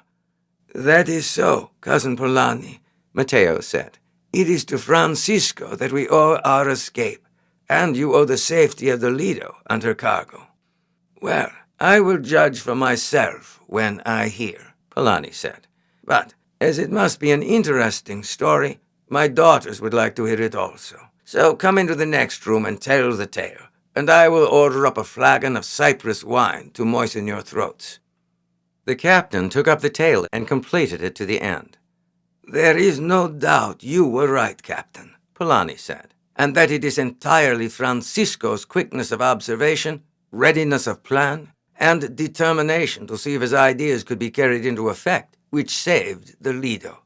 That he possessed these qualities is not new to me, for I have already greatly benefited by them. Henceforth, Francisco, I shall feel that I can confide important business to you, young as you are." The next voyage that Francis made was to Jaffa, and this was accomplished without adventure. On his return, he found that Venice was in a state of excitement. War had at last been declared, and every effort was being made to fit out a fleet which could cope with that of Genoa. The command was entrusted to Vittore Pisani, who was invested in the Church of St. Mark with the supreme command of the fleet by the Doge himself, who handed to the admiral the great banner of Venice. Carlo Zeno, a noble who had gained a high reputation in various capacities, was appointed commissioner and captain general of Negropont, and on the 24th of April, Pisani sailed from Venice with 14 war galleys. Pisani enjoyed the highest popularity among the people of Venice. His manner was that of a bluff, hearty sailor. He was always ready to share in the hardships of his men and to set them an example of good temper and cheerfulness, as well as of bravery.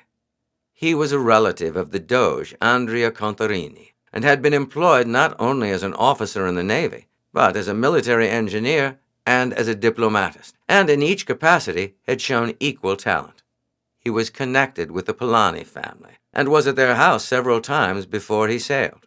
Here he heard from his kinsman an account of the manner in which Francisco had saved the Bonito from being rammed by the pirates, and how he had succeeded in getting the Lido out of the hands of the Genoese, and he was so much pleased that he offered to take him with him in his galley. But Polani advised Francis not to accept the offer. "It is quite true that most of our noble families are, like myself, engaged in commerce, and that one day they are trading as merchants and the next fighting under the state. But at present, if you take my advice, you will stick to the peaceful side of the profession. I think it would be very foolish of you to give up commerce at present to take military service." "I quite agree with you, Signor," Francis said, "though I confess that I should like to take part in such a glorious sea fight as that which is likely to take place soon." "And perhaps be killed in the first engagement, Francis. No, my lad, be content with trade. There is no lack of adventure in the life of a Venetian merchant."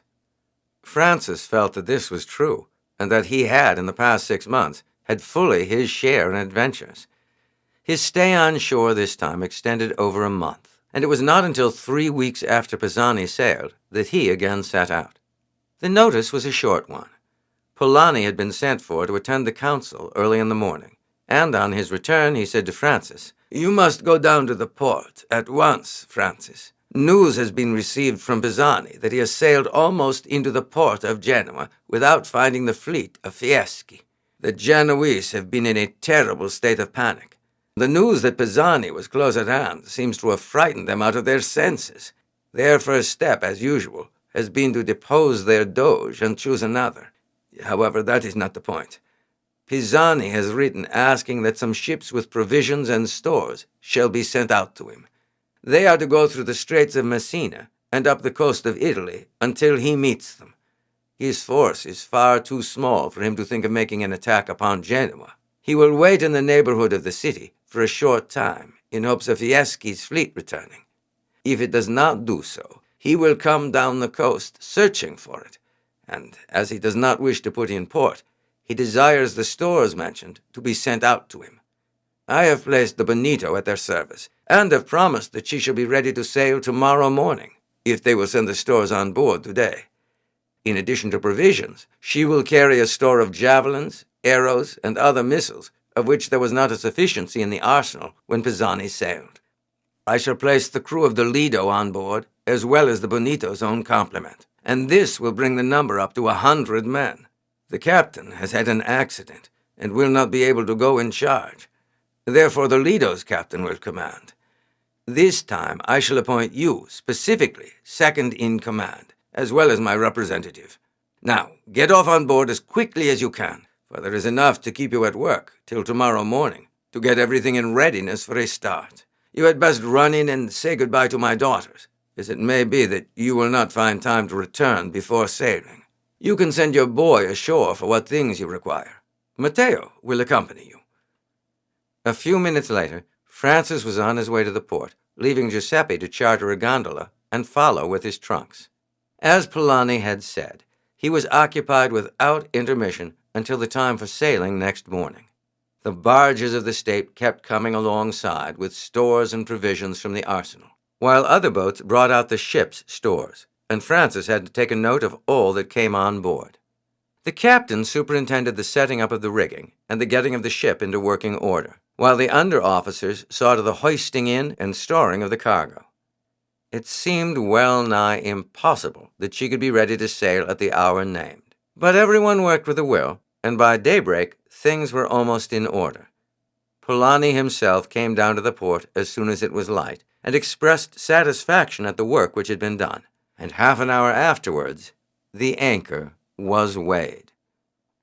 Just as the sails had been hoisted, Matteo arrived.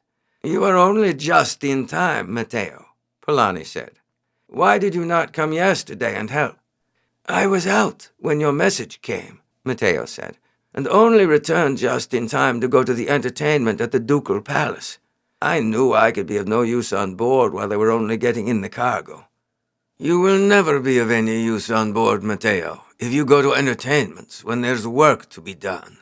You could have taken the marks on the bales as they came on board. I suppose you thought that the dirt and dust wouldn't suit a fine gentleman like you.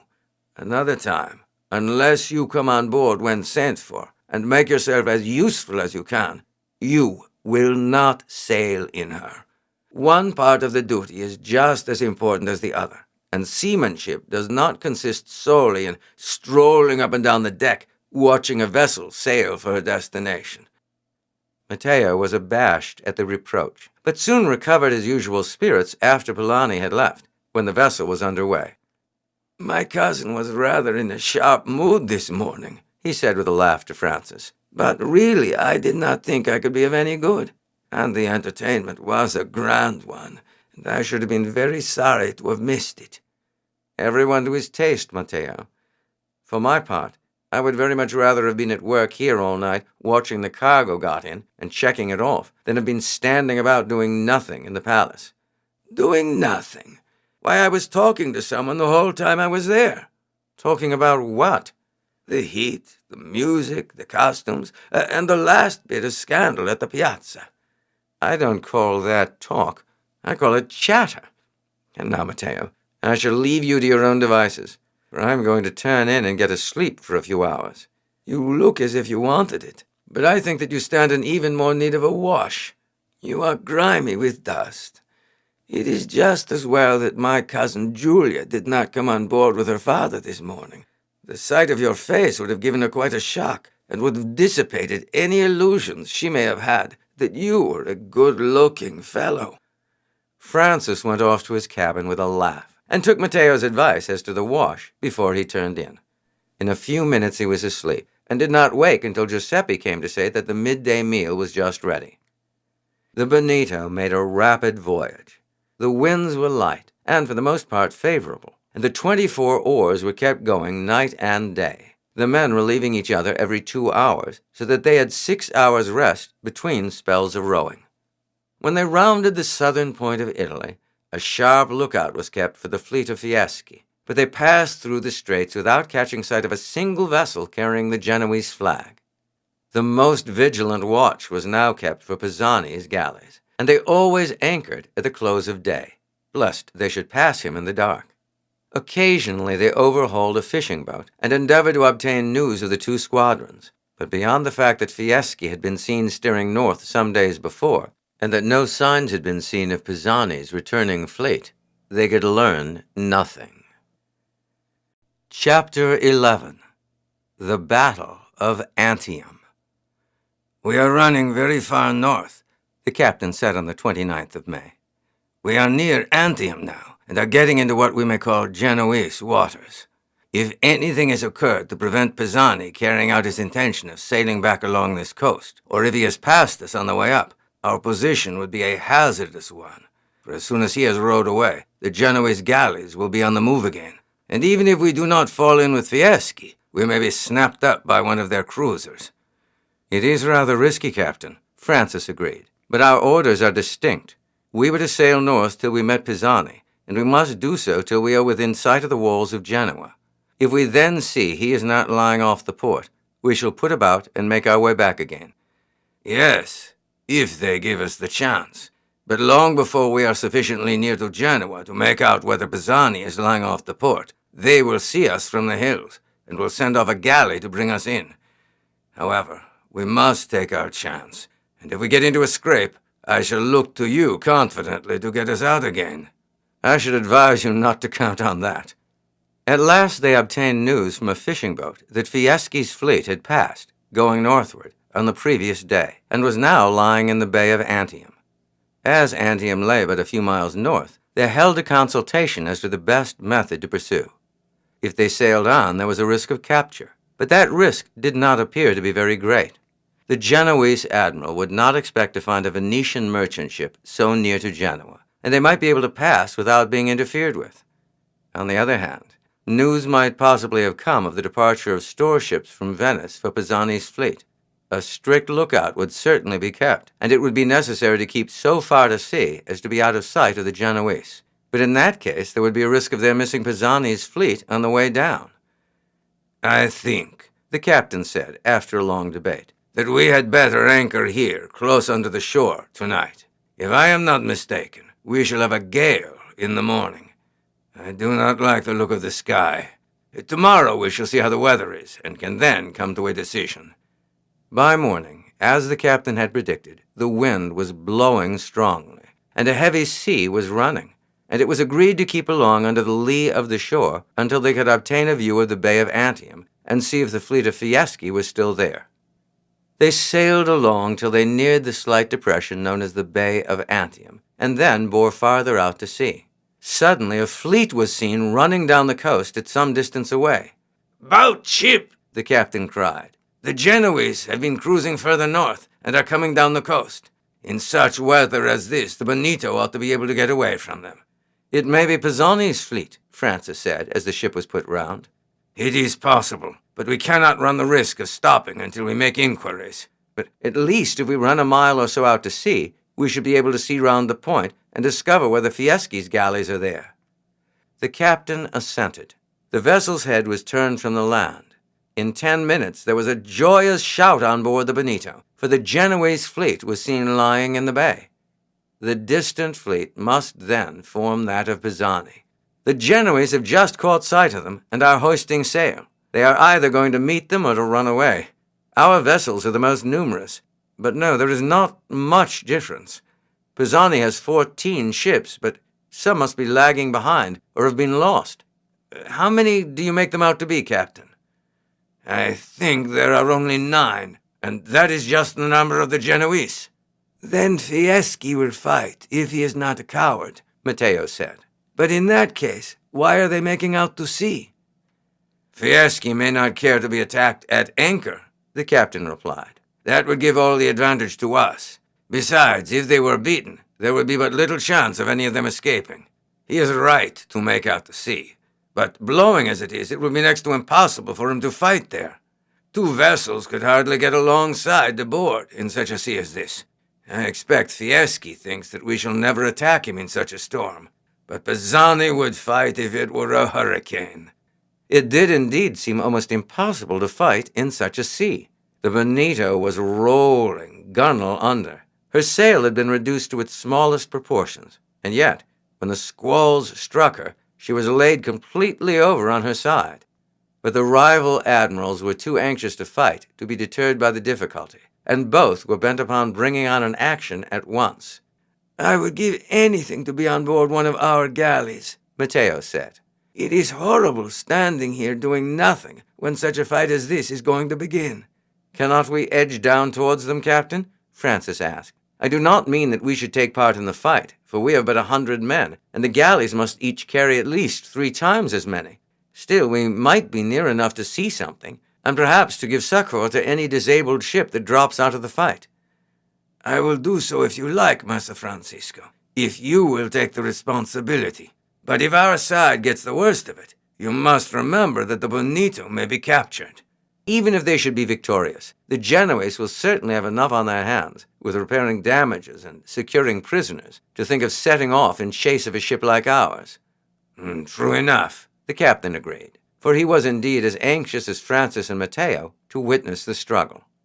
The vessels on both sides were under canvas, for it was impossible to row in such a sea. As soon as they approached each other, both fleets broke up, and the vessels, each singling an opponent out, the combat began. It was a singular one, and differed widely from ordinary sea fights of the time, in which the combatants always tried to grapple with their enemies and carry them by boarding. This was almost impossible now, for it seemed that the vessels would be dashed in pieces like eggshells were they to strike each other. Clouds of missiles were poured from one to the other.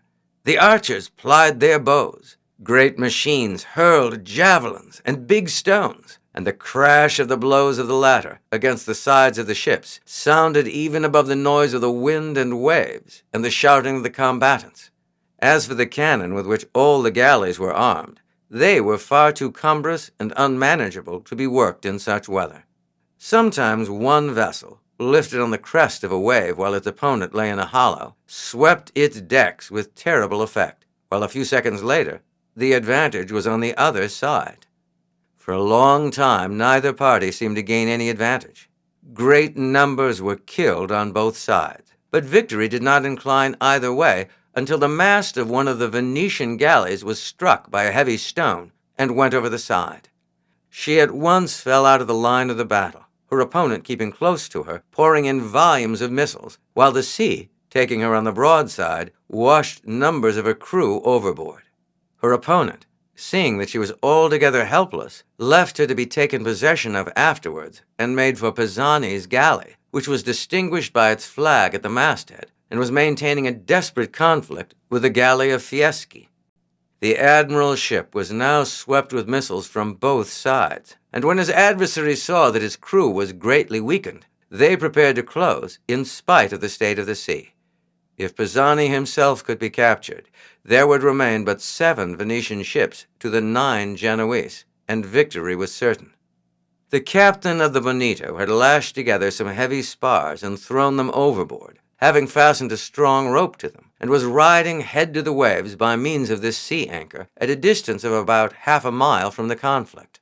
A cry of grief and rage had arisen when the crew saw that one of their galleys was disabled, and their excitement became intense when they saw the unequal struggle which Pisani was maintaining. "They are preparing to board, Captain," Francis said. "We must go to the Admiral's aid. If his ship is captured, the battle is lost."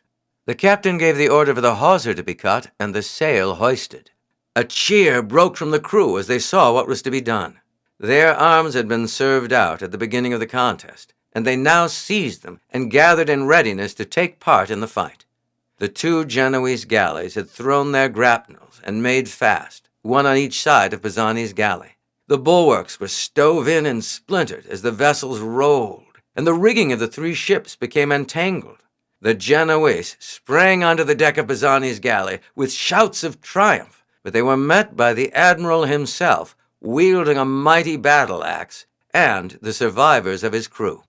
The combat was still raging when the Bonito sailed swiftly up. Her sails were lowered as she came alongside, and she was lashed to one of the galleys. But this maneuver was not performed without loss. As she approached, with the Venetian flag flying at her masthead, the Genoese archers on the poop of the galley, who had hitherto been pouring their missiles among Pisani's men, turned round and opened fire upon this new foe. Their arrows did far more execution here than they had done among armor-clad soldiers of the state.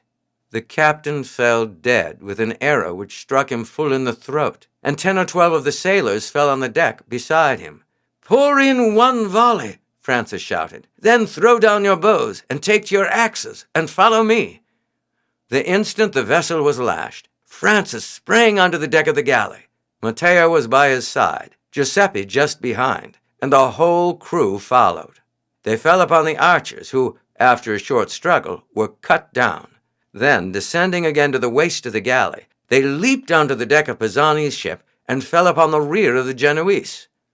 These were taken completely by surprise, and finding themselves thus between 2 bands of foes, they fought irresolutely, and the crew of the Bonito, with their heavy axes, cut down numbers of them, and fighting their way through the mass, joined the diminished force of Pisani.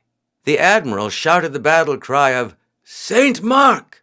His followers, who had begun to give way to despair, rallied at the arrival of this unlooked-for reinforcement, and the whole fell upon the Genoese with fury.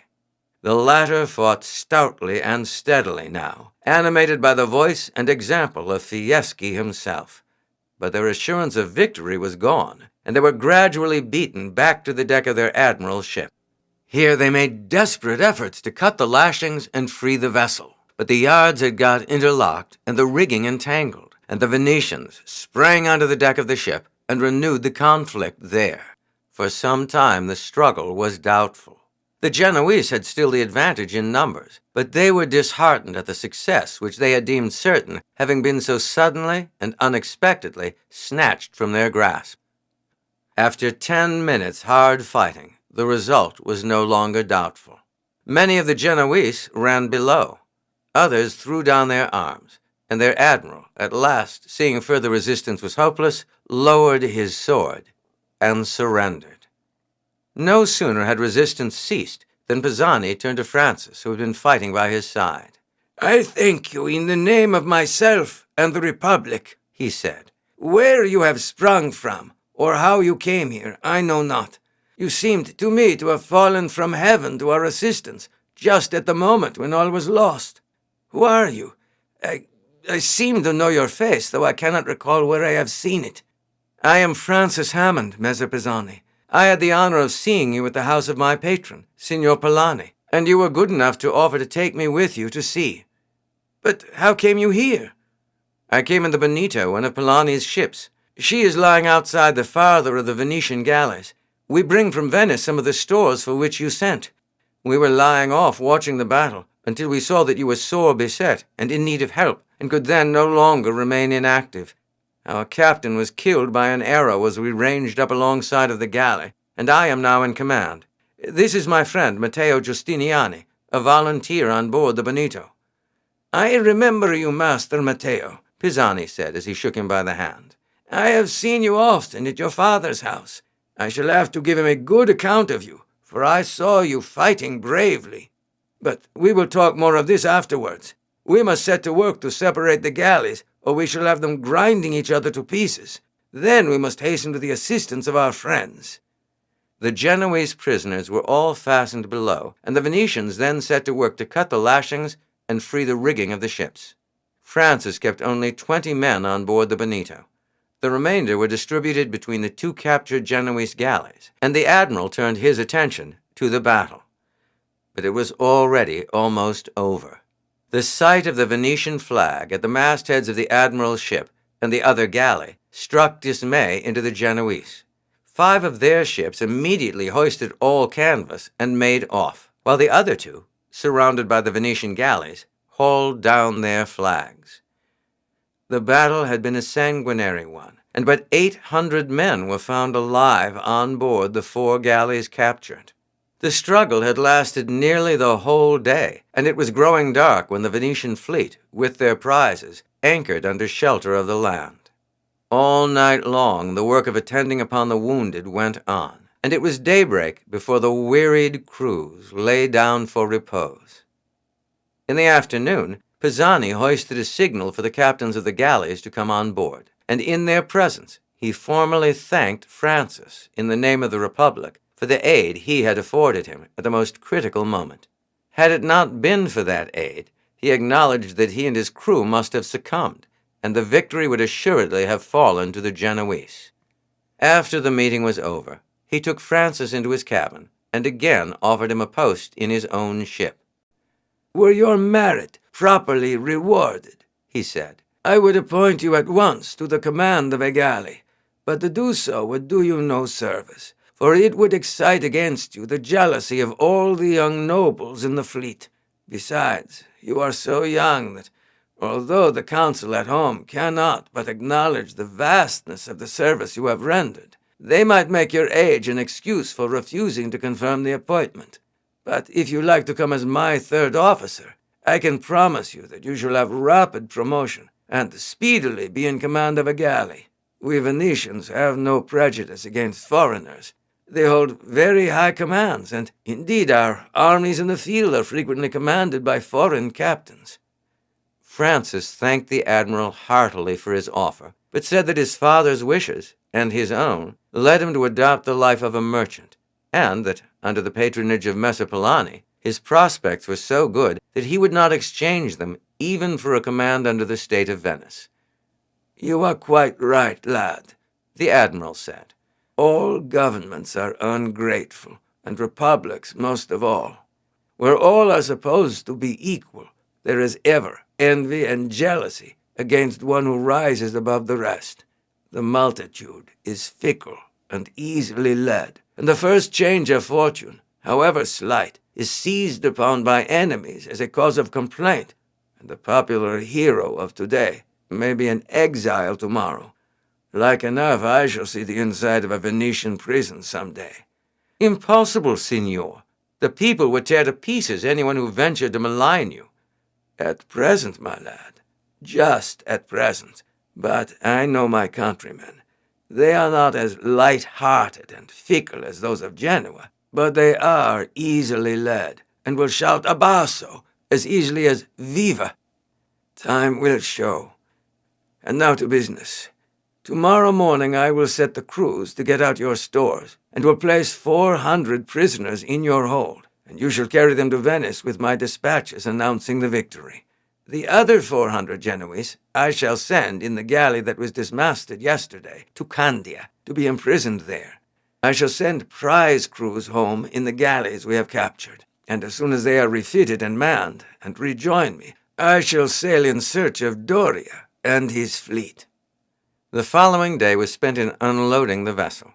This was accomplished by nightfall. The prisoners were then put on board. Francis at once ordered sail to be set, and the Bonito was started on her homeward voyage. As soon as the Bonito was signaled in sight, Signor Polani went down to the port to meet her, to ascertain where she had fallen in with the fleet, for there was great anxiety in Venice, as no news had been received from Pisani for more than 10 days.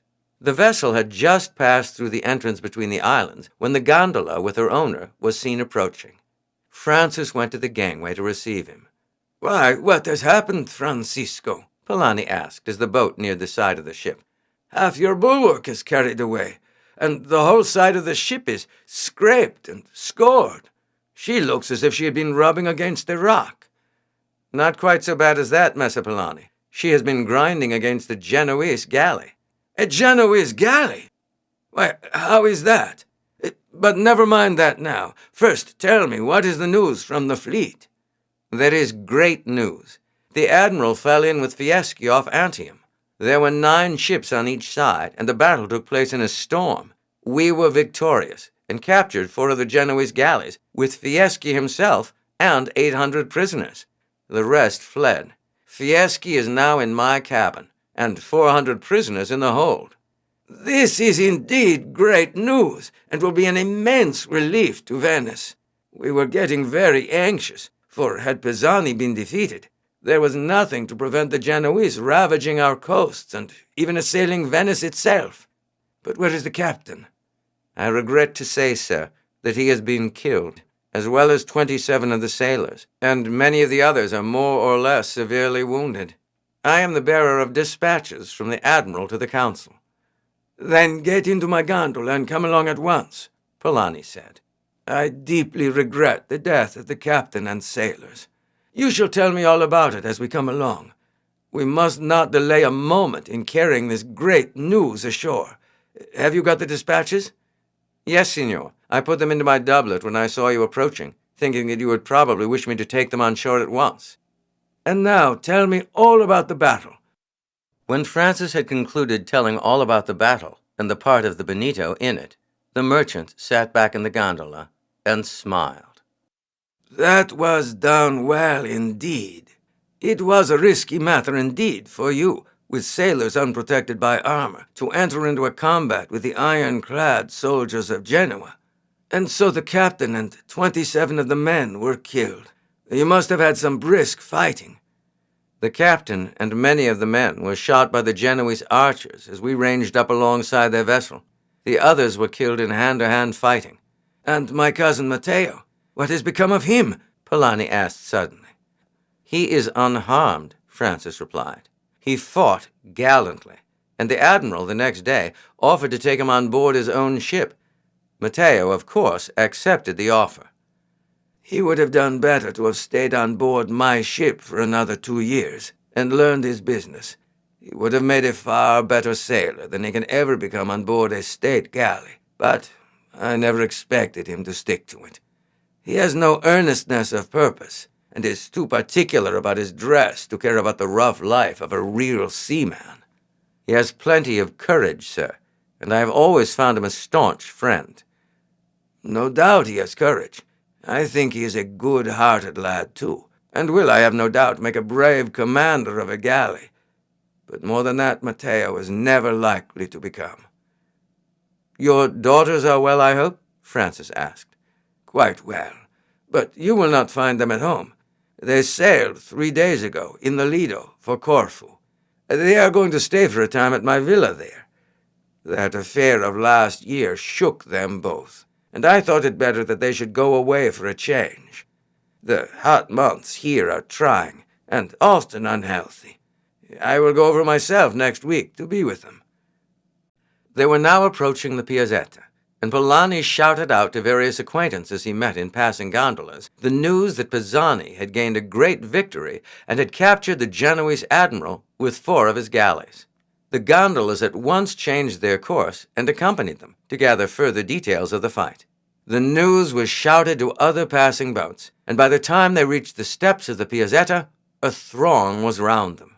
Those on shore shouted out the news, and it spread rapidly from mouth to mouth.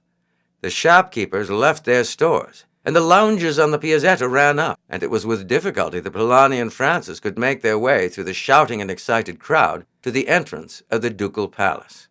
Polani at once led Francis to the Doge, to whom he gave an account of the action. Messengers were immediately dispatched to some of the members of the council. As soon as a sufficient number to transact the business had arrived at the palace, the Doge himself led Francis to the council chamber. "Is the news that we heard shouted in the streets as we came thither true?" one of the councillors asked as they entered. "That our fleet has gained a victory over the Genoese?" "I am happy to say that it is quite true. But this young gentleman is the bearer of dispatches from the admiral, and these will doubtless give us all particulars." "Admiral Pisani has chosen a strange messenger for so important a dispatch," one of the party hostile to the admiral said. "It is usual to send dispatches of this kind by a trusted officer, and I do not think it respectful, either to the council or the Republic, to send home the news of a victory by a lad like this." "The admiral apparently chose this young gentleman because, owing to the death of his captain, he was in command of the ship which Messer Polani placed at the service of the Republic, and which was present at the fight. The admiral intended, as I hear, to set out at once in search of the fleet of Doria, and doubtless did not wish to weaken himself by dispatching a state galley with the news. But perhaps he may explain the matter in his dispatches." Several other councillors had by this time arrived, and the dispatches were opened. The admiral's account of the engagement was brief, for he was fonder of the sword than the pen. "Fortunately, it is unnecessary for me to give your seigneury the details of the fighting, as these can be furnished you by Messer Francisco Hammond, who will hand you these dispatches. He was a witness of the action on the Bonito, which had that morning arrived at Antium with some of the stores you dispatched me. I have selected this young gentleman as the bearer of these dispatches because it is to him I entirely owe it that I am not at the present moment a prisoner in Genoa, and to him the Republic owes that we yesterday won a victory." After detailing the battle, the admiral's dispatch went on. "Messer Hammond fought by my side, and although but a lad in years, he showed himself a sturdy man-at-arms, and behaved with a coolness and bravery beyond praise. I hereby recommend him to your gracious consideration." A murmur of surprise from the councillors greeted the reading of this portion of the letter. When it was concluded, the Doge was the first to speak. "You have indeed deserved well of the Republic, Messer Hammond, for we know that Admiral Pisani is not one to give undue praise or to exaggerate in aught. This is news to me, signors, as well as to you, for in his narrative to me of the events of the fight, he passed over his own share in it, though Messer Polani, who accompanied him, did say that his ship had taken some part in the fight, and that the captain and 27 men had been killed. Now, young sir, as the admiral has referred us to you for a detailed narrative of the battle, we will thank you to tell us all you witnessed, omitting no detail of the occurrences." Francis accordingly gave a full account of the action, and gave great praise to his crew for the valor with which they had fought against the heavy-armed Genoese. When he had concluded, the Doge said, "We thank you for your narrative, Messer Hammond, as well as for the great service you have rendered the state.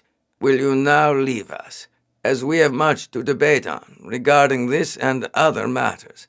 Will you ask Messer Polani to remain in attendance for a while, as we wish to consult with him as to ships and other matters? As to yourself, we shall ask you to come before us again shortly." After Francis had left, the council first voted that 5 ducats should be given to every man of the crew of the Bonito, and that the widows of those who had been slain should be provided for at the expense of the state. They deferred the question as to the honors which should be conferred upon Francis until they had consulted Polani. State barges were at once sent off to bring in the prisoners from the ship, and preparations made for their accommodation, for Venice always treated prisoners taken in war with the greatest kindness, an example which Genoa was very far from following. Then Polani was sent for, and the question of stores and ships gone into. Orders were issued for redoubled activity in the arsenal, and it was arranged that several ships belonging to Polani and others should be at once purchased for the service of the state. Then they asked him for his opinion as to the reward which should be given to Francis. Upon the merchant expressing his ignorance of any special service his young friend had rendered, the passage from Pisani's letter relating to him was read out. "The lad is as modest as he is brave," the merchant said. "I had no idea of the real nature of the encounter. I feel very proud of the service he has rendered the state, for he has rendered me as a private individual no less important service, and I regard him as my adopted son and my future partner in my business. Such being the case, signors, he needs no gift of money from the state. He has not, of course, being still a minor, taken up his papers of naturalization as a citizen?" the Doge asked. "No, your highness, nor is it his intention to do so. I spoke to him on the subject once, and he said that, although he regarded Venice with affection, and would at all times do everything in his power for the state, he could not renounce his birthplace as an Englishman by taking an oath of allegiance to another state, and that probably he should after a time return to his native country. I pointed out to him that, although foreigners were given every facility for trade in Venice, it would be a grievous disadvantage to him in the islands, and especially with countries such as Egypt, the Turks, and the Eastern Empire, with whom we had treaties, as, unless he were a Venetian, he would be unable to trade with them. He fully saw the force of my argument, but persisted in his determination. If you ask my opinion, therefore, signors, and you do not think the honor too great, I would suggest that the highest and most acceptable honor that could be bestowed upon him would be that which you have at various times conferred upon foreign personages of distinction, namely, to grant him the freedom of Venice and inscribe his name upon the list of her citizens without requiring of him the renunciation of his own country or the taking of the oath of allegiance. The honor is assuredly a great and exceptional one, the Doge said, but so is the service that he has rendered. Will you retire for a few minutes, signor, and we will then announce to you the result of our deliberations on the matter." Chapter 12. In Mocenigo's Power. It was fully an hour before Polani was recalled to the council chamber. He saw at once, by the flushed and angry faces of some of the council, that the debate had been a hot one.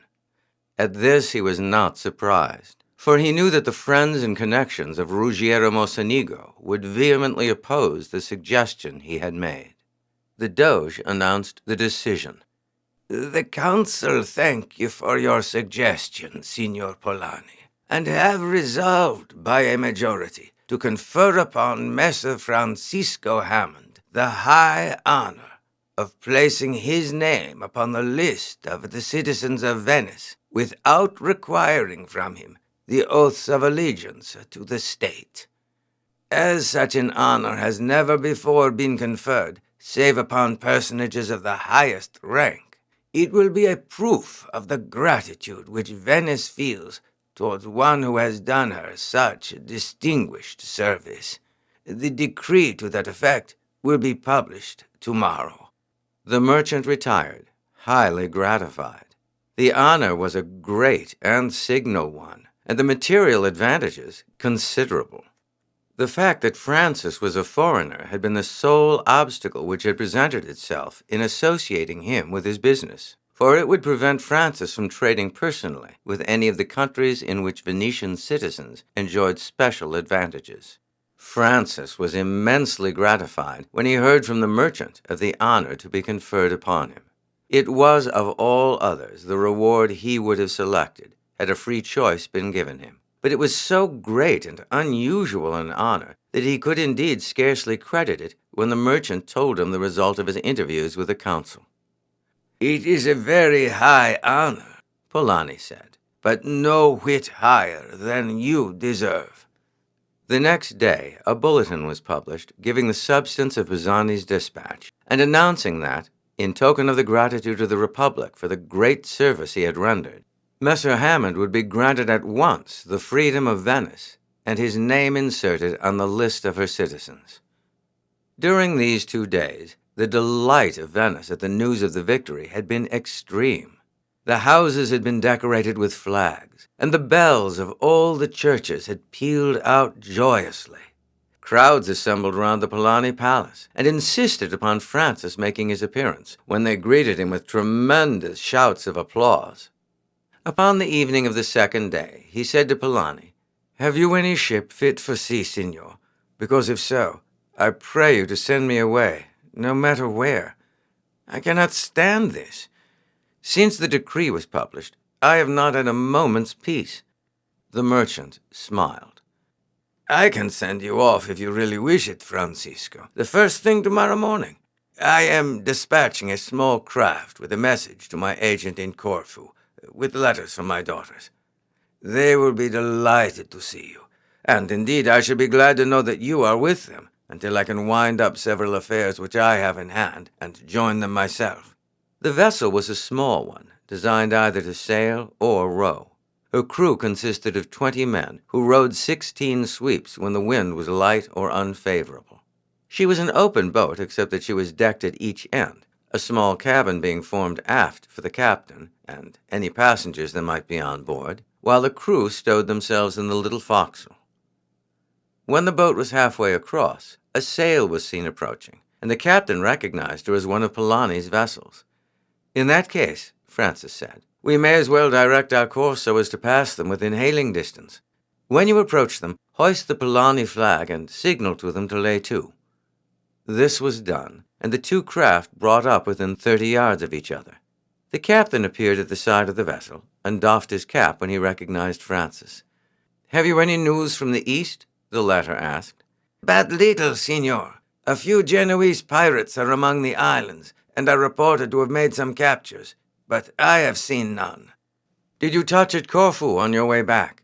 "I left there yesterday, signor. A strange craft has been reported as having been seen on the coast. She carries no flag, but from her appearance she is judged to be a Moor." "But we are at peace with the Moors, and it is years since they ventured on any depredations, excepting on their own waters." "That is so, signor, and I only tell you what was the report at Corfu. She appeared to be a swift craft, rowing a great many oars. Her movements certainly seem mysterious, as she has several times appeared off the coast. 2 vessels which sailed from Cyprus, and were to have touched at Corfu, had not arrived there when I left, and they say that several others are overdue. I do not say that has anything to do with the strange galley, but it is the general opinion in Corfu that it has something to do with it." "It looks strange, certainly," Francis said, "but I cannot believe that any Moorish pirates would be so daring as to come up into Venetian waters. However, I will not detain you longer. Will you tell Signor Polani that you met us, and that we were making good progress, and hope to reach Corfu sometime tomorrow?" "This is a curious thing about this galley," the captain of the boat said to Francis, as the men again dipped their oars into the water. "It is much more likely to be a Genoese pirate than a Moor," Francis said. "They may have purposely altered their rig a little in order to deceive vessels who may sight them. We must hope that we shall not fall in with her, and if we see anything answering to her description, we will give it a wide berth. Besides, it is hardly likely they would interfere with so small a craft as ours, for they would be sure we should be carrying no cargo of any great value." 20 Christian slaves would fetch money among the Moors," the captain said. "Let us hope we shall see nothing of them, for we should have no chance of resistance against such a craft, and she would go 2 feet to our 1. The next morning, Francis was aroused by a hurried summons from the captain. Half awake, and wondering what could be the cause of the call, for the boat lay motionless on the water, he hurried out from the little cabin. Day had just broken. The sky was aglow with ruddy light in the east. "Look there, senor," the captain said, pointing to the south. Two vessels were lying in close proximity to each other at a distance of about 2 miles from the boat. One of them was a large trader. The other was a long galley rigged quite differently to those of either Venice or Genoa. "That is the craft they were speaking of. There is no mistaking her. She may be an Egyptian or a Moor, but certainly she comes from the African coast."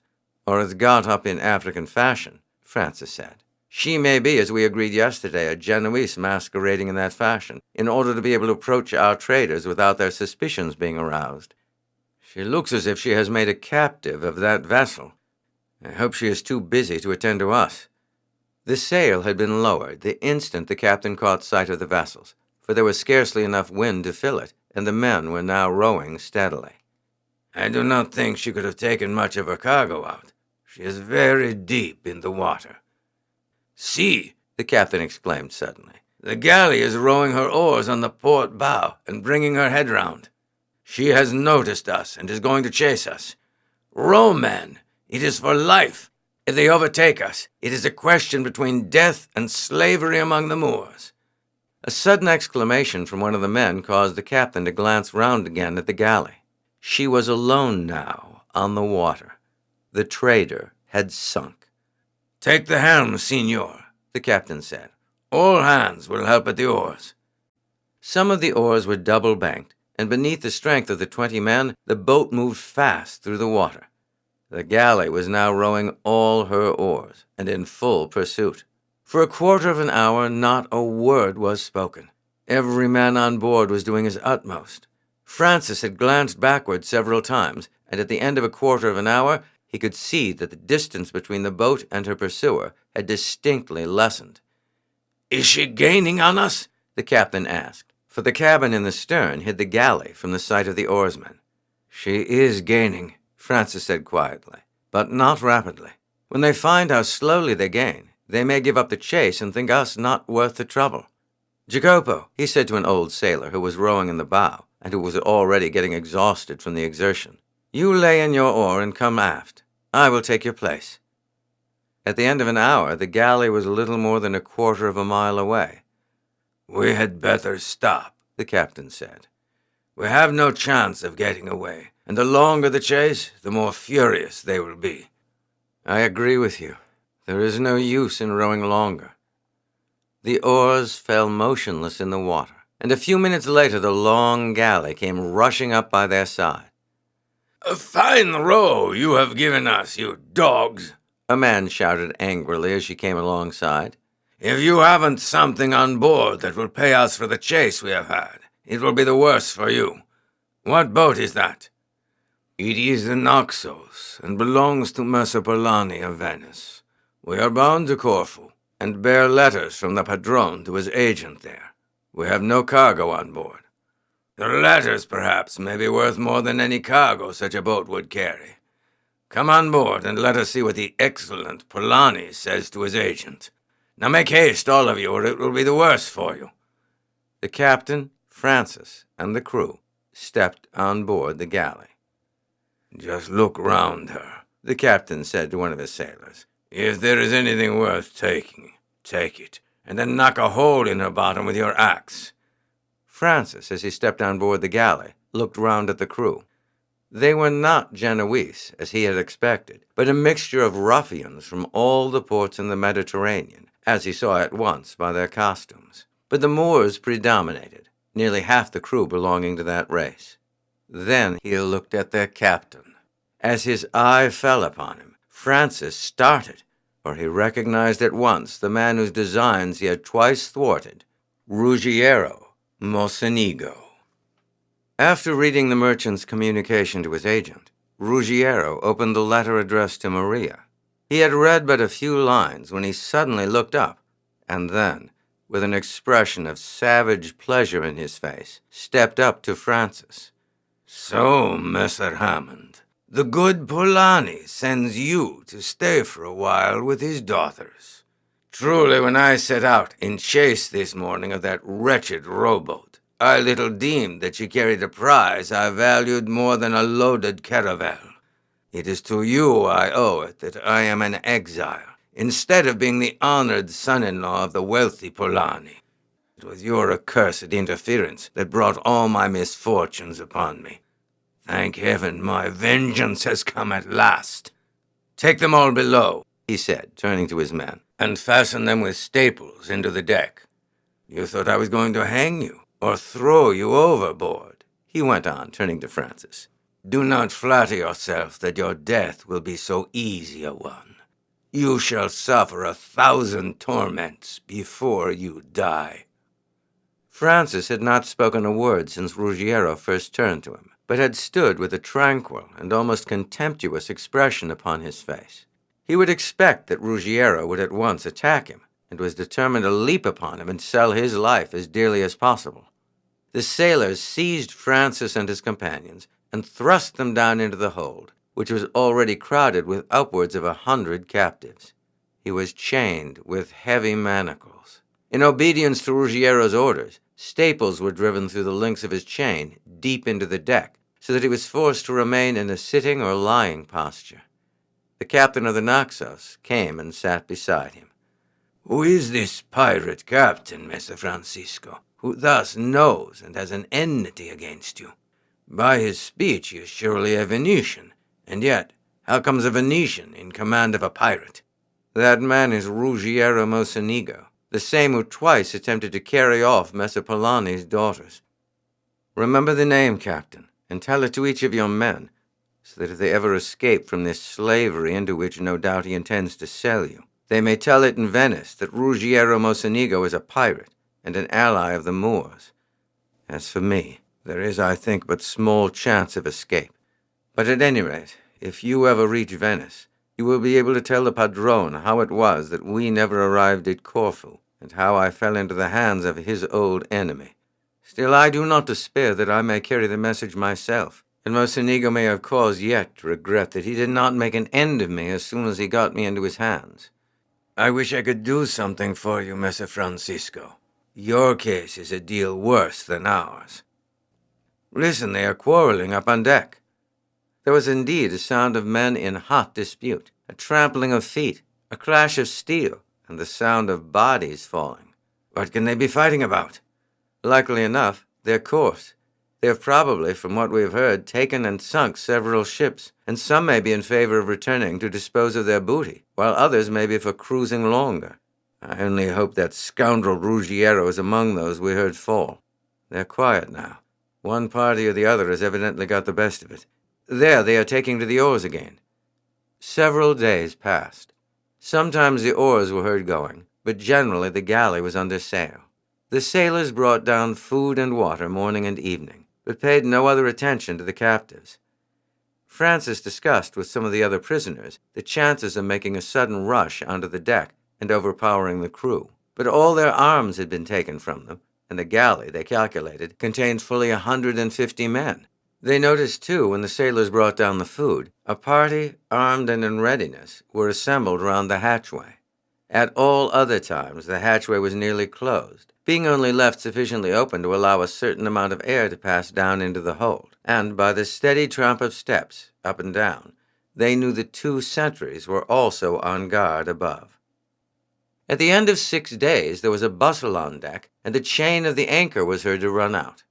2 or 3 hours afterwards, the hatchway was taken off. When the rest had ascended, 2 men came below with hammers and drew the staples which fastened Francis to the deck.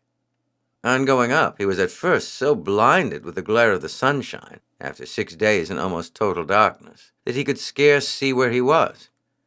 The ship was lying at anchor in a bay. The shores were low, and a group of houses stood abreast of where the ship was anchored. By their appearance, Francis saw at once that he was on the coast of Africa, or of some island near it. The prisoners were ordered to descend into the boats which lay alongside, some sailors taking their places with them. Ruggiero was not at first to be seen, but just as Francis was preparing to take his place in the boat, he came out from the cabin. One of his arms was in a sling, and his head bandaged. Take special care of that prisoner. Do not take off his chains. and place a sentinel at the door of the place of his confinement. I would rather lose my share of all the spoil we have taken than he should escape me." The shackles had been removed from the rest of the captives, and on landing they were driven into some huts which stood a little apart from the village. Francis was thrust into a small chamber with 5 or 6 companions. The next morning the other prisoners were called out, and Francis was left alone by himself all day. On their return in the evening, they told him that all the prisoners had been employed in assisting to get out the cargo with which the vessel was crammed, and in carrying it to a large storehouse in the village. One of the prisoners, who had already told Francis that he was the captain of the vessel they had seen founder, said, "I should say that they were the pick of the cargoes of a dozen ships there. All of us here belong to 3 ships, except those taken with you. But from the talk of the sailors, I heard they had already sent off 2 batches of captives by another ship which was cruising in company of them.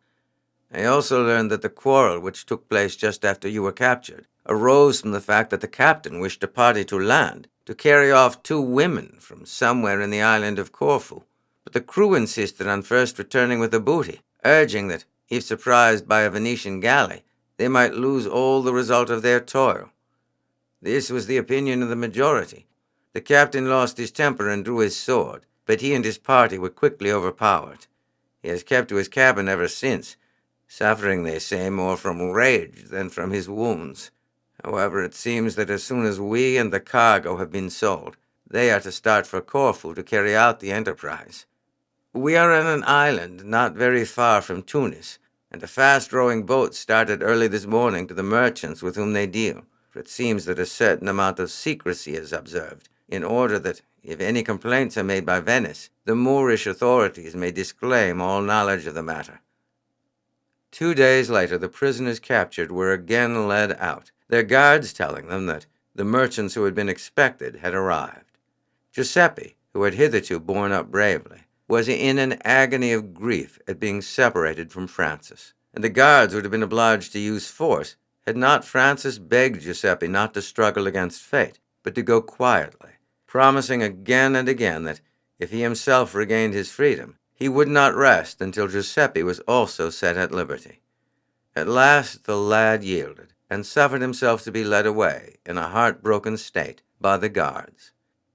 None of the captives returned to the hut, and Francis now turned his whole thoughts to freeing himself from his chains. He had already revolved in his mind every possible mode of escape. He had tried the strong iron bars of the window, but found that they were so rigidly fixed and embedded in the stonework that there was no hope of escape in this way. And even could he have got through the window, the weight of his shackles would have crippled him. He was fastened with 2 chains, each about 2 feet 6 inches long, going from the wrist of the right hand to the left ankle, and from the left hand to the right ankle. Thus he was unable to stand quite upright, and anything like rapid movement was almost impossible.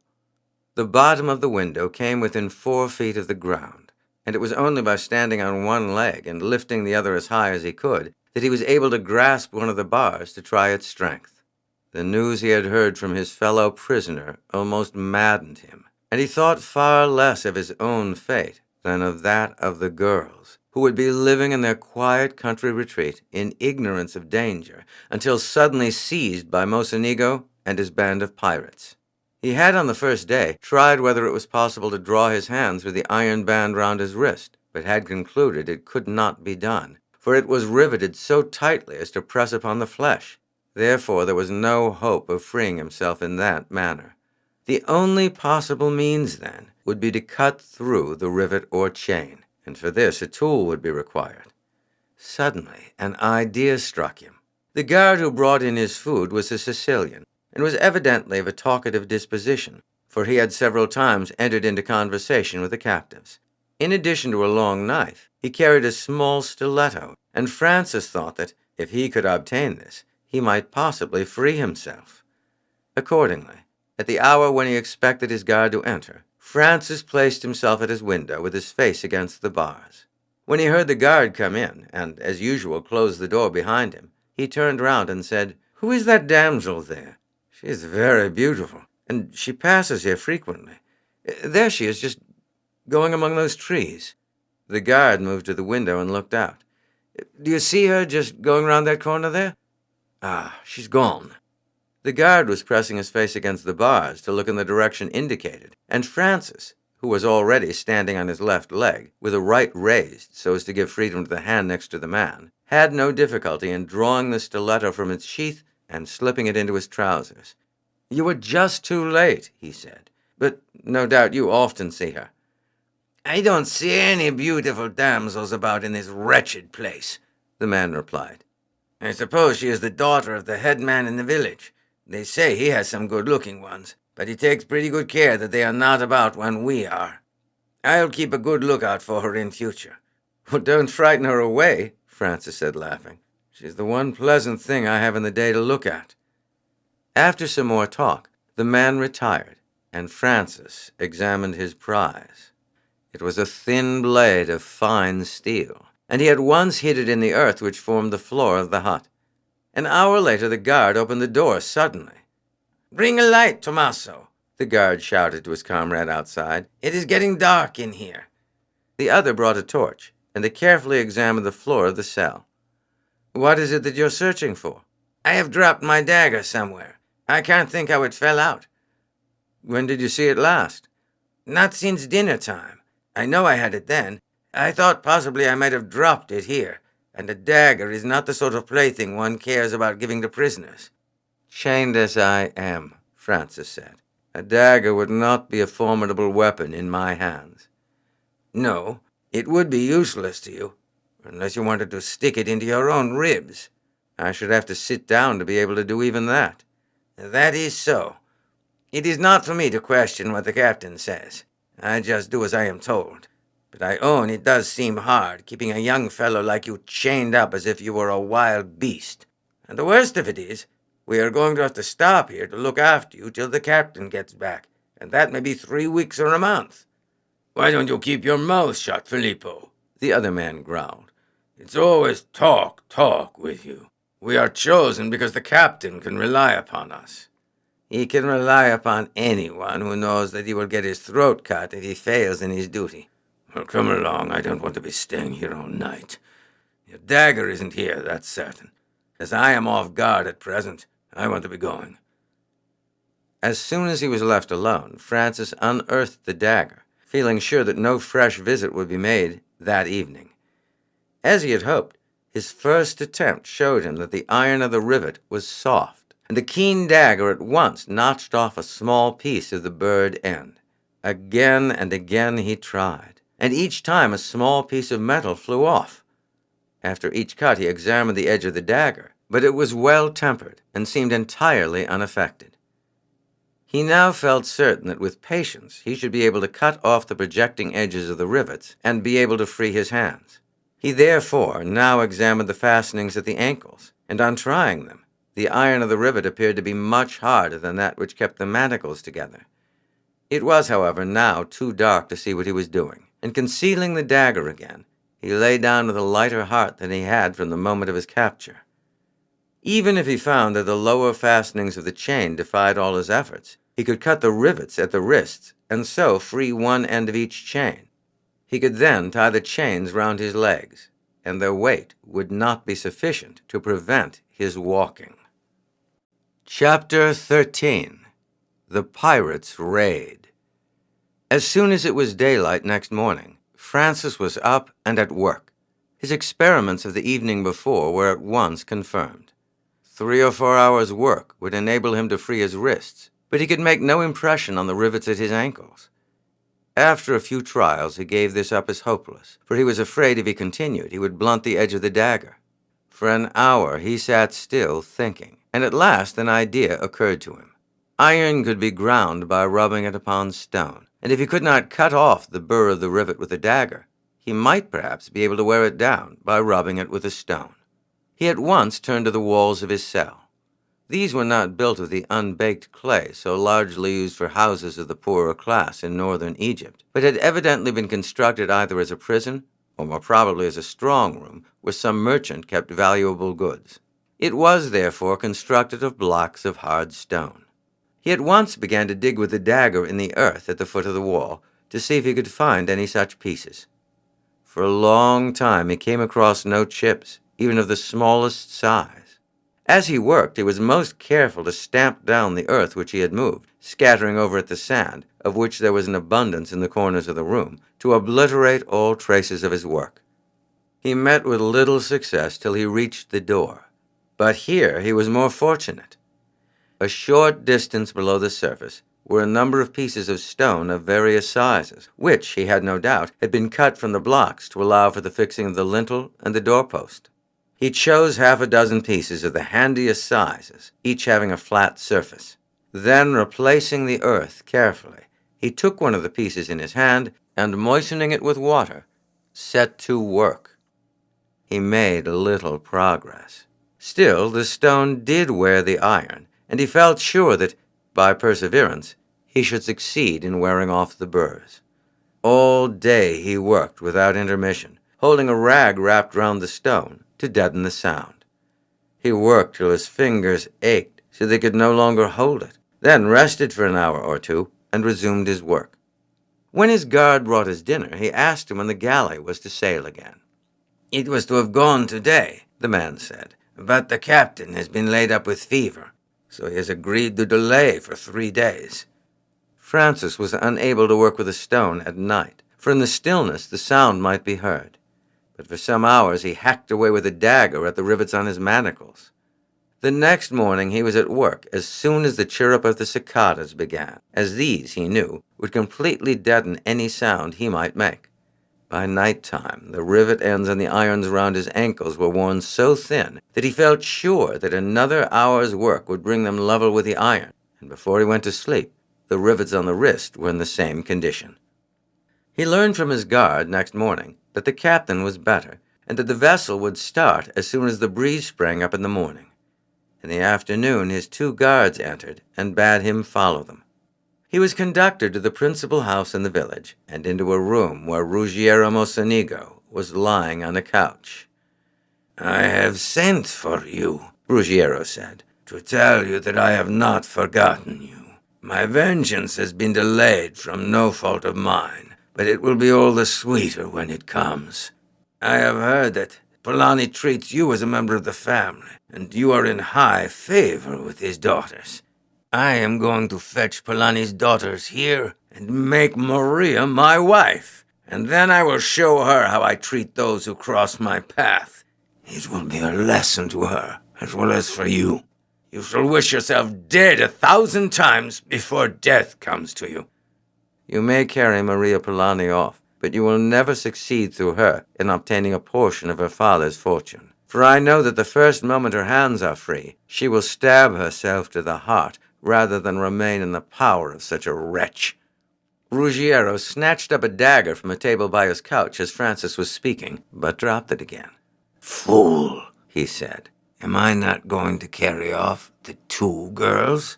And do you not see that it will tame Maria's spirit effectually when she knows that if she lays hands on herself, she will but shift the honor of being my wife from herself to her sister?" As the laugh of anticipated triumph rang in Francis's ears, the latter, in his fury, made a spring forward to throw himself upon the villain, but he had forgotten his chains and fell headlong onto the floor. "Guards!" Ruggiero shouted. "Take this fellow away." Ruggiero waved his hand impatiently, and the 2 men withdrew with their prisoner. "If it were not that I have not touched my share of the booty of our last trip," Filippo said as they left the house, "I would not serve him another day."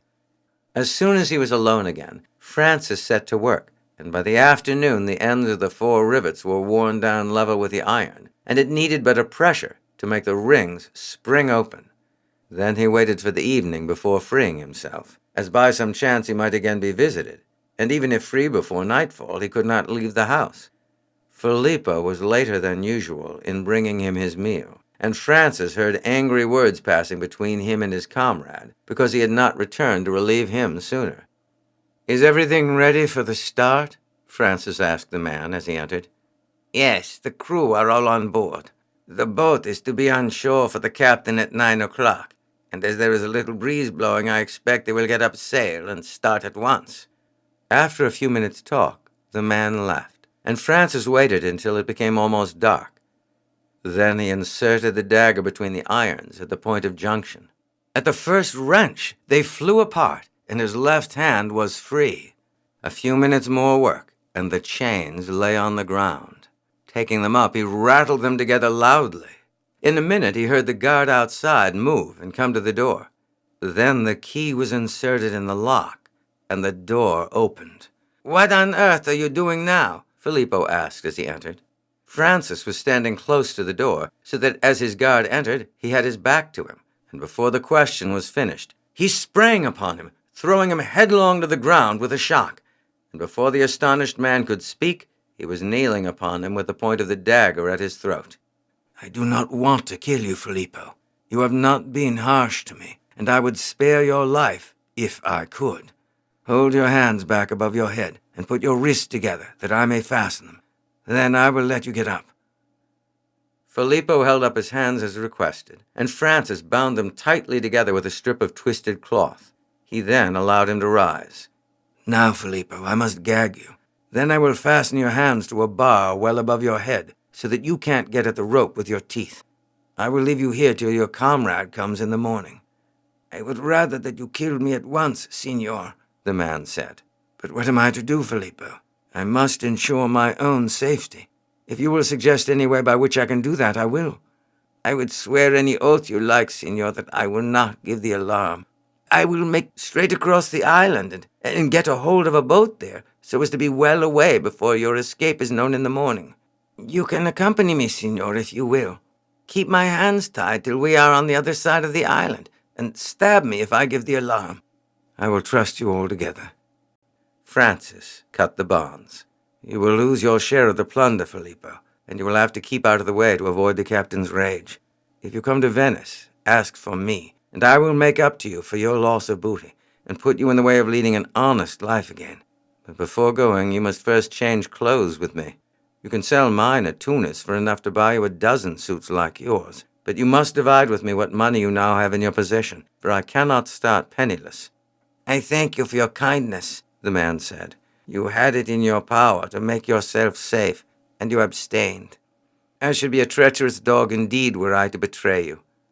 I do not know what your plans are, signor, but I pray you to follow my example and get away from this place before daylight. The people here will all aid in the search for you, and as the island is not large, you will assuredly be discovered. Be assured I shall be off the island before daybreak, but I have some work to do first." By this time the exchange of clothes was effected. The 6 ducats in Filippo's purse divided, and then they left the prison room, and Filippo locked the door after them.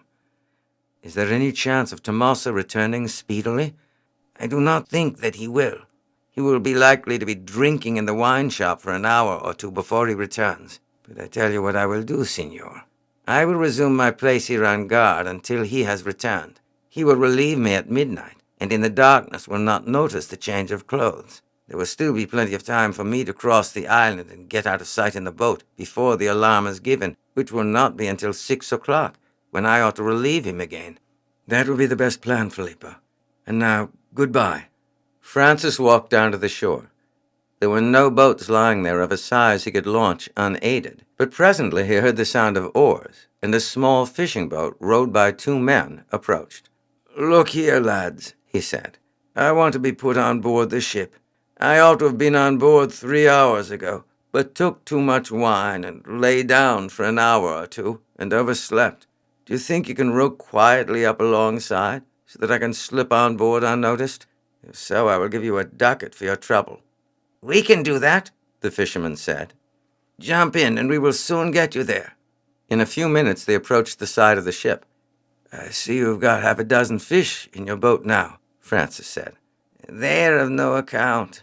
They are good enough for our eating, but not such as they buy on board a ship where money is plentiful. You are welcome to them if you have a fancy." "Thank you. I will take 2 or 3 of them. I want to play a trick with a comrade." There were several boats lying near the vessel, and the men were leaning over the sides bargaining for fish. Handing the fishermen their promised reward, Francis sprang up the ladder to the deck. He was unnoticed, for other men had gone down into the boats for fish. Mingling with the sailors, he gradually made his way to the hatchway leading into the hold, descended the ladder, and stowed himself away among a quantity of casks, some filled with wine and some with water, at the farther end of the hold. Men came down from time to time with lanterns to stow away the lately arrived stores, but none came near the place where Francis was hidden. The time seemed long before he heard the clank of the capstan and knew the vessel was being hove up to her anchors. Then after a while, he heard the creaking of cordage and much trampling of feet on the deck above, and knew that she was under way. Then he made himself as comfortable as he could in his cramped position and went off to sleep. When he woke in the morning, the light was streaming down the hatch, which was only closed in rough weather, as it was necessary frequently to go down into it for water and stores. Francis had brought the fish with him as a means of subsistence during the voyage, in case he should be unable to obtain provisions. But for this there was no occasion, as there was an abundance of fruit hanging from the beams, while piles of bread were stowed in a partition at one end of the hold. During the day, however, he did not venture to move, and was heartily glad when it again became dark, and he could venture to get out and stretch himself. He appropriated a loaf and some bunches of grapes, took a long drink from a pail placed under the tap of a water butt, and made his way back to his corner. After a hearty meal, he went out again for another drink, and then turned in to sleep. So passed 6 days. By the rush of water against the outside planks, he could always judge whether the vessel was making brisk way, or whether she was lying becalmed. Once or twice, after nightfall, he ventured up on deck, feeling certain that in the darkness there was no fear of his being detected. From conversation he overheard on the 7th evening, he learned that Corfu had been sighted that day. For some hours the vessel's sails had been lowered, and she had remained motionless, but she was now again making for the land, and in the course of another 2 hours a landing was to be made. The boats had all been got in readiness, and the men were to muster fully armed. Although, as they understood, the carrying off of 2 girls was their special object, it was intended that they should gather as much plunder as could be obtained. The island was rich, for many wealthy Venetians had residences there. Therefore, with the exception of a few men left on board to take care of the galley, the whole were to land. A picked boat's crew were to accompany the captain, who was now completely convalescent. The rest were to divide in bands and scatter over the country, pillaging as they went and setting fire to the houses. It was considered that such consternation would be caused that nothing like resistance could be offered for some time, and by daybreak all hands were to gather at the landing place. How far the spot was from the town, Francis had no means of learning. There was a store of spare arms in the hold, and Francis, furnishing himself with a sword and large dagger, waited until he heard a great movement overhead, and then went upon deck and joined a gang of men employed in lowering one of the boats. The boat was a large one, rowing 16 oars and carrying some 20 men seated in the stern. Here Francis took his place with the others.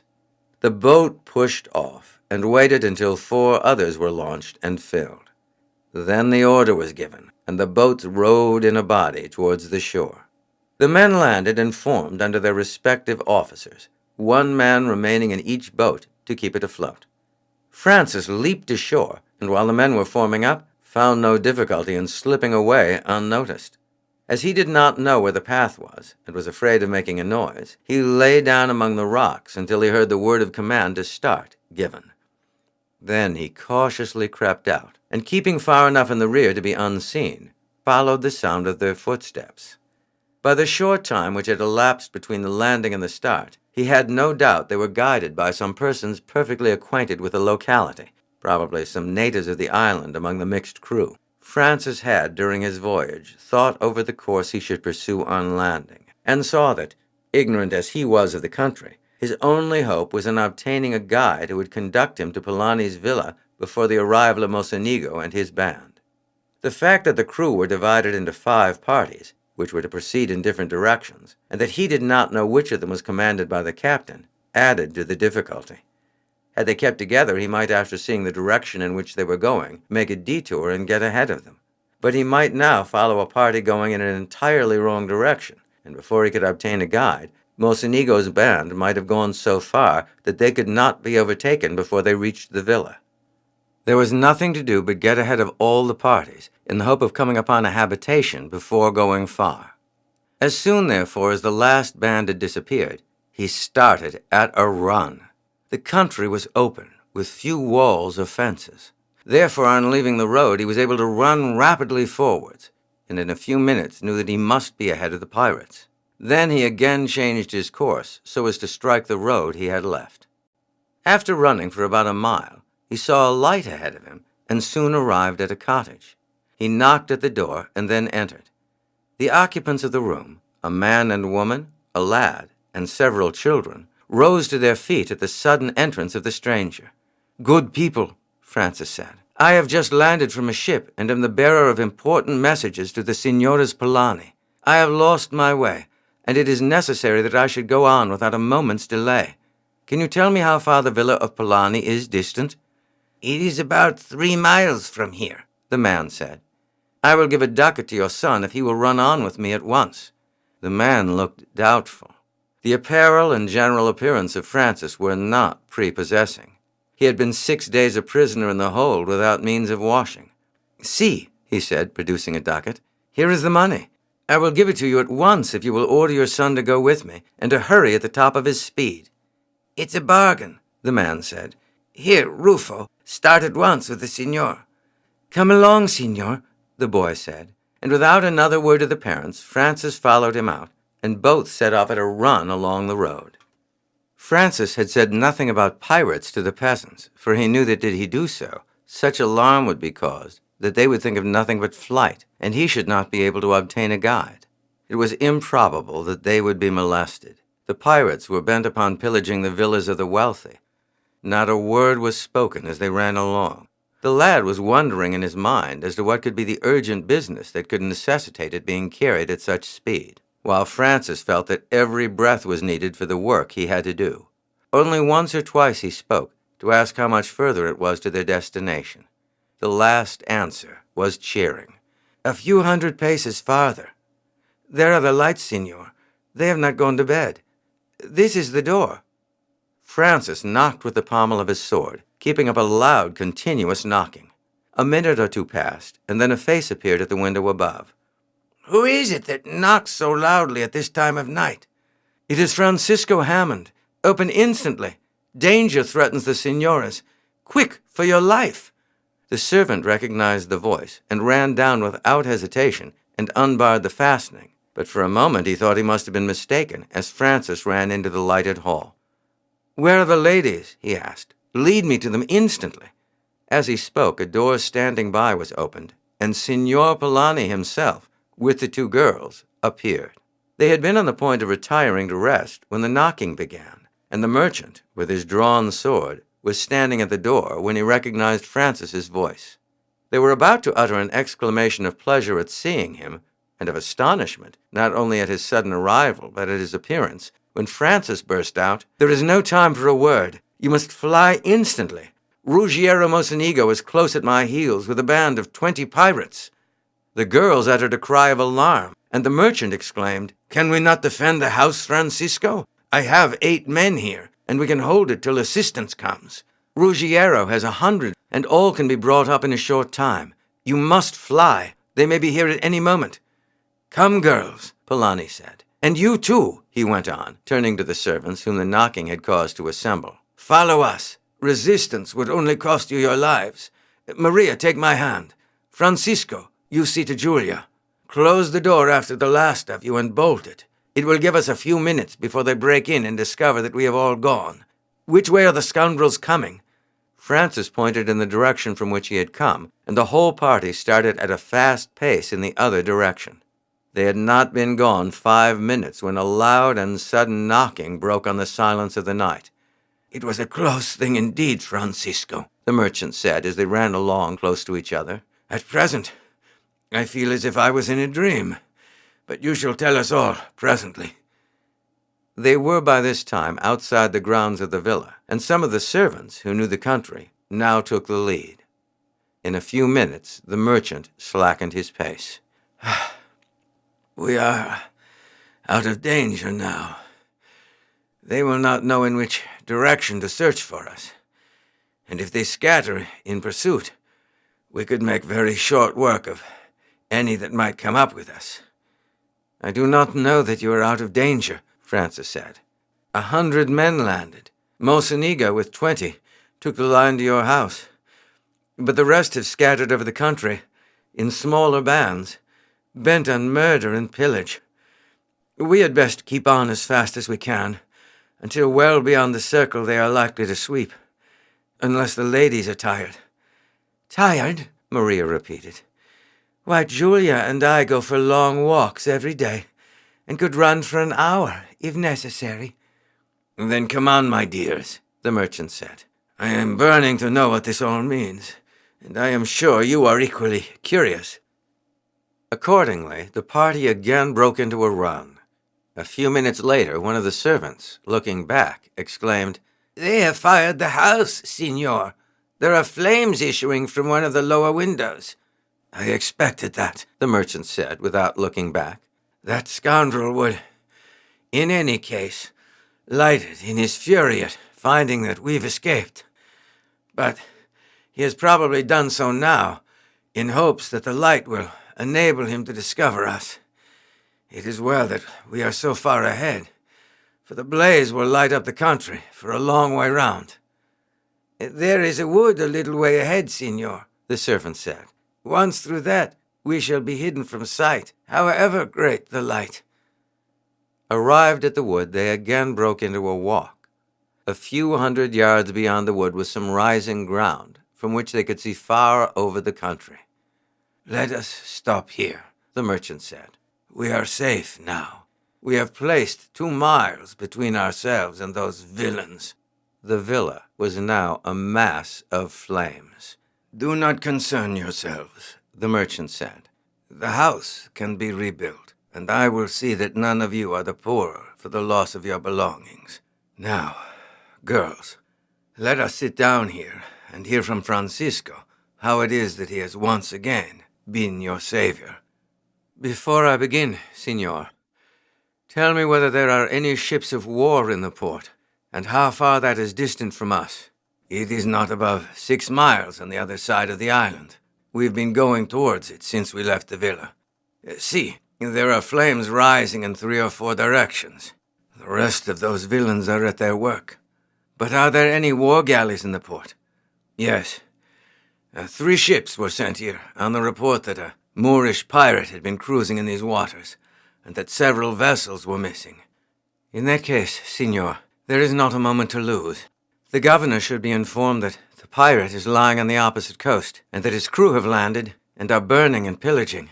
If orders are issued at once, the galleys could get round before morning and cut off the retreat of these miscreants."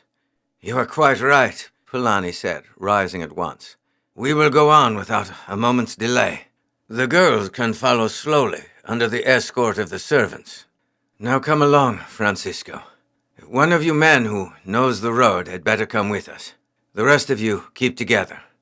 2 miles further, girls, as you know, is a villa of Carlo Maffei. If you feel tired, you had best stop and ask for shelter there. There is no fear that the pirates will extend their ravages so far. They will keep on the side of the island where they landed, so as to be able to return with their booty before daybreak to the ship." Chapter 14. The End of the Persecutor. Signor Polani was so well known that upon his arrival at the governor's house, the domestics, upon being aroused, did not hesitate to awaken the governor at once. The latter, as soon as he heard that the pirates had landed and were devastating the other side of the island, and that their ship was lying close into the coast, under the charge of a few sailors only, at once dispatched a messenger to the commander of the galleys, ordering them to arouse the crews and make ready to put out to sea instantly. He added that he himself should follow his messenger on board in a few minutes and should accompany them.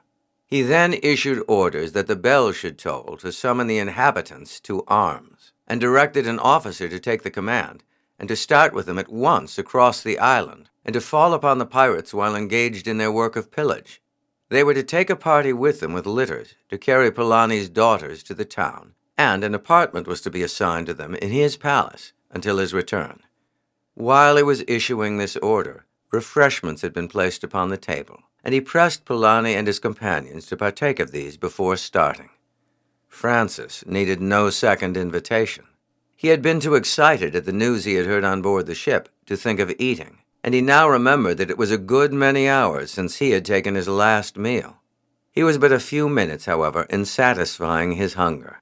By the time he had finished, the governor had seen that his orders had been carried out. 200 armed citizens had already mustered in companies and were now on the point of setting out, burning with indignation at what they had heard of the depredations which the pirates had committed. After seeing his preparations complete, the governor, accompanied by Polani and Francis, made his way down to the port and was rowed out to the galleys. Here he found all on the alert. The governor now informed the commander of the vessels the reason of the sudden orders for sailing.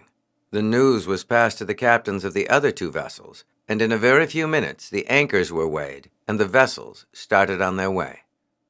Francis was closely questioned as to the spot at which the pirate vessel was lying, but could only reply that, beyond the fact that it was some 4 miles from Polani's villa, he had no idea of the locality. "Can you not describe to us the nature of the coast?" the commander said. "That I cannot," Francis replied, "for I was hidden away in the hold of the vessel, and did not come on deck until after it was dark, at which time the land abreast of us was only a dark mass." "Signor Polani has informed me," the governor said, "that although your attire does not betoken it, you are a dear friend of his, but he has not yet informed me how it comes that you were upon this pirate ship." "He has been telling me as we came along," Polani replied, "and a strange story it is," and 5 minutes later ended with the words, "He fortunately was able to obtain a guide to my house, which he reached 5 minutes only before the arrival of the pirates there. Admirable indeed, and we are all vastly indebted to him.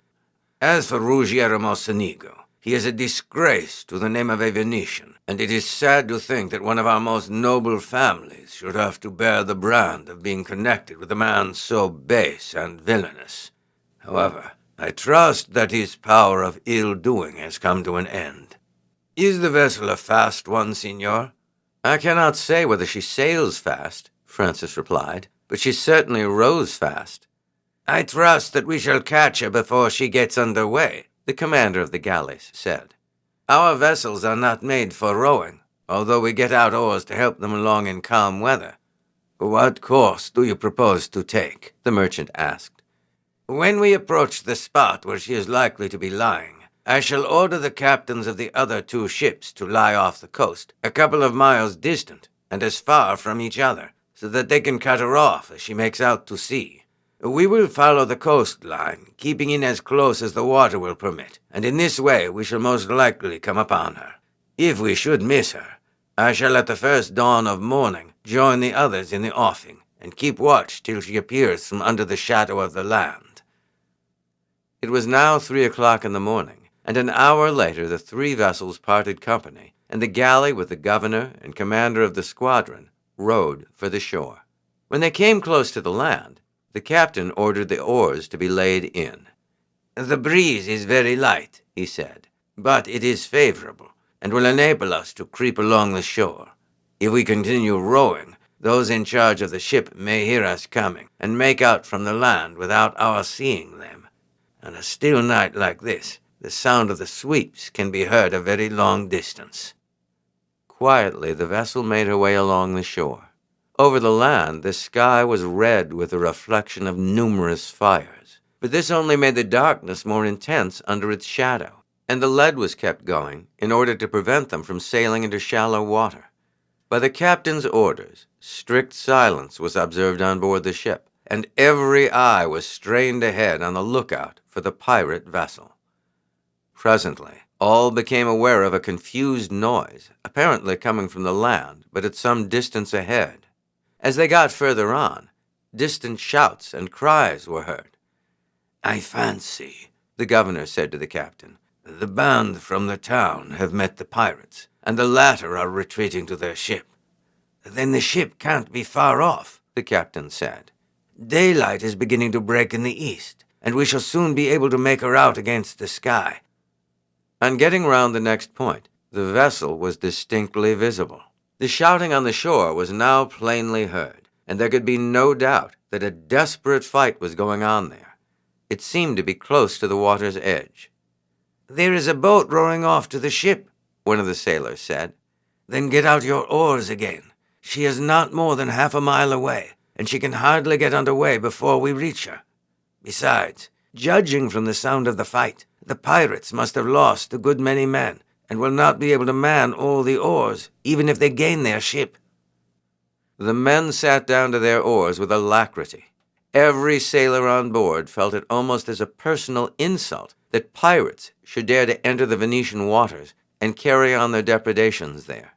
The glare of the burning houses, too, had fired their indignation to the utmost, and all were eager for the fight. 3 boats were now seen rowing towards the ship. "Stretch to your oars, men," the captain said. "We must be alongside them if we can, before they can take to their sweeps." The pirates had now seen them, and Francis, standing at the bow, eagerly watching the vessel, could hear orders shouted to the boats. These pulled rapidly alongside, and he could see the men clambering up in the greatest haste. There was a din of voices. Some men tried to get up the sails.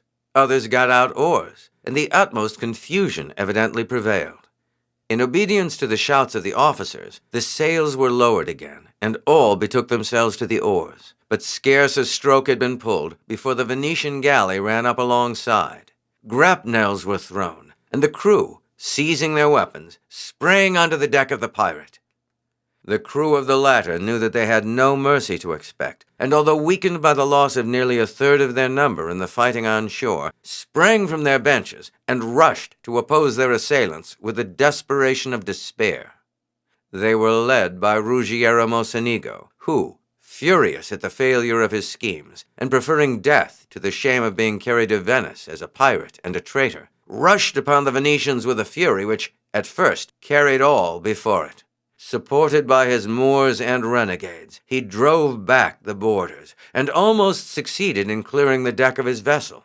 He himself engaged hand-to-hand with the commander of the Venetian galley, and at the third thrust ran him through the throat. But the Venetians, although they had yielded to the first onslaught, again poured over the bulwarks of the galley. Polani, burning to punish the man who had so repeatedly tried to injure him, accompanied them, Francis keeping close beside him.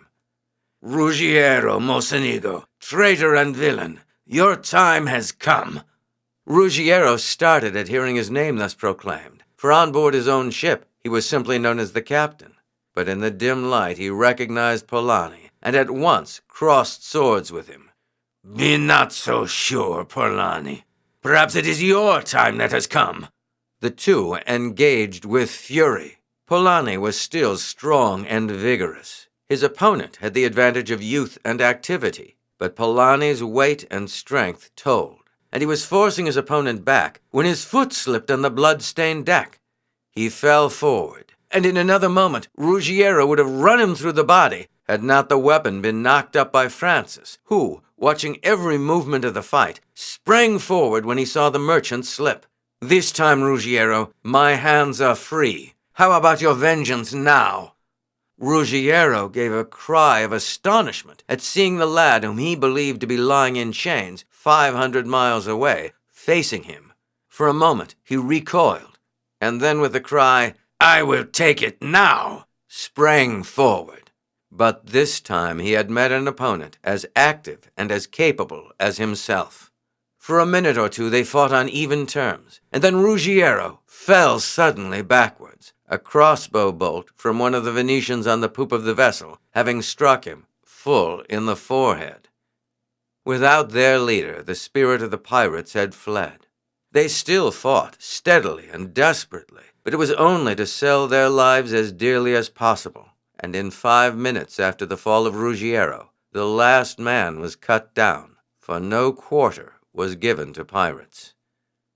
Just as the combat concluded, the sound of oars was heard, and the other 2 galleys came up to the assistance of their consort. They arrived too late to take part in the conflict, but cheered lustily when they heard that the pirate captain and all his crew had been killed. Upon learning that the commander of the galley was killed, the captain next in seniority assumed the command. In a few minutes, the bodies of the pirates were thrown overboard. The wounded were carried below to have their wounds attended to, while the bodies of those who had fallen, 13 in number, were laid together on the deck for burial on shore. Thanks to you, Francisco, that I am not lying there beside them. I was close at hand, in readiness to strike in should I see that my aid was wanted. But up to the moment you slipped, I believed that you would have avenged your wrongs yourself. It is well that he fell as he did. It would have been dreadful indeed had he been carried to Venice to bring shame and disgrace upon a noble family. Thank God his power for mischief is at an end. I have had no peace of mind since the day when you first thwarted his attempt to carry off the girls, nor should I have ever had until I obtained sure tidings that he was dead. The perseverance with which he has followed his resolve to make my daughter his wife is almost beyond belief. It almost seems as if it were a duel between him and you to the death. His aim to injure me, and yours to defend us. And now it has ended. Maria will breathe more freely when she hears the news. The dread of that man has weighed heavily upon her. The governor now came up and warmly congratulated Francis upon his bravery. This is not the first time that my young friend has done good service to the state, Polani said, for it was he who led a crew of one of my ships to the aid of Pisani when his galley was boarded by the Genoese at the Battle of Antium. Is this he? The governor said in surprise. I did not dream that the Englishman was but a lad. At 9 o'clock, the squadron arrived in the port, bringing with them the captured galley. As soon as they were seen approaching, the church bells rang, flags were hung out from the houses, and the whole population assembled at the quay to welcome the victors and to hear the news. You go on at once, directly we land, Francisco, and set the girls' minds at ease. I must come on with the governor, and he is sure to be detained and will have much to say before he can make his way through the crowd. Francis was, on his arrival at the governor's, recognized by the domestics, and at once shown into the room where the girls were awaiting him. The fact that the pirate galley had been captured was already known to them, the news having been brought some hours before by a horseman from the other side of the island. "Where is our father?" Maria exclaimed as Francis entered alone. "He is well, and sent me on to relieve your minds." "Saint Mark be praised. We have been sorely anxious about you both. A messenger who brought the news said that it could be seen from the shore that there was a desperate fight on board the pirate ship, which was attacked by one galley only. We felt sure that it would be the ship that the governor was in, and we knew you were with him, and our father was so enraged at what had happened that we felt sure he would take part in the fight." He did so, and himself engaged hand-to-hand with Mocenigo, and would probably have killed him had not his foot slipped on the deck. I was, of course, by his side, and occupied the villain until a crossbolt pierced his brain. So there is an end to all your trouble with him. "Is he really dead?" Maria said. "Oh, Francisco, how thankful I am. He seemed so determined that I began to think he was sure someday to succeed in carrying me off. Not that I would ever have become his wife.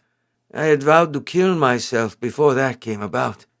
I told him the same thing, and he replied that he was not afraid of that, for that he should have your sister in his power also, and that he should warn you that, if you laid hands on yourself, he should make her his wife instead of you.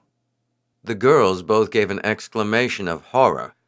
"I never thought of that," Maria said, "but he would indeed have disarmed me with such a threat. Oh, here is father."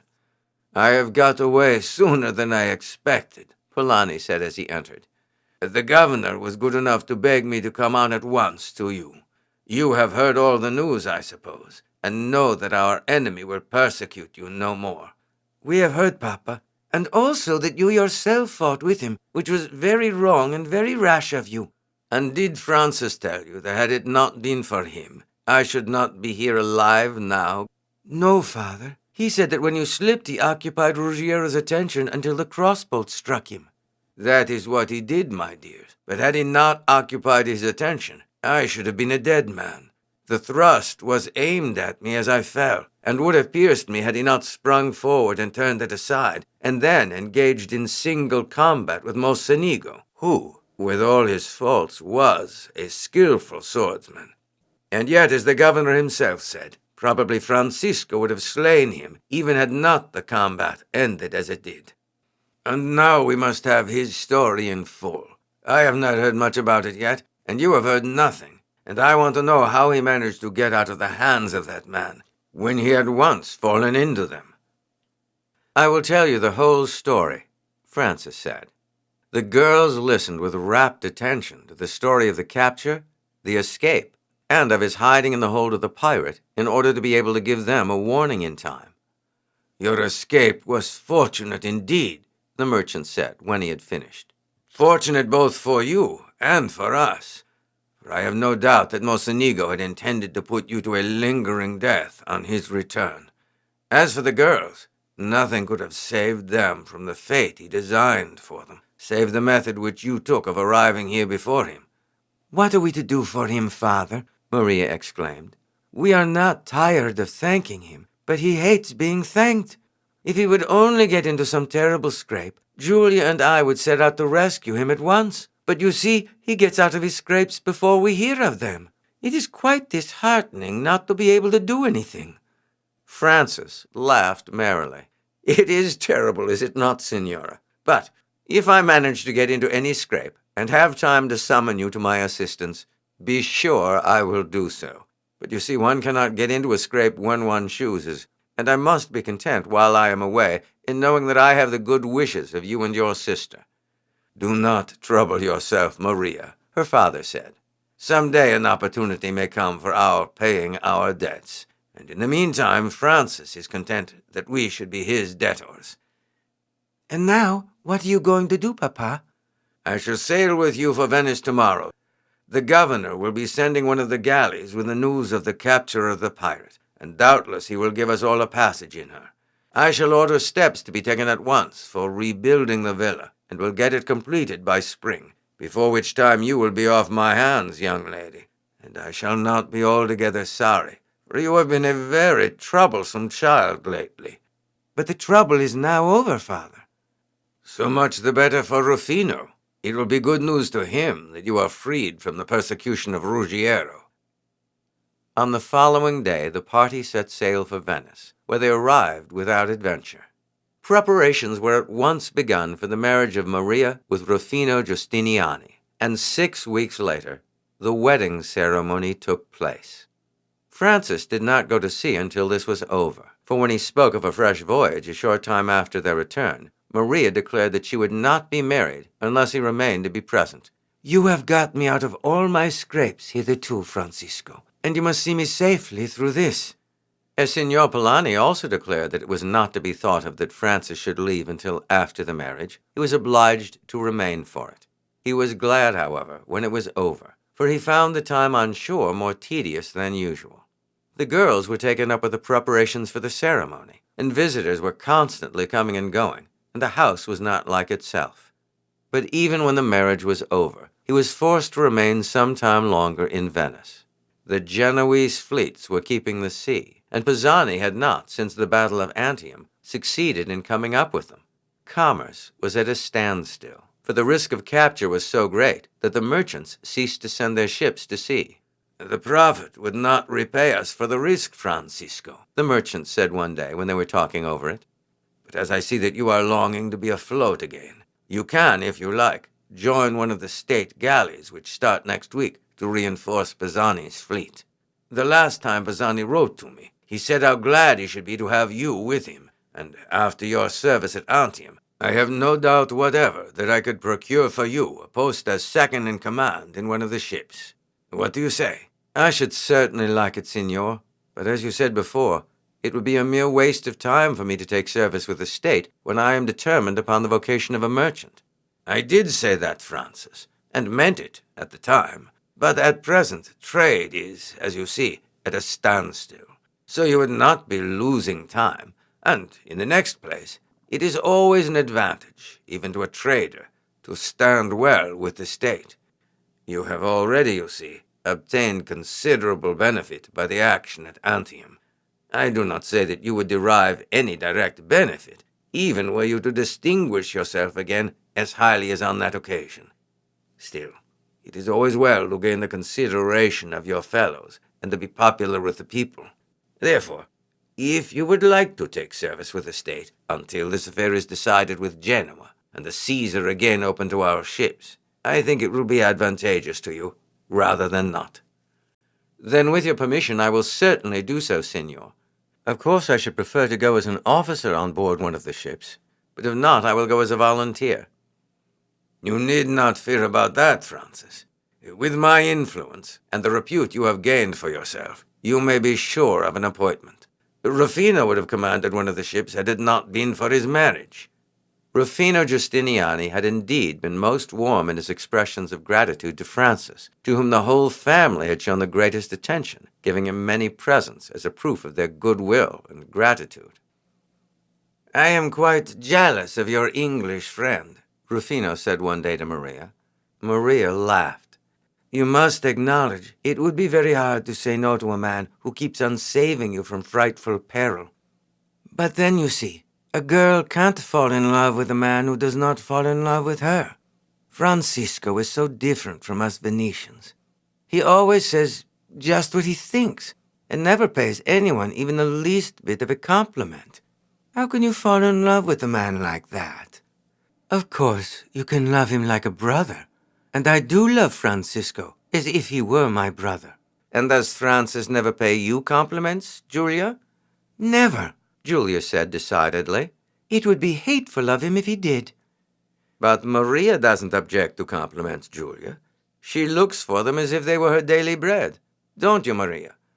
You will have to learn to put up with them soon, Julia, for you will be out in society now, and the young men will crowd round your chair just as they have done round that of your sister. I shall have to put up with it, I suppose, Julia said quietly, just as one puts up with other annoyances. But I should certainly never get to care for anyone who thinks so little of me as to believe that I could be pleased by being addressed in such terms. From which I gather, Giustiniani said, smiling, that this English lad's bluntness of speech pleases you more than it does Maria? It pleases Maria, too, Julia said, though she may choose to say that it doesn't. And I don't think it quite right to discuss him at all, when we all owe him as much as we do. Giustiniani glanced at Maria and gave a little significant nod. I do not think Julia regards Francisco in quite the brotherly way that you do, Maria, he whispered presently to her. Perhaps not, Maria answered. You see, she had not fallen in love with you before she met him. But I do not know.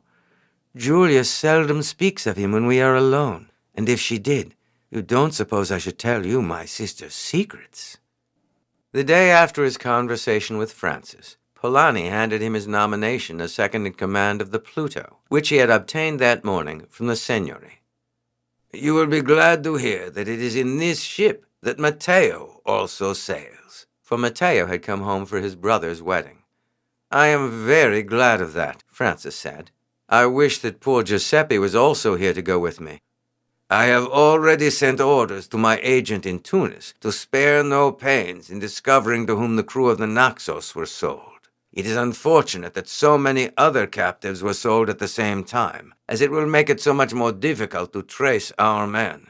Those purchasing are not likely to know more than their first names, and may not even take the trouble to find out those, but may give them the first appellation that comes to hand.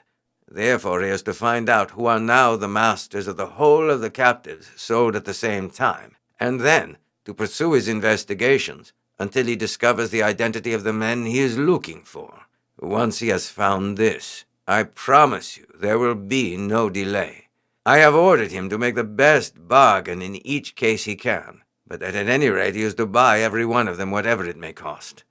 I have particularly impressed upon him, in my letter, that we were especially anxious for the rescue of the captain and the young man Giuseppe, so I hope that by the time you return from the voyage, I may have received some news of them. Matteo was greatly pleased when he heard that he was going to sail under Francis. I would rather that we had both been volunteers, Francis said. It seems absurd my being appointed second officer, while you as yet have no official position. I am not in the least bit in the world jealous, Francisco. With the exception of taking part in the fight at Antium, I have had no experience whatever, while you have been going through all sorts of adventures for the last 2 years, and always have come out of them marvelously well. An hour after Matteo left him, a retainer of the family brought Francis a letter from Signor Giustiniani, inviting him to come to his house that evening, as many of Matteo's comrades on board the Pluto would be present. On Francis going to the palace, he found assembled not only the young men who would be Matteo's comrades as volunteers, but also the captain and other officers of the ship, and to them Signor Giustiniani personally presented Francis, while Rufino and Matteo did all they could to ensure the heartiest welcome for him by telling everyone how greatly they were indebted to him and how gallantly he had behaved on several occasions. Many of the young men he already knew as Matteo's friends, and by them he was received with the greatest cordiality. But his reception by the captain and one or two of the other officers was much more cool. The captain, whose name was Carlo Bottini, was a distant connection of the Mocenigo family, and was therefore already prejudiced against Francis. The coolness of the other officers was due to the fact that Francis, a foreigner, and several years junior to themselves, had been placed in command over their heads. Chapter 18. The Release of Pisani. On the morning of the 17th, the party was sitting at breakfast when Julia suddenly sprang to her feet. "Listen!" she exclaimed. Then a deep, solemn sound boomed through the air. "It is the bell of the Campanile tolling," the merchant exclaimed. "It is the signal for all citizens to take up arms. Some terrible news has arrived." Hastily putting on his armor, the merchant started to St. Mark's, accompanied by Francis, who put on a steel cap, which he preferred to the heavy helmet, and a breastplate. A crowd of citizens were pursuing the same direction. The numbers thickened as they approached the piazza, which they found on their arrival to be already thronged with people, who were densely packed in front of the palace, awaiting an explanation of the summons. There was a look of deep anxiety on every face, for all felt that the news must be bad indeed, which could have necessitated such a call. Presently, the Doge, accompanied by the council, appeared in the balcony. A complete silence fell upon the multitude. The bell ceased tolling, and not the slightest sound disturbed the stillness. One of the councilors stepped to the front, for the Doge, Contarini, was now 72 years old, and his voice could hardly have been heard over so wide an area. "Citizens of the Republic, gather, I pray you, all your fortitude and constancy to hear the news which I have to tell. It is bad news, but there is no reason for repining. If Venice has but confidence in herself, such as she has throughout her history shown when danger seemed imminent, be assured that we shall weather this storm as we have done all that have preceded it. Chioggia has fallen." An exclamation of pain and grief went up from the crowd. The speaker held up his hand for silence. "Chioggia, contrary to our hopes and expectations, has fallen. But we are proud to say it has fallen from no lack of bravery on the part of its defenders. Yesterday, an unforeseen accident occurred. While our soldiers were holding their own as usual, a Genoese fireship exploded in the canal behind them. The idea, unfortunately, seized the troops that the bridge was on fire. The Genoese shouted the bridge is in flames and pressed onward, and our soldiers fell back in some confusion towards the bridge. Here, 4 brave companions made a noble stand and for a time checked the advance of the foe, but the enemy pressed on and, mingled with our retreating soldiers, entered the town. And so Chioggia was taken. Our loss in killed is said to be 860 men, while the rest of the garrison, 4,000 in number, were taken prisoners." A loud cry of anguish burst from the crowd. Numbers of those present had relatives and friends among the garrison of Chioggia, and to all, the news of this terrible disaster was a profound blow.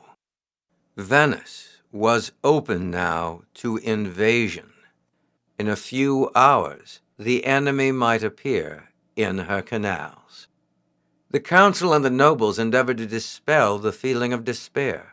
While some harangued the people from the balconies, others went down and mingled with the crowd, assuring them that all was not yet lost, that already messengers had been dispatched to Doria and the Lord of Padua, asking for terms of peace, and even should these be refused, Venice might yet defend herself until Zeno arrived with his fleet to their rescue.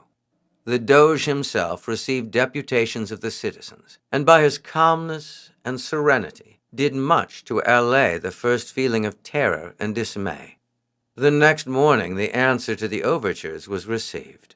The Lord of Padua, who was doubtless beginning to feel some misgiving as to the final issue of the struggle, declared that he himself was not unwilling to treat upon certain terms, but that the decision must rest in the hands of his colleague.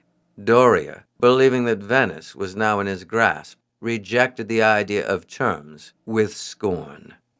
As soon as the message was received, the bell summoned the popular assembly together, and shouts were raised. "Let us arm ourselves! Let us sally out to the combat! It is better to die in the defense of our country than to perish here from want." A new captain general was elected, and the government nominated Taddeo Giustiniani to the post. The fortification of the city with earthworks was commenced. Lines of defense were drawn from Lido to San Spirito, and 2 wooden towers constructed at the former point to guard the pass of San Nicolo. Events succeeded each other with the greatest rapidity. In all respects, the people at first yielded implicit obedience to the order of the council. They enrolled themselves for service. They labored at the outworks. But from the moment the appointment of Taddeo Giustiniani was announced, they grew sullen. It was not that they objected to the new captain general, who was a popular nobleman, but every man felt that something more than this was required in such an emergency, and that the best man that Venice could produce should be at the helm. The sailors of the port were the first to move in the matter, and shouts for Vittore Pisani were heard in the streets. Others took up the cry, and soon a large multitude assembled in the piazza, and with menacing shouts demanded that Pisani should be freed and appointed. So serious did the tumult become that the council were summoned in haste. Pisani, so popular with the lower class that they called him their father, was viewed with corresponding dislike and distrust by the nobles, who were at once jealous of his fame and superiority, and were alarmed at a popularity which could have made him, had he chosen it, the master of the state. It was not, therefore, until after some hours of stormy debate that they decided to give in to the wishes of the crowd, which was continually growing larger and more threatening. And it was late in the evening before the senators deputed by the council, followed by the exulting populace, hurried to the prison to apprise Pisani that he was free and that the Doge and Senate were expecting him. Pisani heard the message without emotion, and placidly replied that he should prefer to pass the night where he was, in reflection, and would wait on the Signory in the morning. At daybreak on Friday, the 19th of August, the senatorial delegates and the people, accompanied by the other officers who had been involved in the disgrace of Pisani and who had now been freed, reappeared at the gates of the prison. These were immediately opened, and Pisani appeared with his usual expression of cheerfulness and good humor on his face. He was at once lifted onto the shoulders of some sailors and borne in triumph to the palace amid the deafening cheers of the populace. On the staircase he was met by the Doge and senators, and Pisani and the council then set to business. The crowd waited outside the building, and when Pisani issued out from the palace, he was seized and carried in triumph to his house. As he was passing the campanile of St. Mark, his old pilot, Marino Corbaro, a remarkably able seaman but a perpetual grumbler against those in authority, drew close to him, loudly shouting at the same time, "Now is the time, Admiral, for revenging yourself by seizing the dictatorship of this city. All are at your service. All are willing at this very instant to proclaim you prince if you choose." The loyalty of Pisani's nature was so affronted by this offer that in a fury of rage he leaned forward and struck Corbaro a heavy blow with his fist, and then raising his voice, shouted to those about him, "Let none who wish me well say Viva Pisani, but Viva San Marco!" And the populace then shouted, "Viva San Marco and our father Pisani!" No sooner had Pisani reached his house than the news was bruited about that the admiral had been merely appointed governor of Lido, and that Giustiniani remained in command of the navy. The people were furious, and a deputation of 600 waited upon Pisani and said, "We are yours. Command us as you will." Pisani told them that it was for the Republic, and not for him, to command their services. The deputation then went to the council and declared in the name of 50,000 Venetians that not a man would embark on the galleys until Pisani received his command as captain general of all the forces of the Republic by land and sea. The Council of Ten, finding it impossible to resist the popular demand and terrified at the idea of the tumult that a refusal would arouse, at last agreed to their request. Fortunately for the Republic, the 4 days which elapsed between the fall of Chioggia and the appointment of Pisani to the supreme command had not been utilized by the enemy. Carrara and Doria had always been at variance as to their plans of operations, and as usual they differed now.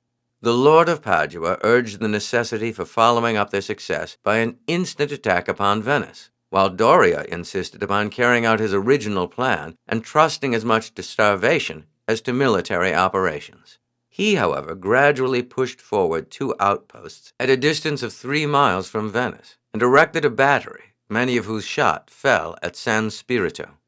Francis had borne his share in the events which had led to the installation of Pisani in the supreme command. Even Matteo had joined him, although Taddeo Giustiniani was his own uncle. But as the lad said, "What matters it about relationship now? When it comes to a question of ordinary command, of course I should go with my family. But when Venice is in danger, and only one man can save her, I should vote for him, whoever the other may be." Polani had also exerted the great influence he possessed among the commercial classes, and had aided the efforts of Francis by giving leave to the sailors of all his ships in port to go on shore. A few hours after Pisani's release, the merchant, accompanied by Francis, called upon him. "Welcome, my friends," he said heartily. "Well, you see, Messer Hammond, that I was a true prophet, and that I have had my share of the dungeon. However, we need not talk of that now. I am up to my eyes in business." "I have no doubt of that, Admiral," Polani said. "I have called to offer every ship I have in the harbor for the defense of the city." "Thanks, my friend," the Admiral said. "We shall find a use for them, never fear. As for you, Messer Hammond, even in my prison I heard of your gallant feat in recapturing the Pluto and 3 other ships from the Genoese, and thus retrieving to some extent the losses of Pola. I hope to wipe off the rest of the score before long. I shall find a command for you in a day or 2. Age and rank go for nothing now. I am going to put the best men in the best position. I have just appointed that old rascal Corbaro vice admiral of the Lido. He is a grumbling old scoundrel, and would have had me get up a revolution today, for which I had to knock him down. But he is one of the best sailors Venice ever turned out, and just the man for the place." "I would rather act as a general aide-de-camp to you, Admiral, than have a separate command, if you will allow me," Francis said. "So be it then, lad. Come to me tomorrow, and I have no doubt I shall have plenty for you to do. At present I cannot say what course I may adopt, for in truth I don't know what position I shall hold. It is all one to me so that I can serve the Republic, and Giustiniani is an able man. You do not think so, young man?" he broke off when Francis shook his head. "I do not indeed, sir. He has erected 2 wooden towers at the mouth of the Lido, which the first stone from a Genoese ballista would knock to splinters, and has put up a fence to San Spirito, which a Genoese soldier in full armor could jump over." "Well, we shall see, Messer Hammond. But go along now, I have no more time to spare to you." No sooner had Pisani obtained the supreme command than he set to work in earnest to provide for the safety of the city, the reorganization of the navy, and the hulls of 40 galleys which were lying in the arsenals were taken in hand, and 2/3 of them were equipped and ready for sea in 3 days. The population was full of ardor and enthusiasm, and crowded to the offices to register their names for service, and all vied with each other in zeal. Pisani's first task, after seeing the galleys put in hand, was to examine the defenses Giustiniani had erected.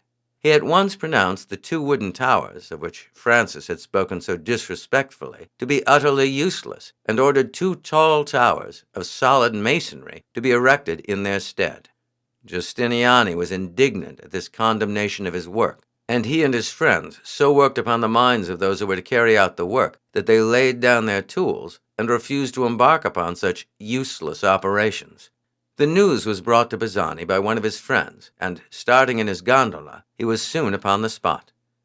He wasted no time in remonstrating with the workmen on their conduct, but, seizing a trowel, lifted a heavy stone into its place, shouting, "Let him who loves St. Mark follow my example." The success of the appeal was instantaneous. The workmen grasped their tools. A host of volunteers seized the stones and carried them to their places. When they were exhausted, fresh workmen took their places, and in the incredibly short time of 4 days, the 2 castles were finished. The workmen were next set to level the paling and earthwork from Lido to San Spirito, and in the course of a fortnight, the lofty and massive stone walls were erected. By this time, something like a fleet was at Pisani's disposal. In spite of the conduct of Taddeo Giustiniani, Pisani, with his usual magnanimity, gave him the command of 3 large ships, mounting the heaviest guns in the arsenal. The light boats were under the command of Giovanni Barbarigo. Federigo Cornaro was stationed with a force of galleys at San Spirito, while on the strand between Lido and Malamocco, behind the main wall, were the mercenaries, 8,000 strong, under Jacopo Cavalli. Heavy booms were placed across all the canals by which it was likely that the enemy's fleet might advance. Francis found his office under the energetic admiral no sinecure. He was kept constantly moving from one point to the other to see that all was going on well and to report the progress made. The work never ceased, night or day, and for the first week neither Francis nor his commander ever went to bed, contenting themselves with such chance sleep as they could snatch. Having wasted 8 precious days, the enemy, on the 24th of August, advanced to the attack. A Genoese force under Doria's brother landed upon San Nicolo, while the Paduans attacked San Spirito and Santa Marta. They found the besieged in readiness. Directly the alarm was given, the Venetians flocked to the threatened points and repulsed the enemy with slaughter. The latter then attempted to make a junction of their forces, but Cornaro, with his galleys, occupied the canal, drove back the boats in which they intended to cross, and defeated the attempt. Doria had felt certain that the movement, which was attempted under cover of night, would succeed, and his disappointment was extreme. The Lord of Padua was so disgusted that he withdrew his troops to the mainland. Doria remained before Venice until the early part of October, but without making another attack. Indeed, the defenses had long before become so formidable that attack was well-nigh hopeless. At the end of that time, he destroyed all his works and fell back upon Chioggia, and determined to wait there until Venice was starved into surrender. The suffering in the city was intense. It was cut off from all access to the mainland behind, but occasionally a ship laden with provisions from Egypt or Syria managed to evade the Genoese galleys. These precarious supplies, however, availed but little for the wants of the starving city, eked out though they were by the exertions of the sailors, who occasionally sailed across the lagoon, landed on the mainland, and cut off the supplies sent from Padua and elsewhere to the Genoese camp. The price of provisions was so enormous that the bulk of the people were famishing, and even in the houses of the wealthy the pressure was great. The nobility, however, did their utmost for their starving countrymen, and the words of Pietro Mocenigo, speaking in the name of the Doge to the popular assembly, were literally carried into effect. "Let all who are pressed by hunger go to the dwellings of the patricians. There you will find friends and brothers who will divide with you their last crust." So desperate indeed did the position become that a motion was made by some members of the council for emigrating from the lagoons and founding a new home in Candia or Negropont. But this proposal was at once negatived, and the Venetians declared that, sooner than abandon their city, they would bury themselves under her ruins. So October and November passed. Carlo Zeno had not yet arrived, but by some letters which had been captured with a convoy of provisions, it was learned that he had been achieving the most triumphant success, had swept the seas from Genoa to Constantinople, had captured a Genoese galleon valued at 300,000 ducats, and was at Candia. This intelligence revived the hopes of Venice, and on the 16th of November, Luigi Morosini was dispatched to order him, in the name of the government, to hasten to the rescue of Venice. Pisani himself had endeavored to reconnoiter the position of the enemy, but had each time been sharply repulsed. But in spite of this, he advised the government to make a great effort to recover Chioggia. He maintained that success was possible. As the result of his expeditions, he had found that Doria had at least 30,000 men, 50 great ships, and from 700 to 800 light craft. Moreover, his troops were in high spirits, well fed, and well cared for, and should therefore be, man to man, more than a match for the starving soldiers of Venice.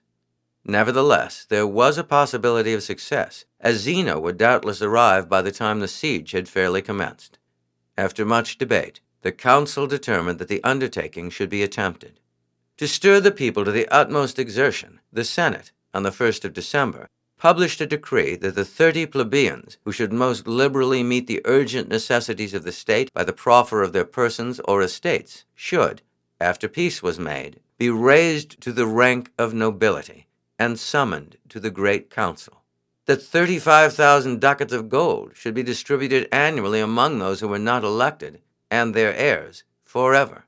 That any foreign merchant who should display peculiar zeal for the cause of the Republic should be admitted to the full privileges of citizenship, and that, on the other hand, such Venetians as might endeavor to elude a participation in the common burdens and hardships should be held by so doing to have forfeited all their civil rights. 75 candidates came forward.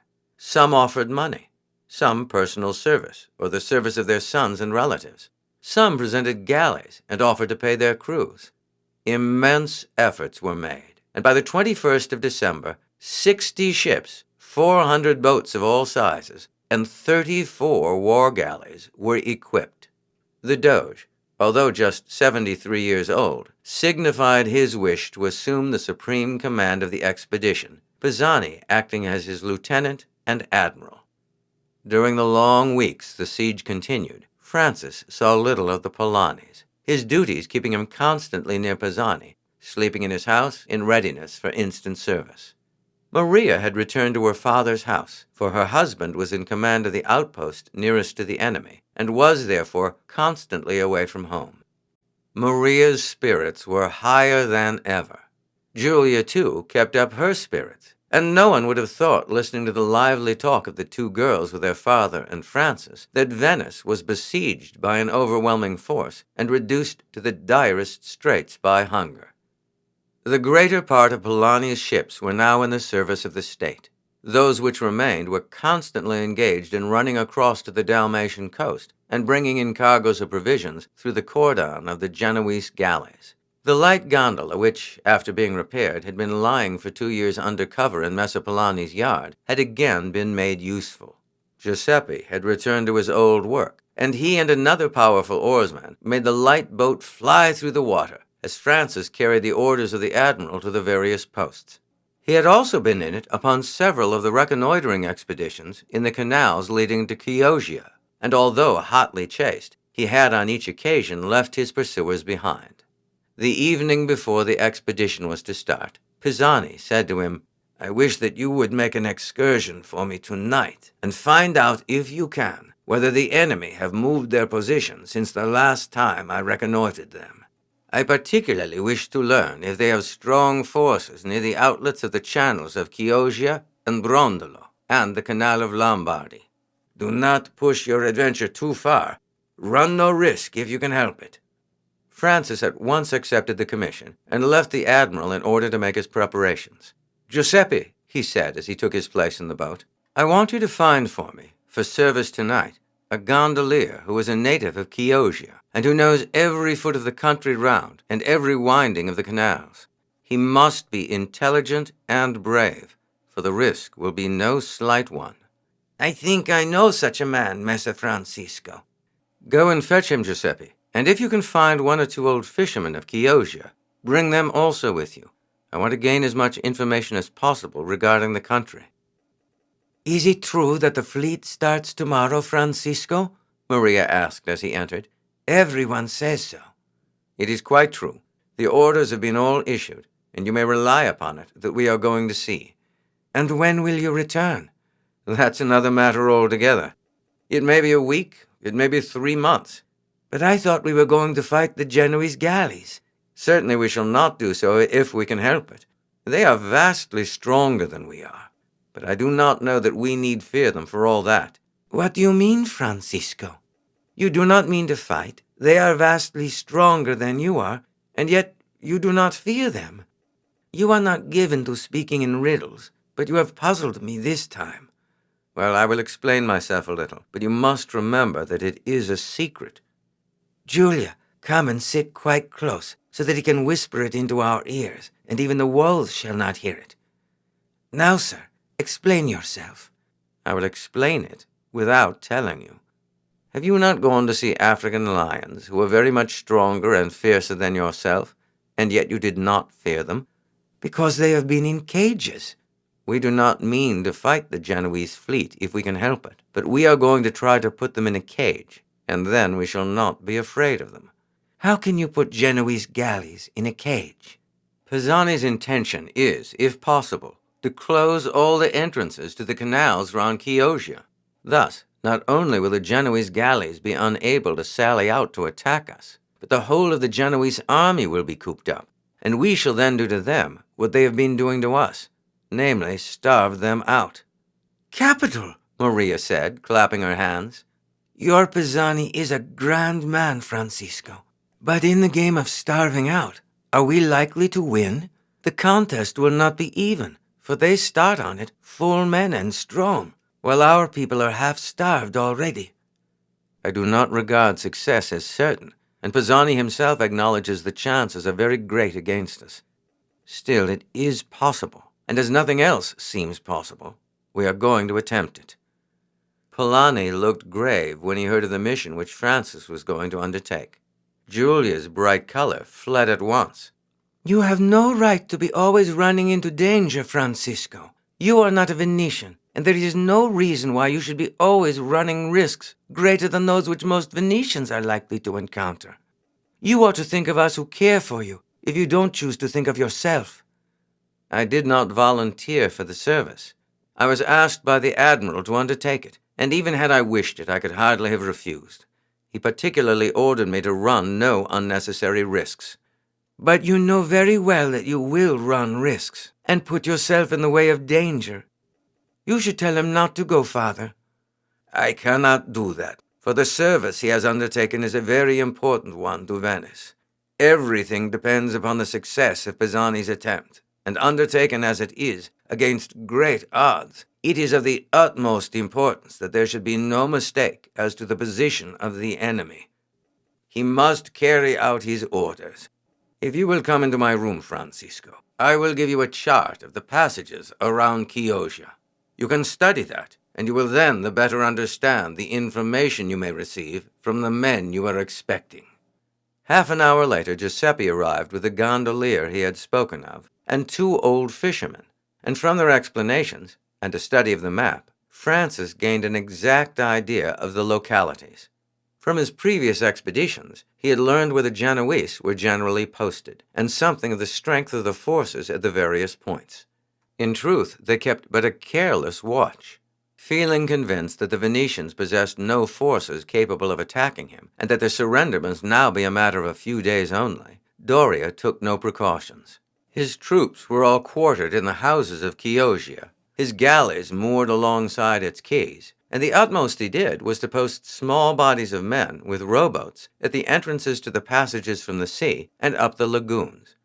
Having obtained all the information he could from the old fishermen, Francis dismissed them. "It is evident," he said to Giuseppe, "that we can hardly hope to succeed in passing the boats at the entrance to the canal seaward or by going up the lagoon. The only plan that I can see is for us to land on the island of Palestrina, which is held by us, to carry the boat across it, and to embark in the Malamocco Channel. In this way we should be within their cordon of boats, and can row fearlessly either out to the entrances or to Chioggia itself. We are not likely to be detected, and if we are, we must make a race of it to Palestrina." The gondolier agreed that the scheme was practicable, and Francis ordered Giuseppe and him to remove the burdens and every bit of wood that could be dispensed with from the gondola, so as to facilitate its transport. Chapter 19. The Siege of Chioggia. Late in the afternoon, Francis embarked in his gondola, and in an hour and a half landed at Palestrina. He was well known to those posted there as the bearer of Pisani's orders, and as soon as it became dark, Rufino Giustiniani, who was in command, ordered a dozen men to carry the light gondola across the island to the Malamocco Channel. While this was being done, Francis went to Rufino's tent and informed him of what was going on in Venice, and that the whole fleet would set sail on the morrow. "The Admiral's intentions are kept a profound secret," Francis said, "and are only known to the Doge and the Council of Ten. It is so important that the nature of the design should be kept wholly secret that I cannot tell it even to you."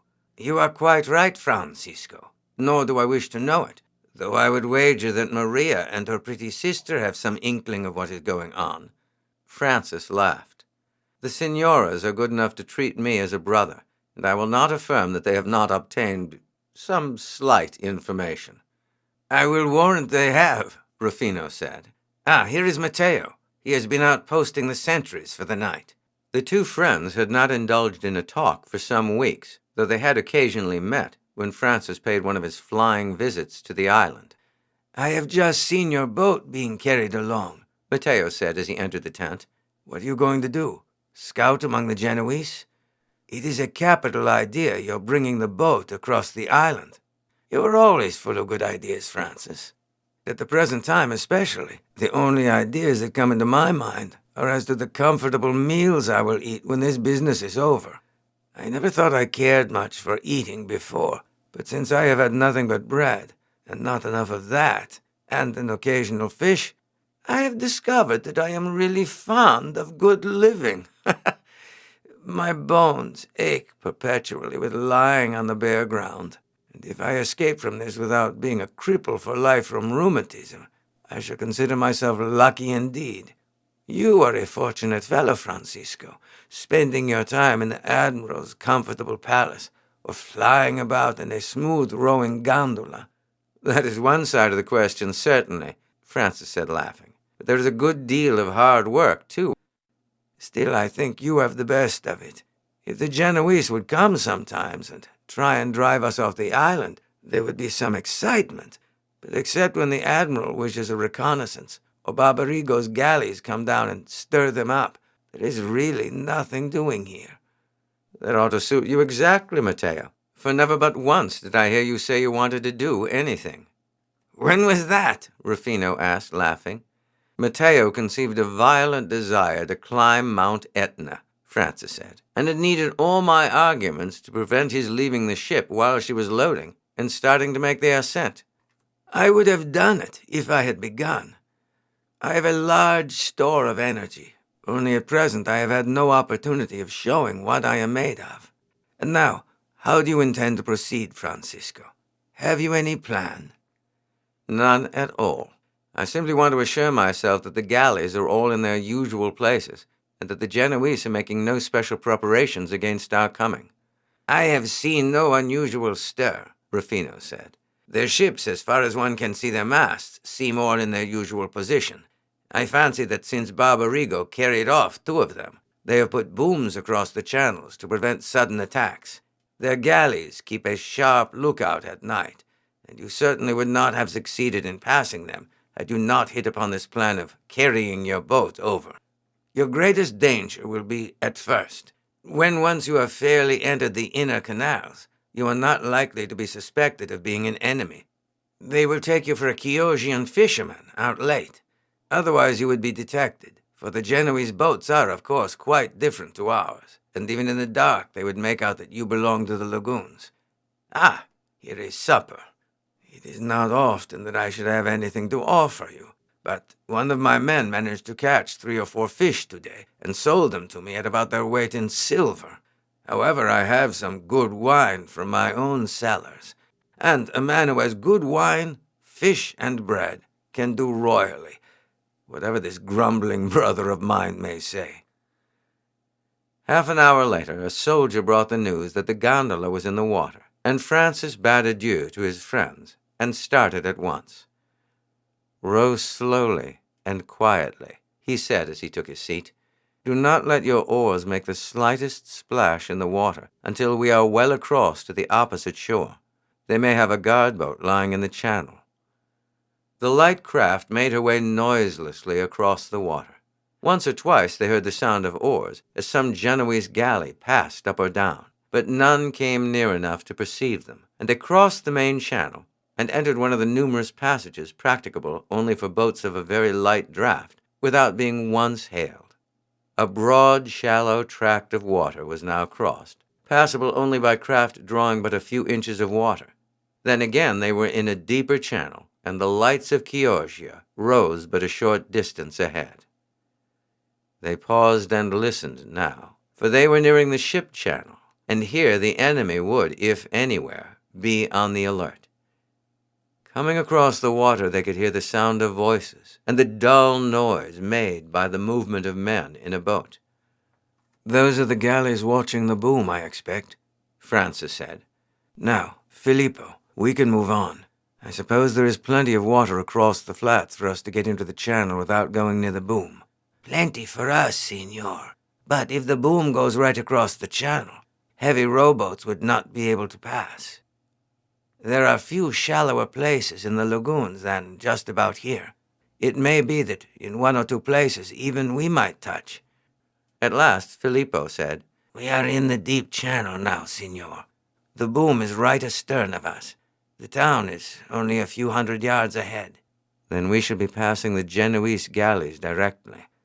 Row slowly as we go, and splash sometimes with the oars. If we go quickly and noiselessly past, they might possibly suspect something, but if we row without an attempt at concealment, they will take us for a fisherman's boat." Soon the dark mass of Genoese ships rose before them. "What luck today?" a sailor asked them as they rowed past, 20 or 30 yards from the side of one of the ships. "Very poor," Giuseppe replied.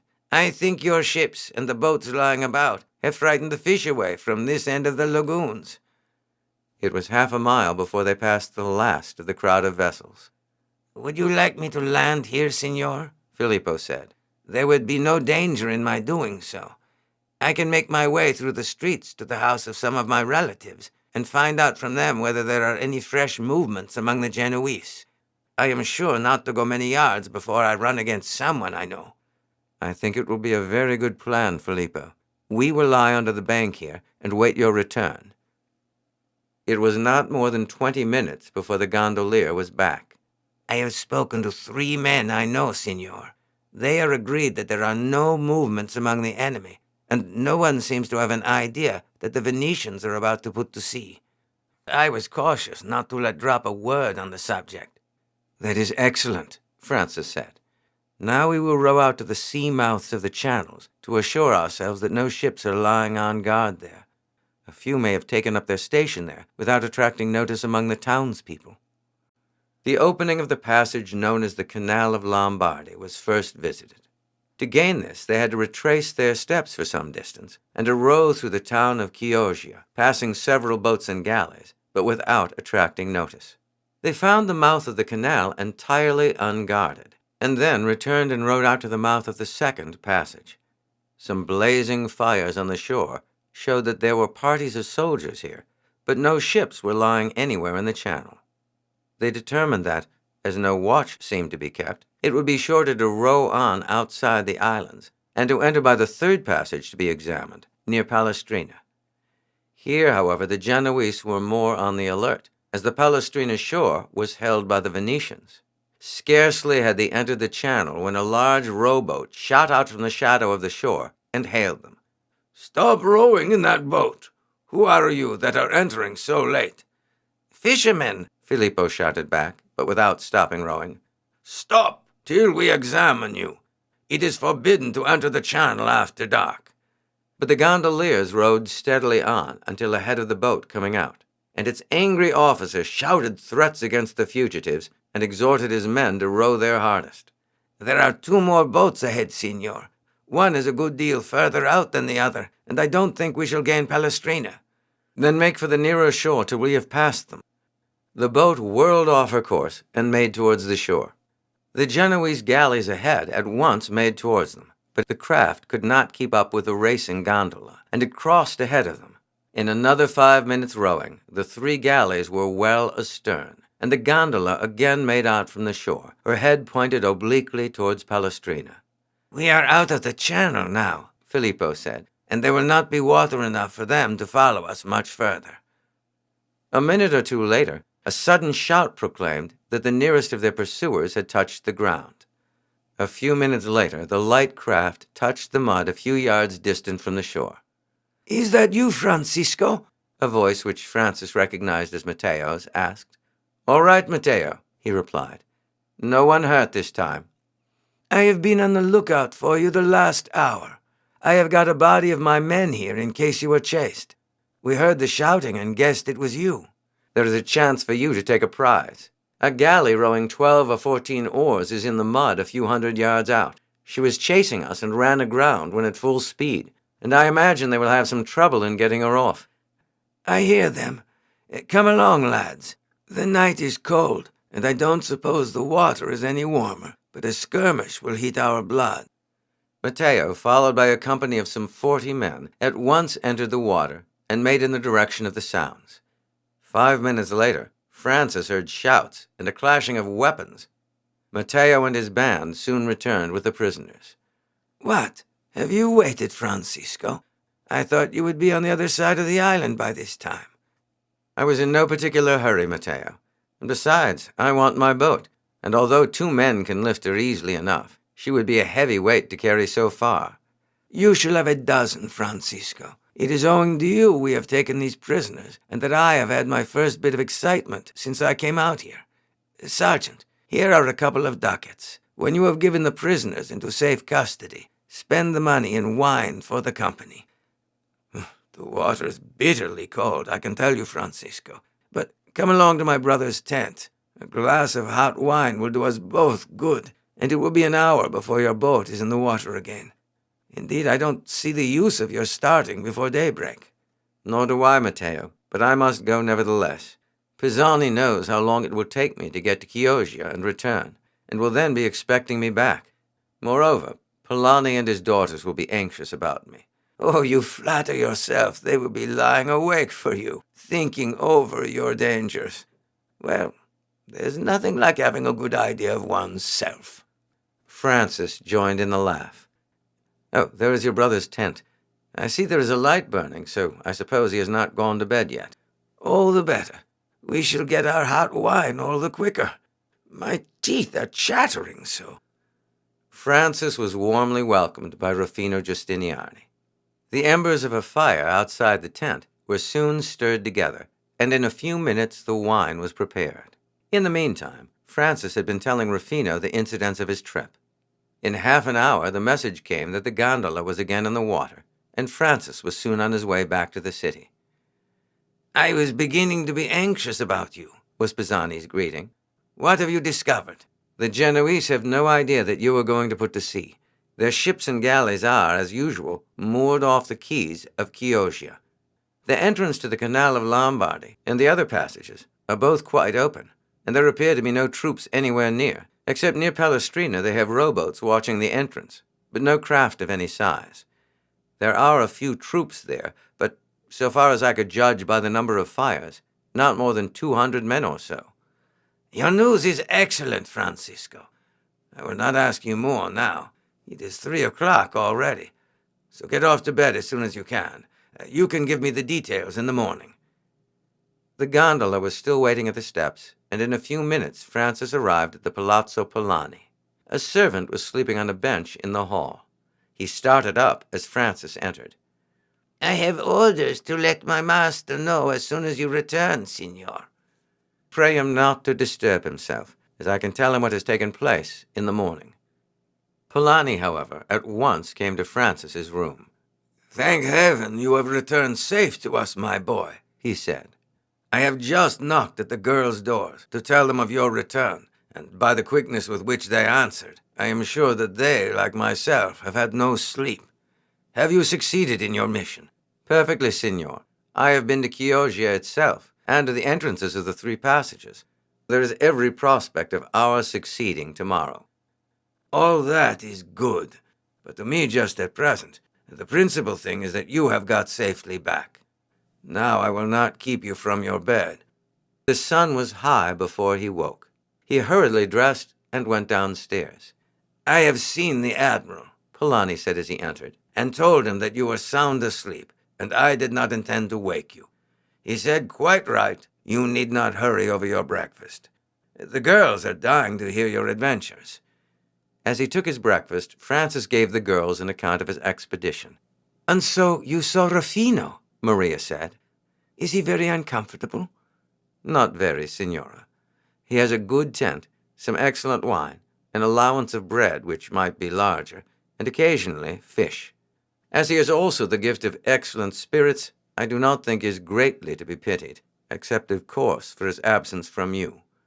"That, of course," Maria said. "But we were really anxious about you last night, Francisco, and very thankful when we heard you had returned. Weren't we, Julia?" Julia nodded. "Julia hasn't much to say when you are here, Francisco, but she can chatter about you fast enough when we are alone." "How can you say so, Maria?" Julia said reproachfully. "Well, my dear, there is no harm in that. For aught he knows, you may be saying the most unkind things about him." "I am sure he knows that I should not do that," Julia said indignantly. "By the way, do you know, Francisco, that all Venice is in a state of excitement? A proclamation has been issued by the Doge this morning that all should be in their galleys and at their posts at noon, so everyone knows that something is about to be done at last." "Then it is time for me to be off," Francis said, rising hastily, "for it is 10 o'clock already." "Take your time, my lad," the merchant said, "for Pisani told me privately that they should not sail until after dark." It was not, indeed, until nearly 8 o'clock in the evening that the expedition started. Pisani led the first division, which consisted of 14 galleys. The Doge commanded in the center, and Corbaro brought up the rear with 10 large ships. The night was beautifully bright and calm. A light and favorable breeze was blowing, and all Venice assembled to see the departure of the fleet. The vessels closed up together, and in 2 hours after starting, arrived off the entrances to the channels. Pisani anchored until daylight appeared, and nearly 5,000 men were then landed, easily driving back the small detachment placed there. But the alarm was soon given, and the Genoese poured out in such overwhelming force that the Venetians were driven in disorder to their boats, leaving behind them 600 killed, drowned, or prisoners. But Pisani had not supposed that he would be able to hold his position in front of the whole Genoese force, and he had succeeded in his main object. While the fighting had been going on shore, a party of sailors had managed to moor a great ship laden with stones across the channel. As soon as the Genoese had driven the Venetians to their boats, they took possession of this vessel, and finding that she was aground, they set her on fire, thus unconsciously aiding Pisani's object. For when she had burned to the water's edge, she sank. Barbarigo, with his light galleys, now arrived upon the spot, and emptied their loads of stone into the passage around the wreck. The Genoese kept up a heavy fire with their artillery. Many of the galleys were sunk, and numbers of the Venetians drowned or killed by the shot. Nevertheless, they worked on unflinchingly.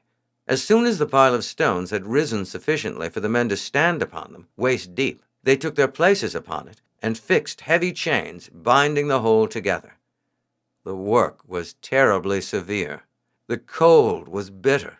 In addition to the fire from the enemy's guns, they were exposed to a rain of arrows, and at the end of 2 days and nights, they were utterly worn out and exhausted.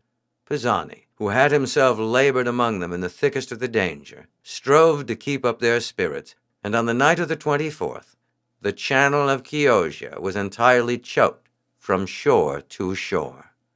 On that day, Corbaro succeeded in sinking 2 hulks in the passage of Brondolo. Doria now perceived for the first time the object of Pisani, and dispatched 14 great galleys to crush Corbaro, who had with him but 4 vessels. Pisani at once sailed to his assistance with 10 more ships, and the passage was now so narrow that the Genoese did not venture to attack, and Corbaro completed the operation of blocking up the passage.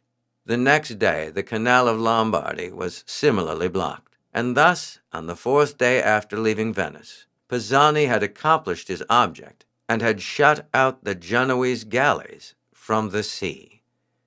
But the work had been terrible, and the losses great. A fort had already been begun on the southern shore of the port, facing the convent which Doria had transformed into a citadel. The new work was christened the Lova, and the heaviest guns in the Venetian arsenal were planted there. But the science of artillery was then in its youth, and these guns could only be discharged once in 24 hours. But on the 29th, the Venetians could do no more, and officers, soldiers, and sailors united in the demand that they should return to Venice. Even Pisani felt that the enterprise was beyond him, and that his men, exhausted by cold, hunger, and their incessant exertions, could no longer resist the overwhelming odds brought against him. Still, he maintained a brave front, and once again his cheery words and unfeigned good temper, and the example set them by the aged Doge, had their effect. But the soldiers required a pledge that, if Zeno should not be signaled in sight by New Year's Day, he would raise the siege. If Pisani and the Doge would pledge themselves to this, the people agreed to maintain the struggle for the intervening 48 hours. The pledge was given, and the fight continued. The fate of Venice hung in the balance. If Zeno arrived, not only would she be saved, but she had it in her power to inflict upon Genoa a terrible blow. Should Zeno still tarry, not only would the siege be raised, and the Genoese be at liberty to remove the dams which the Venetians had placed at such a cost of suffering and blood, but there would be nothing left for Venice but to accept the terms, however onerous, her triumphant foes might dictate, terms which would certainly strip her of all her possessions and probably involve even her independence. Her very existence trembled in the balance. The 30th passed as the days preceding it.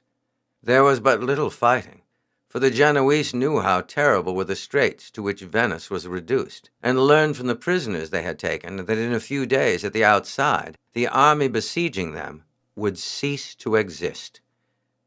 At daybreak on the 31st, men ascended the masts of the ships and gazed over the sea in hopes of making out the long-expected sails. But the sea was bare. It was terrible to see the faces of the Venetians, gaunt with famine, broken down by cold and fatigue. Men spoke no more of Zeno. He had been away for months. Was it likely that he would come just at this moment? They talked, rather, of their homes. The next day they would return. If they must die, they would die with those they loved, in Venice. They should not mind that. And so the day went on, and as they lay down at night, hungry and cold, they thanked God that it was their last day. Whatever might come would be better than this. Men were at the mastheads again before daylight on the 1st of January. Then, as the first streak of dawn broke, the cry went from masthead to masthead, "There are ships out at sea!" The cry was heard on shore. Pisani jumped into a boat with Francis, rowed out to his ship, and climbed the mast. "Yes, there are ships," he said. And then after a pause, 15 of them. Who are they? God grant it be Zeno." This was the question everyone on ship and on shore was asking himself, for it was known that the Genoese, too, were expecting reinforcements. "The wind is scarce strong enough to move them through the water," Pisani said. "Let some light boats go off to reconnoiter. Let us know the best or the worst. If it be Zeno, Venice is saved. If it be the Genoese, I and those who agree with me that it is better to die fighting than to perish of hunger will go out and attack them." Several fast galleys started for the fleet, which was still so far away that the vessels could scarcely be made out, still less their rig and nationality. It would be some time before the boats would return with the news, and Pisani went ashore, and with the Doge, moved among the men, exhorting them to be steadfast, and above all things not to give way to panic, should the newcomers prove to be enemies. "If all is done in order," he said, "they cannot interfere with our retreat to Venice. They do not know how weak we are, and will not venture to attack so large a fleet. Therefore, when the signal is made that they are Genoese, we will fall back in good order to our boats, and take to our ships, and then either return to Venice, or sail out and give battle, as it may be decided." The boats, before starting, had been told to hoist white flags should the galleys be Venetian, but to show no signal if they were Genoese. The boats were watched from the mastheads until they became specks in the distance. An hour afterwards, the lookout signaled to those on shore that they were returning. "Go off again, Francisco. I must remain here to keep up the men's hearts if the news be bad.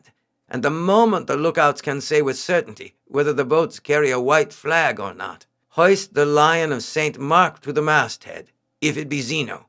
If not, run up a blue flag." Chapter 20. The Triumph of Venice. Francis rowed off to the ship, got the flags in readiness for hoisting, and stood with the lines in his hand. "Can you make them out yet?" he hailed the men at the mastheads. "They are mere specks yet, Signor," the man at the foremast said.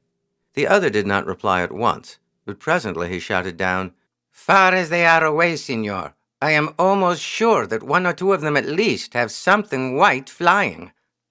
There was a murmur of joy from the men on the deck, for Jacopo Zippo was famous for his keenness of sight. "Silence, men," Francis said. "Do not let a man shout or wave his cap till we are absolutely certain. Remember the agony with which those on shore are watching us, and the awful disappointment it would be, with their hopes raised only to be crushed afterwards." Another 10 minutes, and Jacopo slid rapidly down by the stays, and stood on the deck with bared head. "God be praised, Signor. I have no longer a doubt. I can tell you for certain that white flags are flying from these boats." "God be praised," Francis replied. "Now, up with the Lion."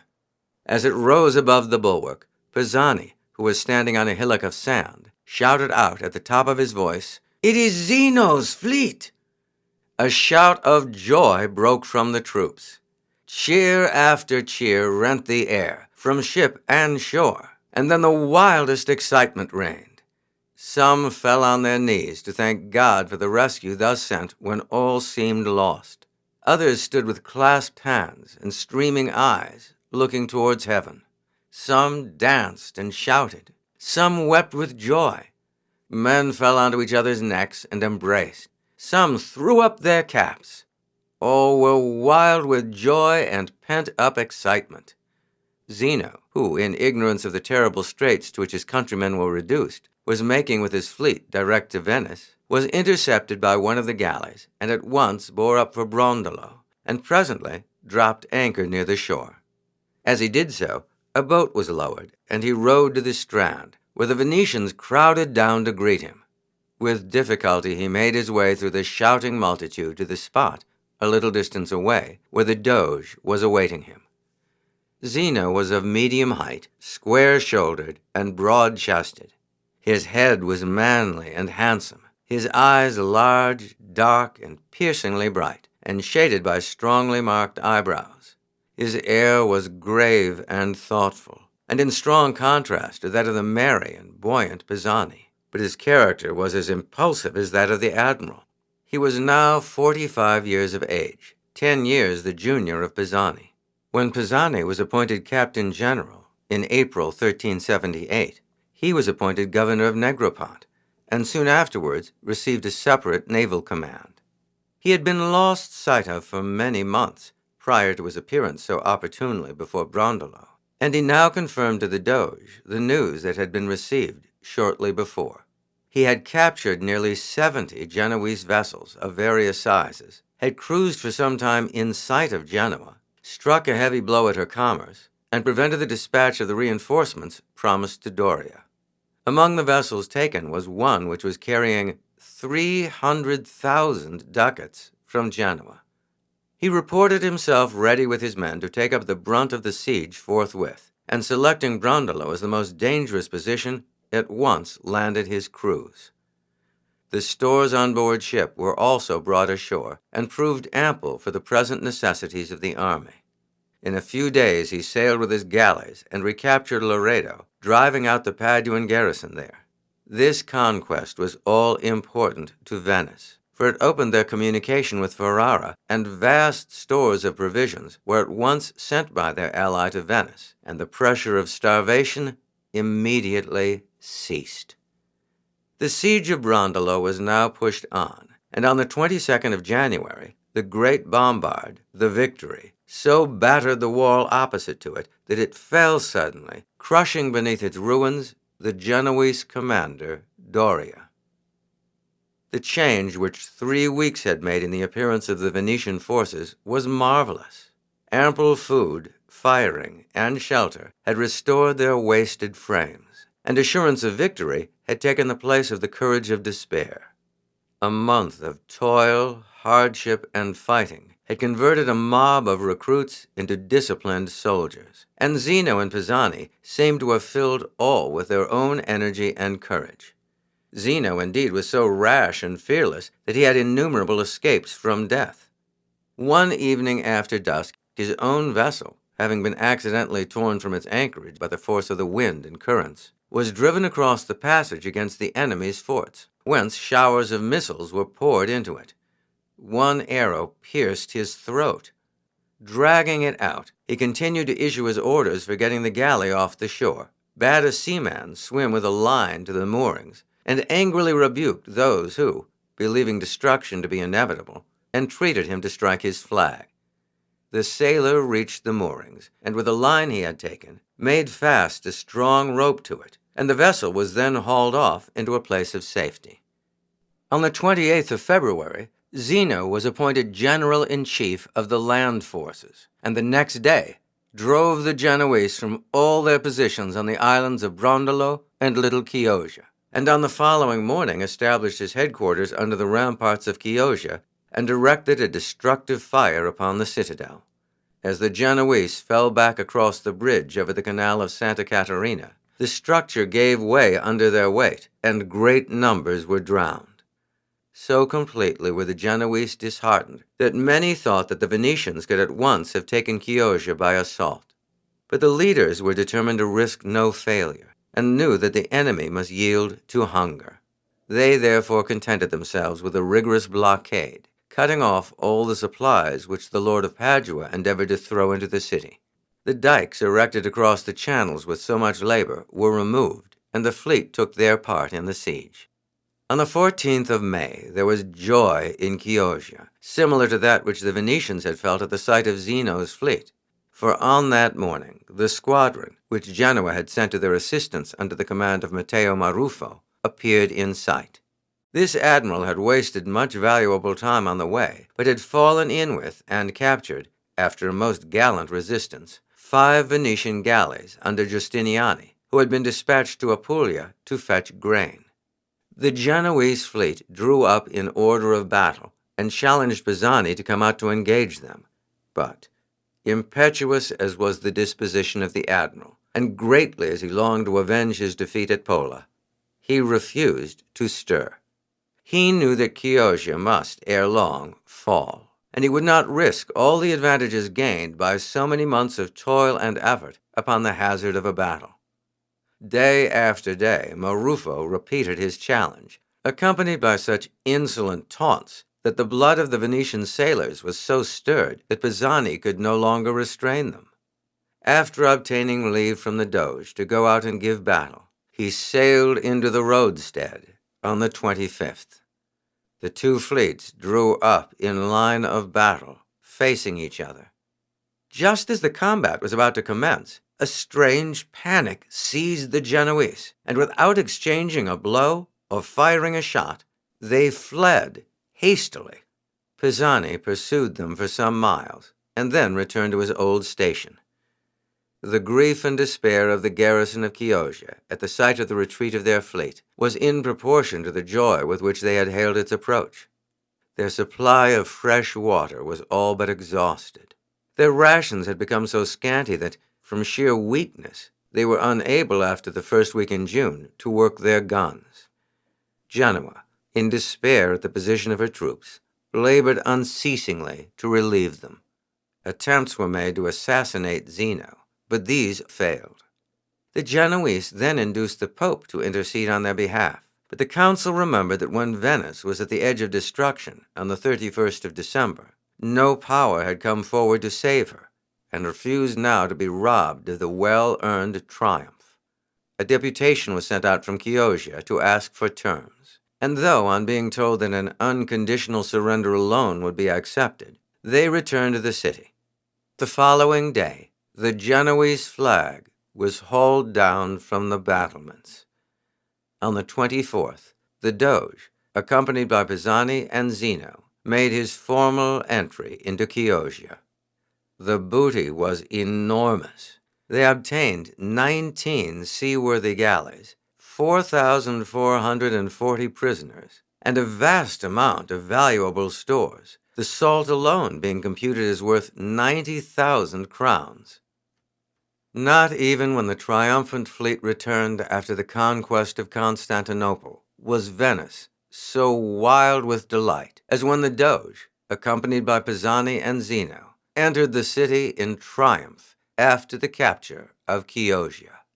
From the danger, more imminent than any that had threatened Venice from her first foundation, they had emerged with a success which would cripple the strength and lower the pride of Genoa for years.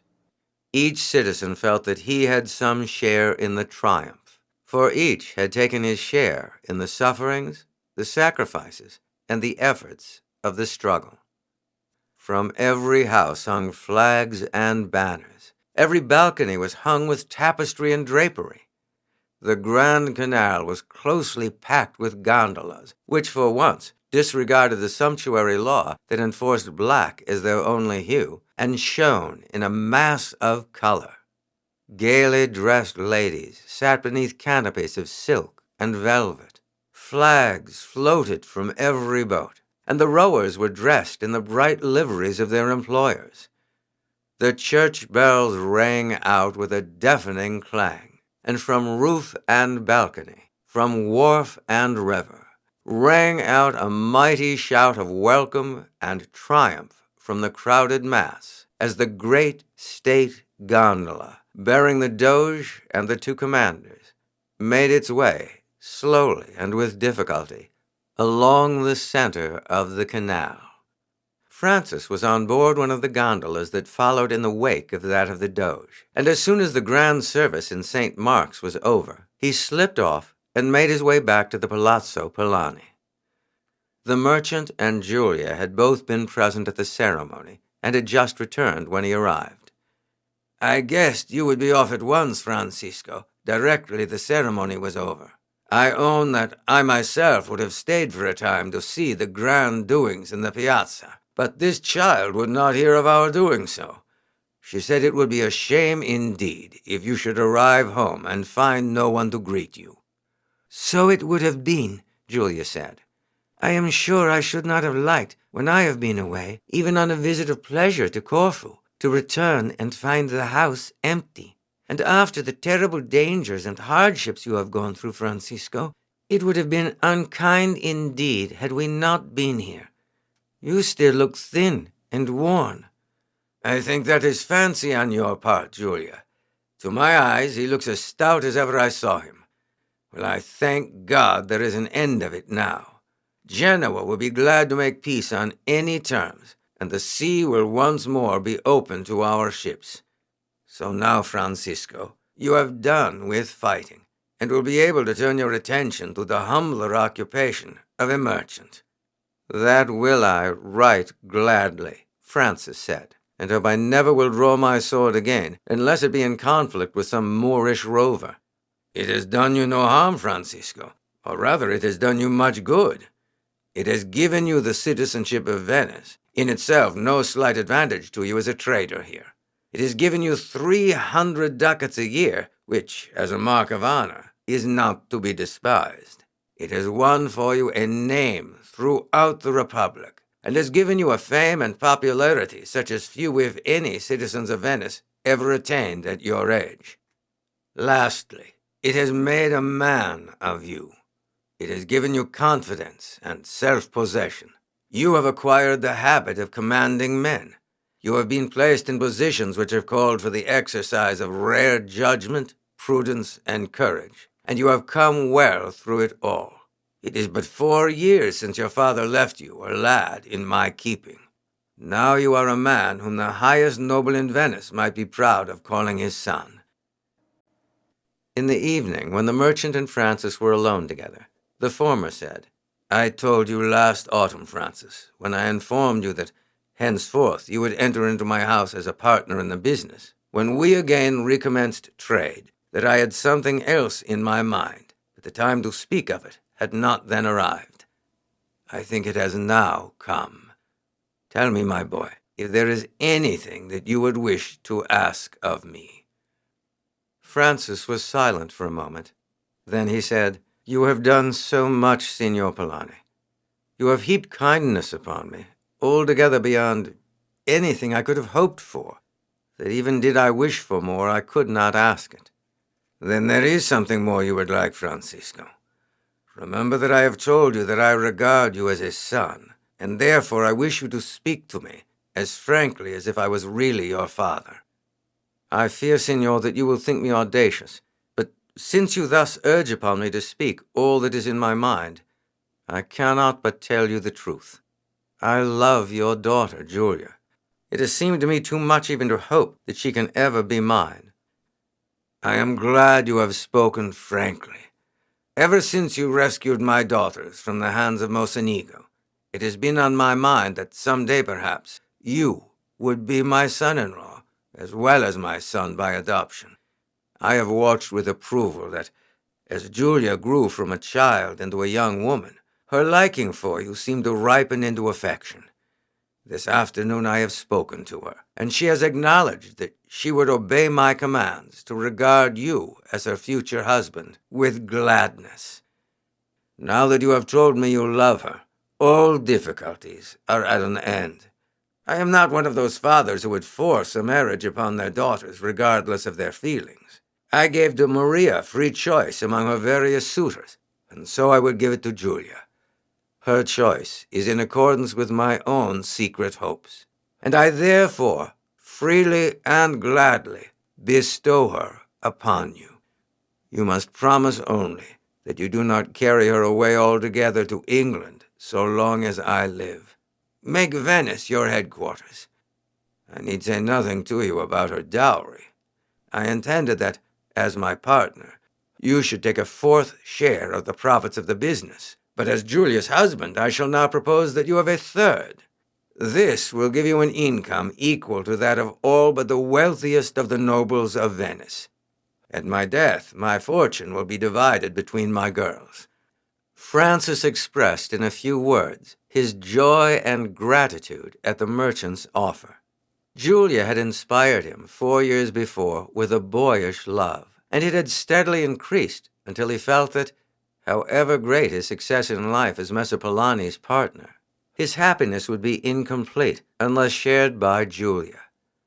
Polani cut short his words by saying, My dear boy, I am as pleased that this should be so as you are. Go into her now. You will find her in the embroidery room. I told her that I should speak to you this evening, and she is doubtless in a tremble as to the result." 2 months later, the marriage of Francis Hammond and Julia Polani took place. There were great festivities, and the merchant spent a considerable sum in giving a feast on the occasion to all the poor of Venice. Maria told Francis, in confidence, that she had always made up her mind that he would marry Julia. "She was silly enough to fall in love with you from the first, Francisco, and I was sure that you, in your dull English fashion, cared for her. My father confided to me long since that he hoped it would come about." Francis Hammond lived for many years with his wife in Venice, paying occasional visits to England. He was joined, soon after his marriage, by his brother, who, after serving for some years in the business, entered it as a partner when Messer Polani's increasing years rendered it necessary for him to retire from an active participation in it. Some months after his marriage, Francis was saddened by the death of Admiral Pisani, who never recovered from the fatigue and hardships he suffered during the siege of Chioggia. He had, with the fleet, recovered most of the places that the Genoese had captured, and after chasing a Genoese fleet to Zara, had a partial engagement with them there. In this, Corbaro, now holding the commission of admiral of the squadron, was killed, and Pisani himself wounded, and he expired 3 days later. Venice made peace with Genoa, but the grudge which she bore to Padua was not wiped out until some years later, when, in 1404, that city was besieged by the Venetians and forced to surrender in the autumn of the following year, after which Zeno, having been proved to have kept up secret communications with the Lord of Padua, was deprived of his honors and sentenced to a year's imprisonment. Thus, the 2 great Venetian commanders suffered disgrace and imprisonment. As she had been patient and steadfast in her time of distress, Venice was clement in her hour of triumph, and granted far more favorable terms to Padua than that city deserved. At the death of Messer Polani, Francis returned with his wife and family to England and established himself in London, where he at once took rank as one of the leading merchants. His fortune, however, was so large that he had no occasion to continue in commerce, and he did so only to afford him a certain amount of occupation. His brother carried on the business in Venice and became one of the leading citizens there in partnership with Matteo Giustiniani. Every 2 or 3 years, Francis made a voyage with his wife to Venice and spent some months there, and to the end of his life never broke off his close connection with the city of the waters.